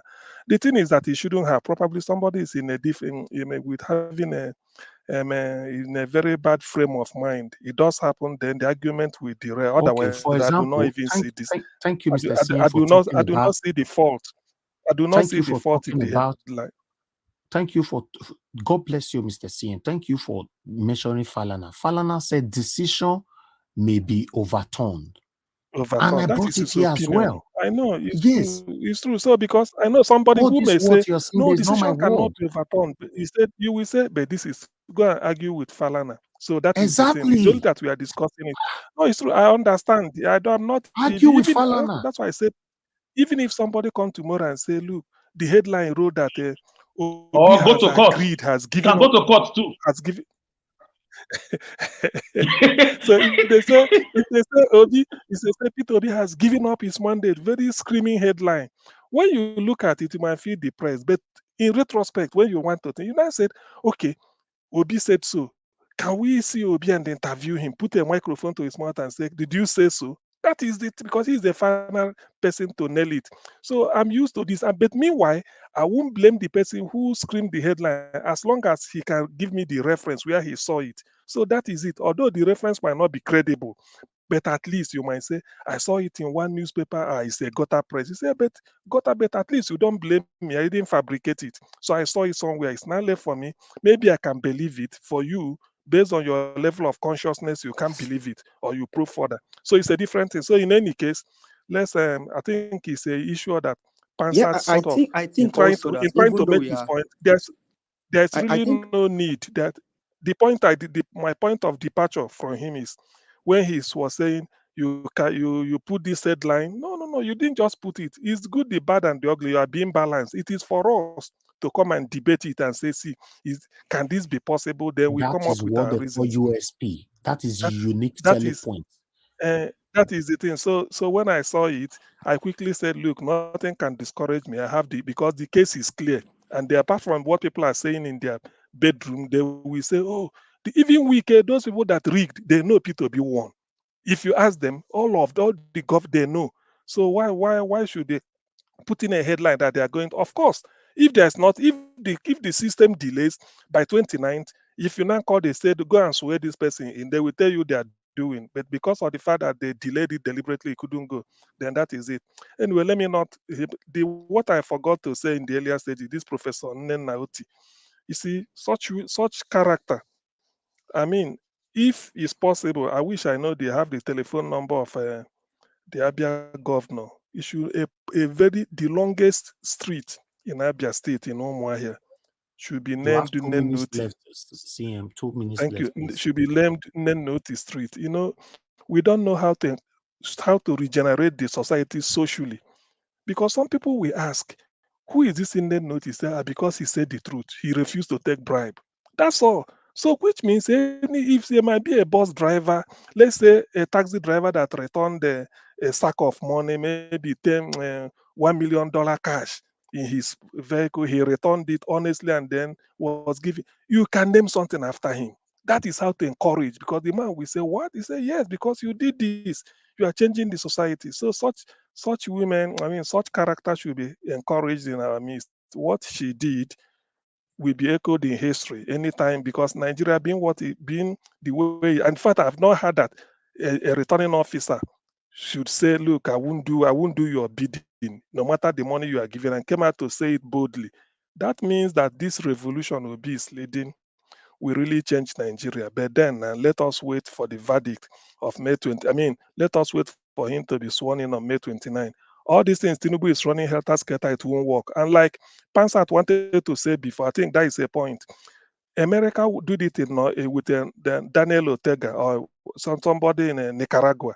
The man that made Reagan see red is a drug dealer, baron like Tinubu. He got into power. America knows that every drug ends in America. So they quickly go and remove the man, even while in office. I think that was the point Pansat wanted to make before I started fishing in what should have been necessary, talking about the headline. Now, Tinubu as a person, being president of Nigeria is not in order. It will give Nigeria a bad name, a bad image, a bad record. And then this idea that Nigerians are being sort of, fleeced, sort of searched and delayed, that will even say it. I understand that in Germany, their main newspaper wrote it that Nigerians elected a drug baron. Even without being sworn in, they're already commenting. So it's in the interest. That's why I said these judges, they are human beings. Like Falana was saying, or whoever will Okay. they are human, apart from the law. They know what is good for the country, apart from looking at the law. They might look at the letter of the law, what of the spirit of the law, like they say. If you look at the letter might say this, then you interpret it. After all, it's in the country you are going to live. Even if you swear, you agree that Tinubu should be the president, tomorrow as a judge, you will travel out. When you tender your you get green passport, maybe you are going for medical. We will look at this Nigerian criminal, their leader. Some of them might not know that you are part of the people in the bench that legitimize Mr. this. CY, Mr. CN, I bet throw more Yes, light please. in the spirit of the law. The spirit of the law. Suppose throw more light on it. I'm not a lawyer, man. I'm not a lawyer. I'm only learning what I learned from them. The spirit means that what you feel, something like somebody might come up to correct me. What you feel the law should have, that is the moral part of it. What you feel the law should have been. It's not, I remember one justice Akpara at Ibadan High Court. He said something.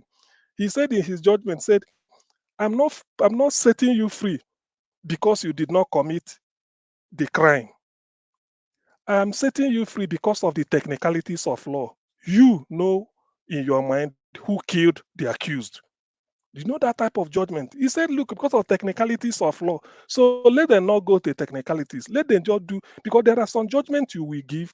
When you want to interpret it, say, but that is what the country wanted. Because the opinion of the people, that's why no matter the law you make, the voice of the people, they didn't say the constitution is the word of God. They said the voice of the people is the voice of God. The people have spoken. They are demonstrating. You declare somebody, supposing they ask on that day, if I'm to be the judge, you ask people with Tinubu, say, the day Tinubu was announced, did Nigerians rejoice all over to reflect the geographical spread they claimed that the man won? CM, let me just Yes, help you please. there. The state versus DSP Iyamu in Bender State. When Justice Omo Agege, when he was giving judgment, he said, with all your lawyers, you've entertained me and you've defended yourself reasonably. He said, but when the society needed you most, you turned your back against the entire society. For that simple reason, I'm taking my judgment based on the security of the society. You see, that is the spirit of the law. That is the model. That's what they have to consider, because they are also living in the society. So this is quite clear. That's why when I look at this like this, I'm really not. I know the headlines they are popping out. Niger Watch, you are just like you are helping us to bring it for us, so that some of us who missed it, that is just your job or whatever you are doing here. So you are not original. You didn't create anything. The thing is, when they are putting up all this, when they sometimes they say this or this, it's just to demoralize some people. but not somebody like me, because I know that deep, even Obi himself, if you what he was telling Innocent the other one short video 2 days ago or somewhere in Inauguration, he's telling them that what is going to change is wealth without enterprise. People are having billions, but they're not doing anything. You can't see them. What are they doing to earn the money? Obi said he will change it. So these are the type of things that you have to know that people, all these things they are doing, they are fighting. There is the principalities and power. Tinubu is nowhere to be found. He's not making a going around and sort of entertaining people. I mean, sort of acknowledging cheers and then thanking people. I will thank you for voting me. I mean, he's not even a TV interview, press interview. They are just hiding him so that day they will say, okay, technicalities, he goes in. No, the world won't take it this time, because this election has shown the world that Nigerians are ready to depart from the past. Before, they said we elect thieves. This time, Nigerians did not elect a thief as a president. Therefore, no force on earth will ever stop it. Unless they just want Nigeria to go into pieces, which most of us do not anticipate at this particular point in time. But for the justices of the Supreme Court, they have, even the senior advocates, you see their body language, they know that Tinubu did not win. Election was massively rigged, flawed. The opinion of the world press, what you gave us as a background information when we listened to it at the beginning, the opinion of the world press is saying that Nigerian election is massively flawed, that we've not learned anything. The EU people that came to observe it, they put it in black and white. This is not a hearsay. The African leaders, imagine people from former Kenyatta, Thabo Mbeki, them, and the president of Sierra Leone, countries Nigeria helped to liberate from dictatorship. They are now coming to supervise our election, giving us verdict. Is that not a shame? So all these things, because the world will be waiting. What are these people really doing with themselves? So it cannot work. Sometimes they say the judges make a decision just to save the image of the judiciary, because the eyes of the world will be on them. That is what happened in Kenya between Raila Odinga and Uhuru Kenyatta. They felt that if they should give bow to the pressure of the sitting government to Kenyatta and then give the judgment his favor, they will lose credibility before the eyes of the world. They now have to redeem themselves and say the truth. So at this point, history beckons. The justices of the Supreme Court should live up to the spirit of the law. They should know that, yes, this is the right thing to do, because there's no evidence to contradict the ironclad proof that P2B is present. We present this legal thing we present. It's crystal clear that Labour and P2B won the election, presidential election. Otherwise, INEC should not have deliberately refused to upload results. Somebody said here that almost a month or more than a month after the election must have been concluded, yet not all the results have been uploaded. So what really are they talking? They are taking Nigeria back to the Stone Age, which should not be encouraged. Thank you, Augustine. Thank you. God bless you. Okay, let me hear from someone else here. I would like to hear from Mr. Edwin. Mr. Edwin, sir, please talk to us. Yeah, thank you very much. This issue this evening, I'm baffled, but the only thing I want you to understand, even you yourself, that thing he was now repeating by saying, you said Peter Obi cannot ask people to go out and demonstrate or to go and riot. You have even said it numerous times that if people are waiting for you to say people should go out and protest, it will never come out from your mouth. Exactly. You'll be saying it. So one thing I see there is that if you look at the body of his language, tomorrow don't be surprised to see that he will call back. I'm very, very sure. We are human beings. We can make some certain funny thing that will not take us to the public. Maybe this guy must have sipped from, a glass of alcohol. I'm telling you the gospel truth. There are some people, when they want to face some certain situation, they go and sip in. And when they sip beyond what they can really control, it will not expose them. If you look at his words, they were inconsistent with each other. So from there, you will not think, oh, what is wrong with this guy this evening? I mean, I didn't really see him to be a bad guy, but the other way, where he was making a mistake, this is not a Biafra forum where he will not try to bring this thing in.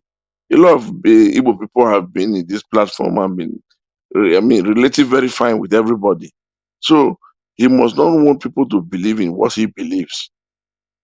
If you want to beat the drum of war, you know where to beat it. Nobody in this platform is beating the drum of war more than let us struggle for us to be recognized, our principal to be recognized, the mandate to be given to him. That is exactly what is here in this platform. I don't think anything more than that. Nobody wants to share blood.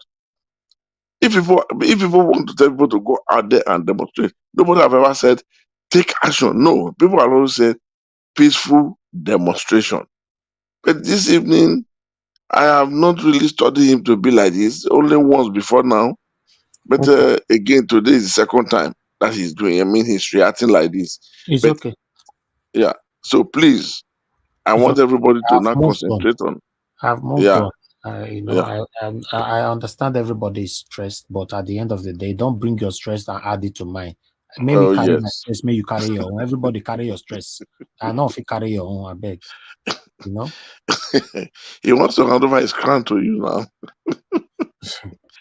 Thank you, sir. Thank So you. that's just it. So everybody, good night, and let everybody have a happy Good night. night rest. Good night, sir. God bless you, sir. I appreciate you. All right. Thank you. Yeah. All right. Bye. All right. Let me hear from Mr. Alex. Please talk to us in 2 minutes. Yes. Mr. Najawash is the kamikaze, or is the leader of this platform, and is the founder. And he has been controlling this platform for a while, for a long time. And we all come here to air our views. And I think we should give him that respect. So coming to control him on how to edit his title, where the program is, far gone into the night. For me, cabo to rejectamenta or that is this that is lack of respect. So long you see him as the leader of the platform, you just deliberate on the way you can, on the way you can. So and just move on. So you can't now teach him how to do his job. He's been doing a great job, and we all used to see it. So yeah, on that, I want to say, Mr. Najawash, I know that a lot of us sometimes do a lot of shit here. You take us the way we are. You normally correct us. Just try and calm down and see how you guys can sort yourselves out. Anyways, yes, we've said it all. The broad daylight stealing of Obi's mandate was just too glaring. They all said Nigerian youth are lazy. They said we are in one room tweeting or using computer. Now we came all out nationwide. What is the excuse? They lied that Beavers was not working. They refused to give us PVC on time. In spite of that, we still beat them to their game. Okay. We took their game to them and we defeated them nationwide. They fabricated results. And we have evidence. Our what's it called? Agents, the police units have got their own copies. These are the days of technology. You can't just do things and get away with it. Thank you. So I see stand. I see. Let me round up. I see stand on the American role. I know exactly what I'm talking about. America is the police of the world, and they hate drugs. They don't want to hear that you are a president and you are related to drugs at all, because it will tell on your presidency for the next 4 to 10 years or so. So they will do something about it. While we continue to do our own to the way we are doing, as Obi is doing its own, the pressure we hit these guys, they will do the right thing. Thank you. God bless you, my brother. Thank you. Mr. Victor, are you there with us? Yes, so I am here. Let's use your 2 minutes. Thank you. Thank you, sir. Mr. Najawa, thank you. You see, sometimes when we go to invest, people go say capital rejectamento. How you call them? Did I get it? Capital rejectamento. Mr. Pamsat, we still love you. We still. But the thing you did today is capital rejectamento. But we still love you, Sha. You are a man. Mr. Najawash, I will say we love you too. And then keep up the good work. There is time, always time, something like, you know what is bringing all these things together? You know why I'm so happy? You see, Nigeria has come of age. We are no longer docile, but we are here to fight for the good work. We are here to speak the truth. We are here to take this cabal out of Nigeria. And I so much love it because, you see, when anger comes, this kind of anger can easily come down because we all know what is what brought about this whole anger. This whole anger is just because Nigeria is not working the right way. We are not going the right path. That is why all of us have at least every little percentage of madness in us. So in this little, why we are here is to speak everything out. I can understand everything, anger, I can understand it, and I thank God it's under control now. And I will say to every one of us, thank you, my brother. We're no matter how you go to the extreme, we always try to make an amendment. No matter the anger, we'll surely come together and make an amendment. Thank you, everyone. Mr. Naija, we still love you. No, thank you. I love you too, my brother. I love everybody here. Even Passat, I love him. But me carry stress, I carry my own. At the moment everybody is stressed, I know if he carry anybody, I not carry my own. More just control our own stress because the situation of the country is stressing everybody, but you cannot, stress someone else again on that. Meanwhile, let me hear from give us our mandate. No, Victoria, sorry. Madam Victoria, if you are still there with us, please use your 2 minutes now. Okay, I'm not sure Madam Victoria is available now. Give us our mandate. Please talk to us 2 minutes. Thank you very much for all that you do. You are appreciated. To everyone that keeps coming, you are appreciated. One thing we must understand is that it is the country that brought us all together. Whether you are fighting for the emancipation of Biafra, or you are fighting for Oduduwa, or you are fighting for Ariwa, that is what the satanic agents have turned the people to. But in the course of fighting, you must also understand that there are boundaries and limits to what you can do, because somebody actually set up this platform, and you come here every day, come hear your opinion. People hear you, you make comments, your voices are going far. I think it's also courtesy and respect to want to respect the platform, uphold the rules and regulation of the platform. You don't tell them how to do their job. But that being said, regardless of what the inauguration committees are saying, they are only saying their own. Nigerians have the right to fight for their mandate. And I think leaders of the world are beginning to speak. I mean, US is speaking, and the body language of American is speaking. You can see what is happening in a neighboring country, Ghana, where Kamala Harris is right now. That's a signal. But I only wish that people can understand what will happen to them in their dream if Tinubu become their president, which I think will never even happen in their dream. Talk more of in a real life. Tinubu can never be the president of Nigeria. It can never be. So we'll just keep fighting. And I just want all of us to take an example from Peter Obi. If Peter Obi is like most of us. We don't have time, my brother. Your minutes is up. Okay, go ahead. Yeah. I'm sorry, and you did come on time today. What happened? Where were you? And that's how you can welcome me, right? No worry, I know how to catch you for back of camera. Is that how to? I come even join self now fight now. You welcome me. No be say you say I'm not vest, my dear brother. No worry, I know. I may you still collect more from the stress now. Let me pass out for your collecting like that. May you still collect. No, there's no stress. I know say Pansat. Pansat will still come back tomorrow. That's why I like. No. He's one of us. He will come back. He will come back. Stress, man, my brother. The whole thing is frustrating everybody. People are dying. People are dying. Frustrating everybody, man. For me, I not just. I have a lot to talk about. I don't just want to talk because a lot of people looking up to me because I'm the one piloting this platform. But my brother, when you think You of know, the word what, Nigeria, every when morning you when think people of wake up, Nigeria, forget me. every morning when you wake up now, after maybe you pray, you do everything, the next thing that comes to mind is Nigeria. My brother, if you think of Nigeria now, it's stressful, man. It's everything just stressful. You wake up in the morning, you pray, you do everything. The next thing is Can't Nigeria. somebody just concentrate for once? What is all this? We even the talk of one year, we'll never finish them. Then this one just come from nowhere. Yeah, might put them for screen again. This one just come from nowhere. Breaking new DSS. This DSS was not part of my topic before I came here. This one just come from nowhere. All of this one are distraction, I beg. We just Yes, Peter right. get his mandate. We should take DSS seriously. They are just they are just playing their master's game. Nonsensical and non-sequitur. Yes, now police will know they wear uniform. I don't tell you. Hold on, everybody. Niger Watch, I believe we should be taking our bearing from P2B, whatever he says and his body language. That is what we will take. Maybe all these things are just being put there so that something like, because they know maybe to turn the people, the mind of the forget.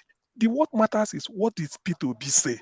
Yes. What is his this thing? Is he his sort of listening to all his this character, DSS? his courage, and his charisma. That is the thing. Everybody. That is the thing. I'm not for me. Everybody hold on.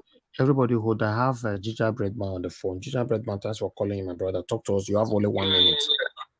Yeah, Niger Watch, I greet you. You're doing a very good job. I greet everyone on the panelists. I've been here listening and, cracking up and also meditating.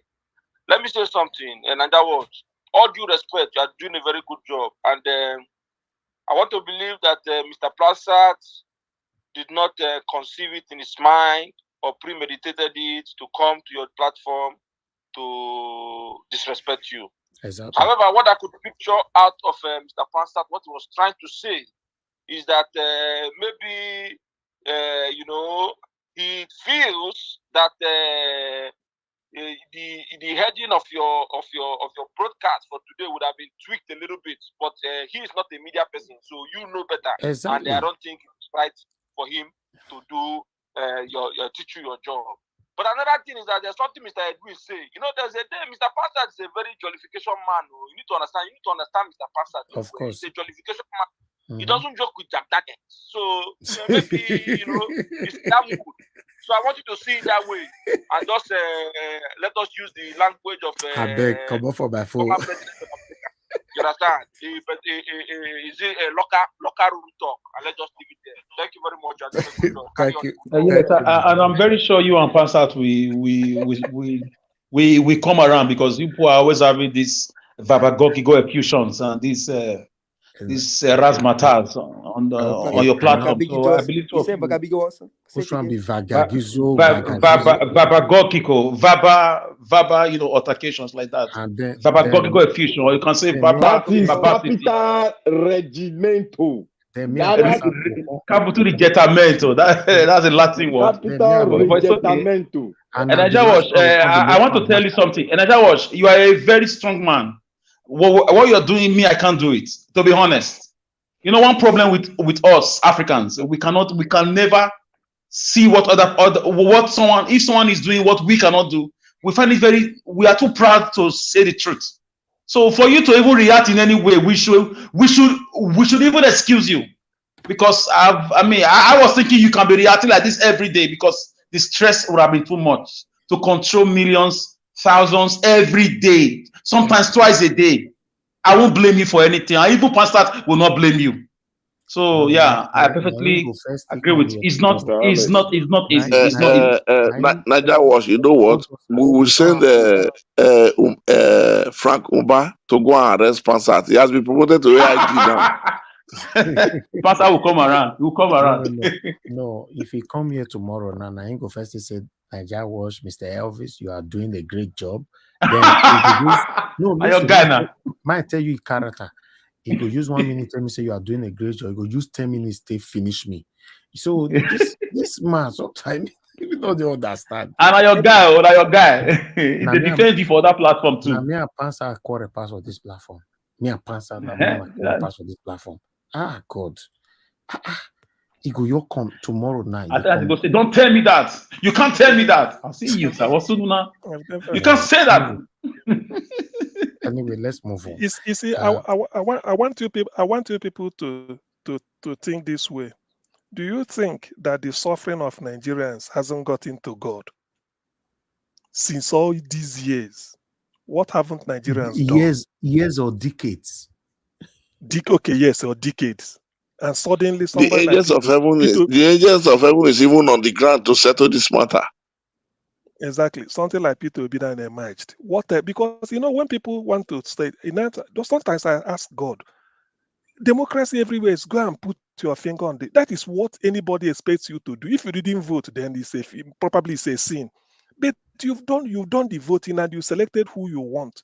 They don't change your opinion in America anywhere. They allow your opinion to be. So the opinion of the people is Peter Obi. So the world know. We all are aware.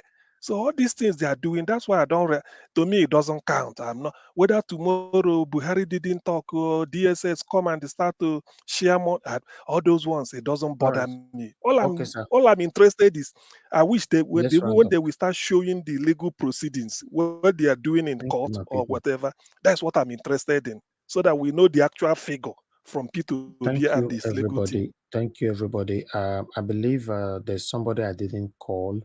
That is Isha Oluwa. Isha Oluwa, I beg use your 2 minutes. I know if he cheat on you.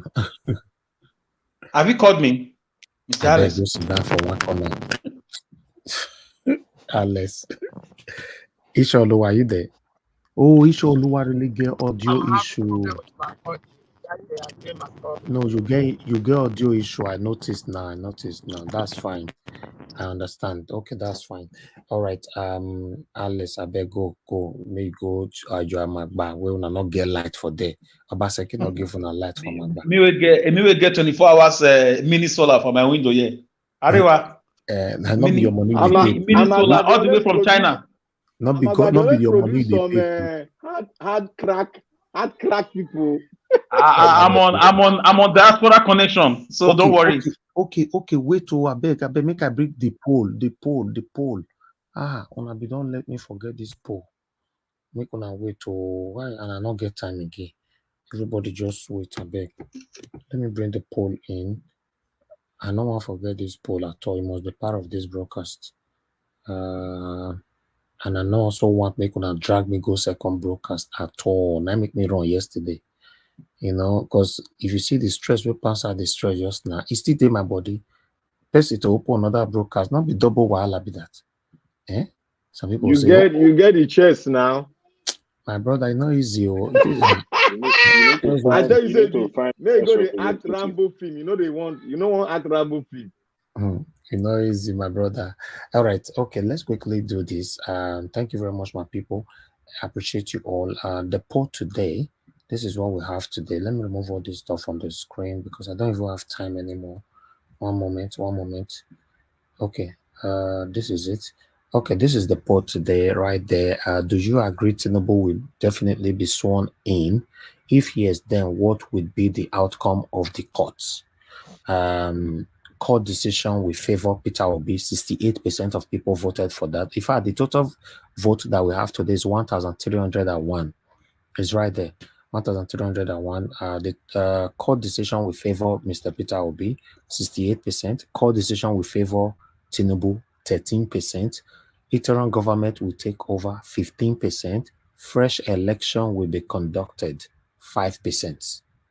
So, I thought I should bring this here. We have it one yesterday as well. So we'll continue to put this one on till the day of the court.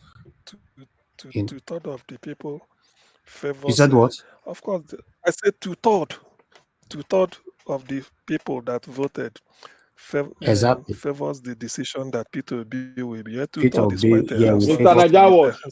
Yes, sir. Mr. Najawash. Yeah.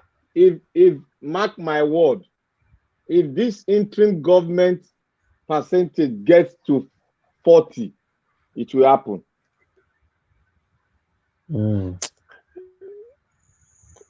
Anyway, I'm not for me, I don't really have much. to say This interim DSS interim was just to fly a kite and see, you know, those ones. You can't be talking interim government when they've not finished deciding the case in court. What are they talking? You know, this is another a way to take Nigerians on a very Molue ride. You can't just My brother, don't say so. Let me tell you what they do at times. They psych the public they psych it out to collect public information on what we the mind of the people go for. All right, my people. I see more failed, people just man. joined us right now. Please, we are leaving now. We don't have the time. Mr. Juden, we are leaving now. I can give you 1 minute to But it quickly say failed. something anyway. Please, everybody I stay thought you were mute going to give me 1 now. minute just now. Oh, You actually called everybody my stay name. mute. We don't have time, please. I understand that less. It's okay. Thank you. Somebody just joined. Mr. Juden. Hey, sorry, guys. I don't want to take you back. I've, been listening since morning. Just that where I was, I couldn't get in. Oh yeah, quickly talk to her. We are rounding up now, sir. Well, what I want to say is, there's so much at stake if Obi didn't get in, and but the truth of the matter is that he's going to get his mandate. But for those who continue to wish Nigeria evil and want Tinubu to get in, I want them to understand one thing. You will not, if Tinubu gets in, you cannot expect him at the end of 4 years to go and change electoral or to do electoral reform so that at the end of the day, we won't have to go through this nightmare that we are going through now. Of course, if he could do as much as he has done to rig election, even when he's not there, when he's not in the seat of power, what would you expect from now till 4 years if should he get in, forbid? What would you expect? You will expect him to, one of the things he's going to do is to make sure that, you see, all these challenges that Thank you, sir. He's going to make sure he squashes them so that at the end of the day, he will just rig and nobody will dare challenge him. Okay. Thank you. Thank you, That is sir. going to be another 8 years of nightmare. So you people should just understand that those who are still continue to support him. Thank you. Thank you. Please come more time next time. We can only do 6 hours today. It's okay. I understand very well. Thank you so much for your understanding. I really do appreciate it. Patriotic Nigeria, you just coming in as well, please. You also have a 1 minute. This part that we're rounding up. Unmute yourself, please. So they get patriotic Nigerian. Please unmute yourself. Patriotic Nigeria. Mr. CM, you're looking for trouble. Oh, please, somebody's talking. Out of the platform, Hello, be it as it may, I just want to say thank you for all the good work you're doing. And I just also want to say that with regards to what is going on, people just want positive vibes. And anything, I know that when you say something that people don't want to hear because of the mental health of what people are going through, they get agitated. Exactly. I do humbly apologize on that on that aspect. And with regards to Peter Obi's victory, I know we pray, and I believe today I heard from a prophet that I believe so much on, Brother Ebuka, that Peter Obi is going to get his victory, and I just want everybody to believe that. In Igbo land, they say, so when you believe something is going to happen, but also in addition to that, once you're believing something, you have to follow it up with actions. So we're writing petitions and we're filing lawsuits, and I'm encouraging the people in the United States that if they, at the time Peter Obi came here and they were getting money from people to get to see him, this is the time for them to organize pressure groups to go to their legislators. I've written to my own senator and my House legislator. Thank you. Organize them and groups upon groups to put pressure, because look at what's going on. Iran got changed from outside of Iran. We can make a difference. People in diaspora, we can make a difference. Thank you. God bless you. I'm so sorry that I could not give you enough minutes because we're rounding up now, but I'm happy that you came in. Thanks for your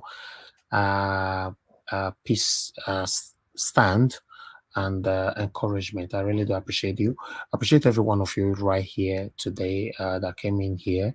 I understand the only person that is not happy that he could not get enough minutes today is Alex.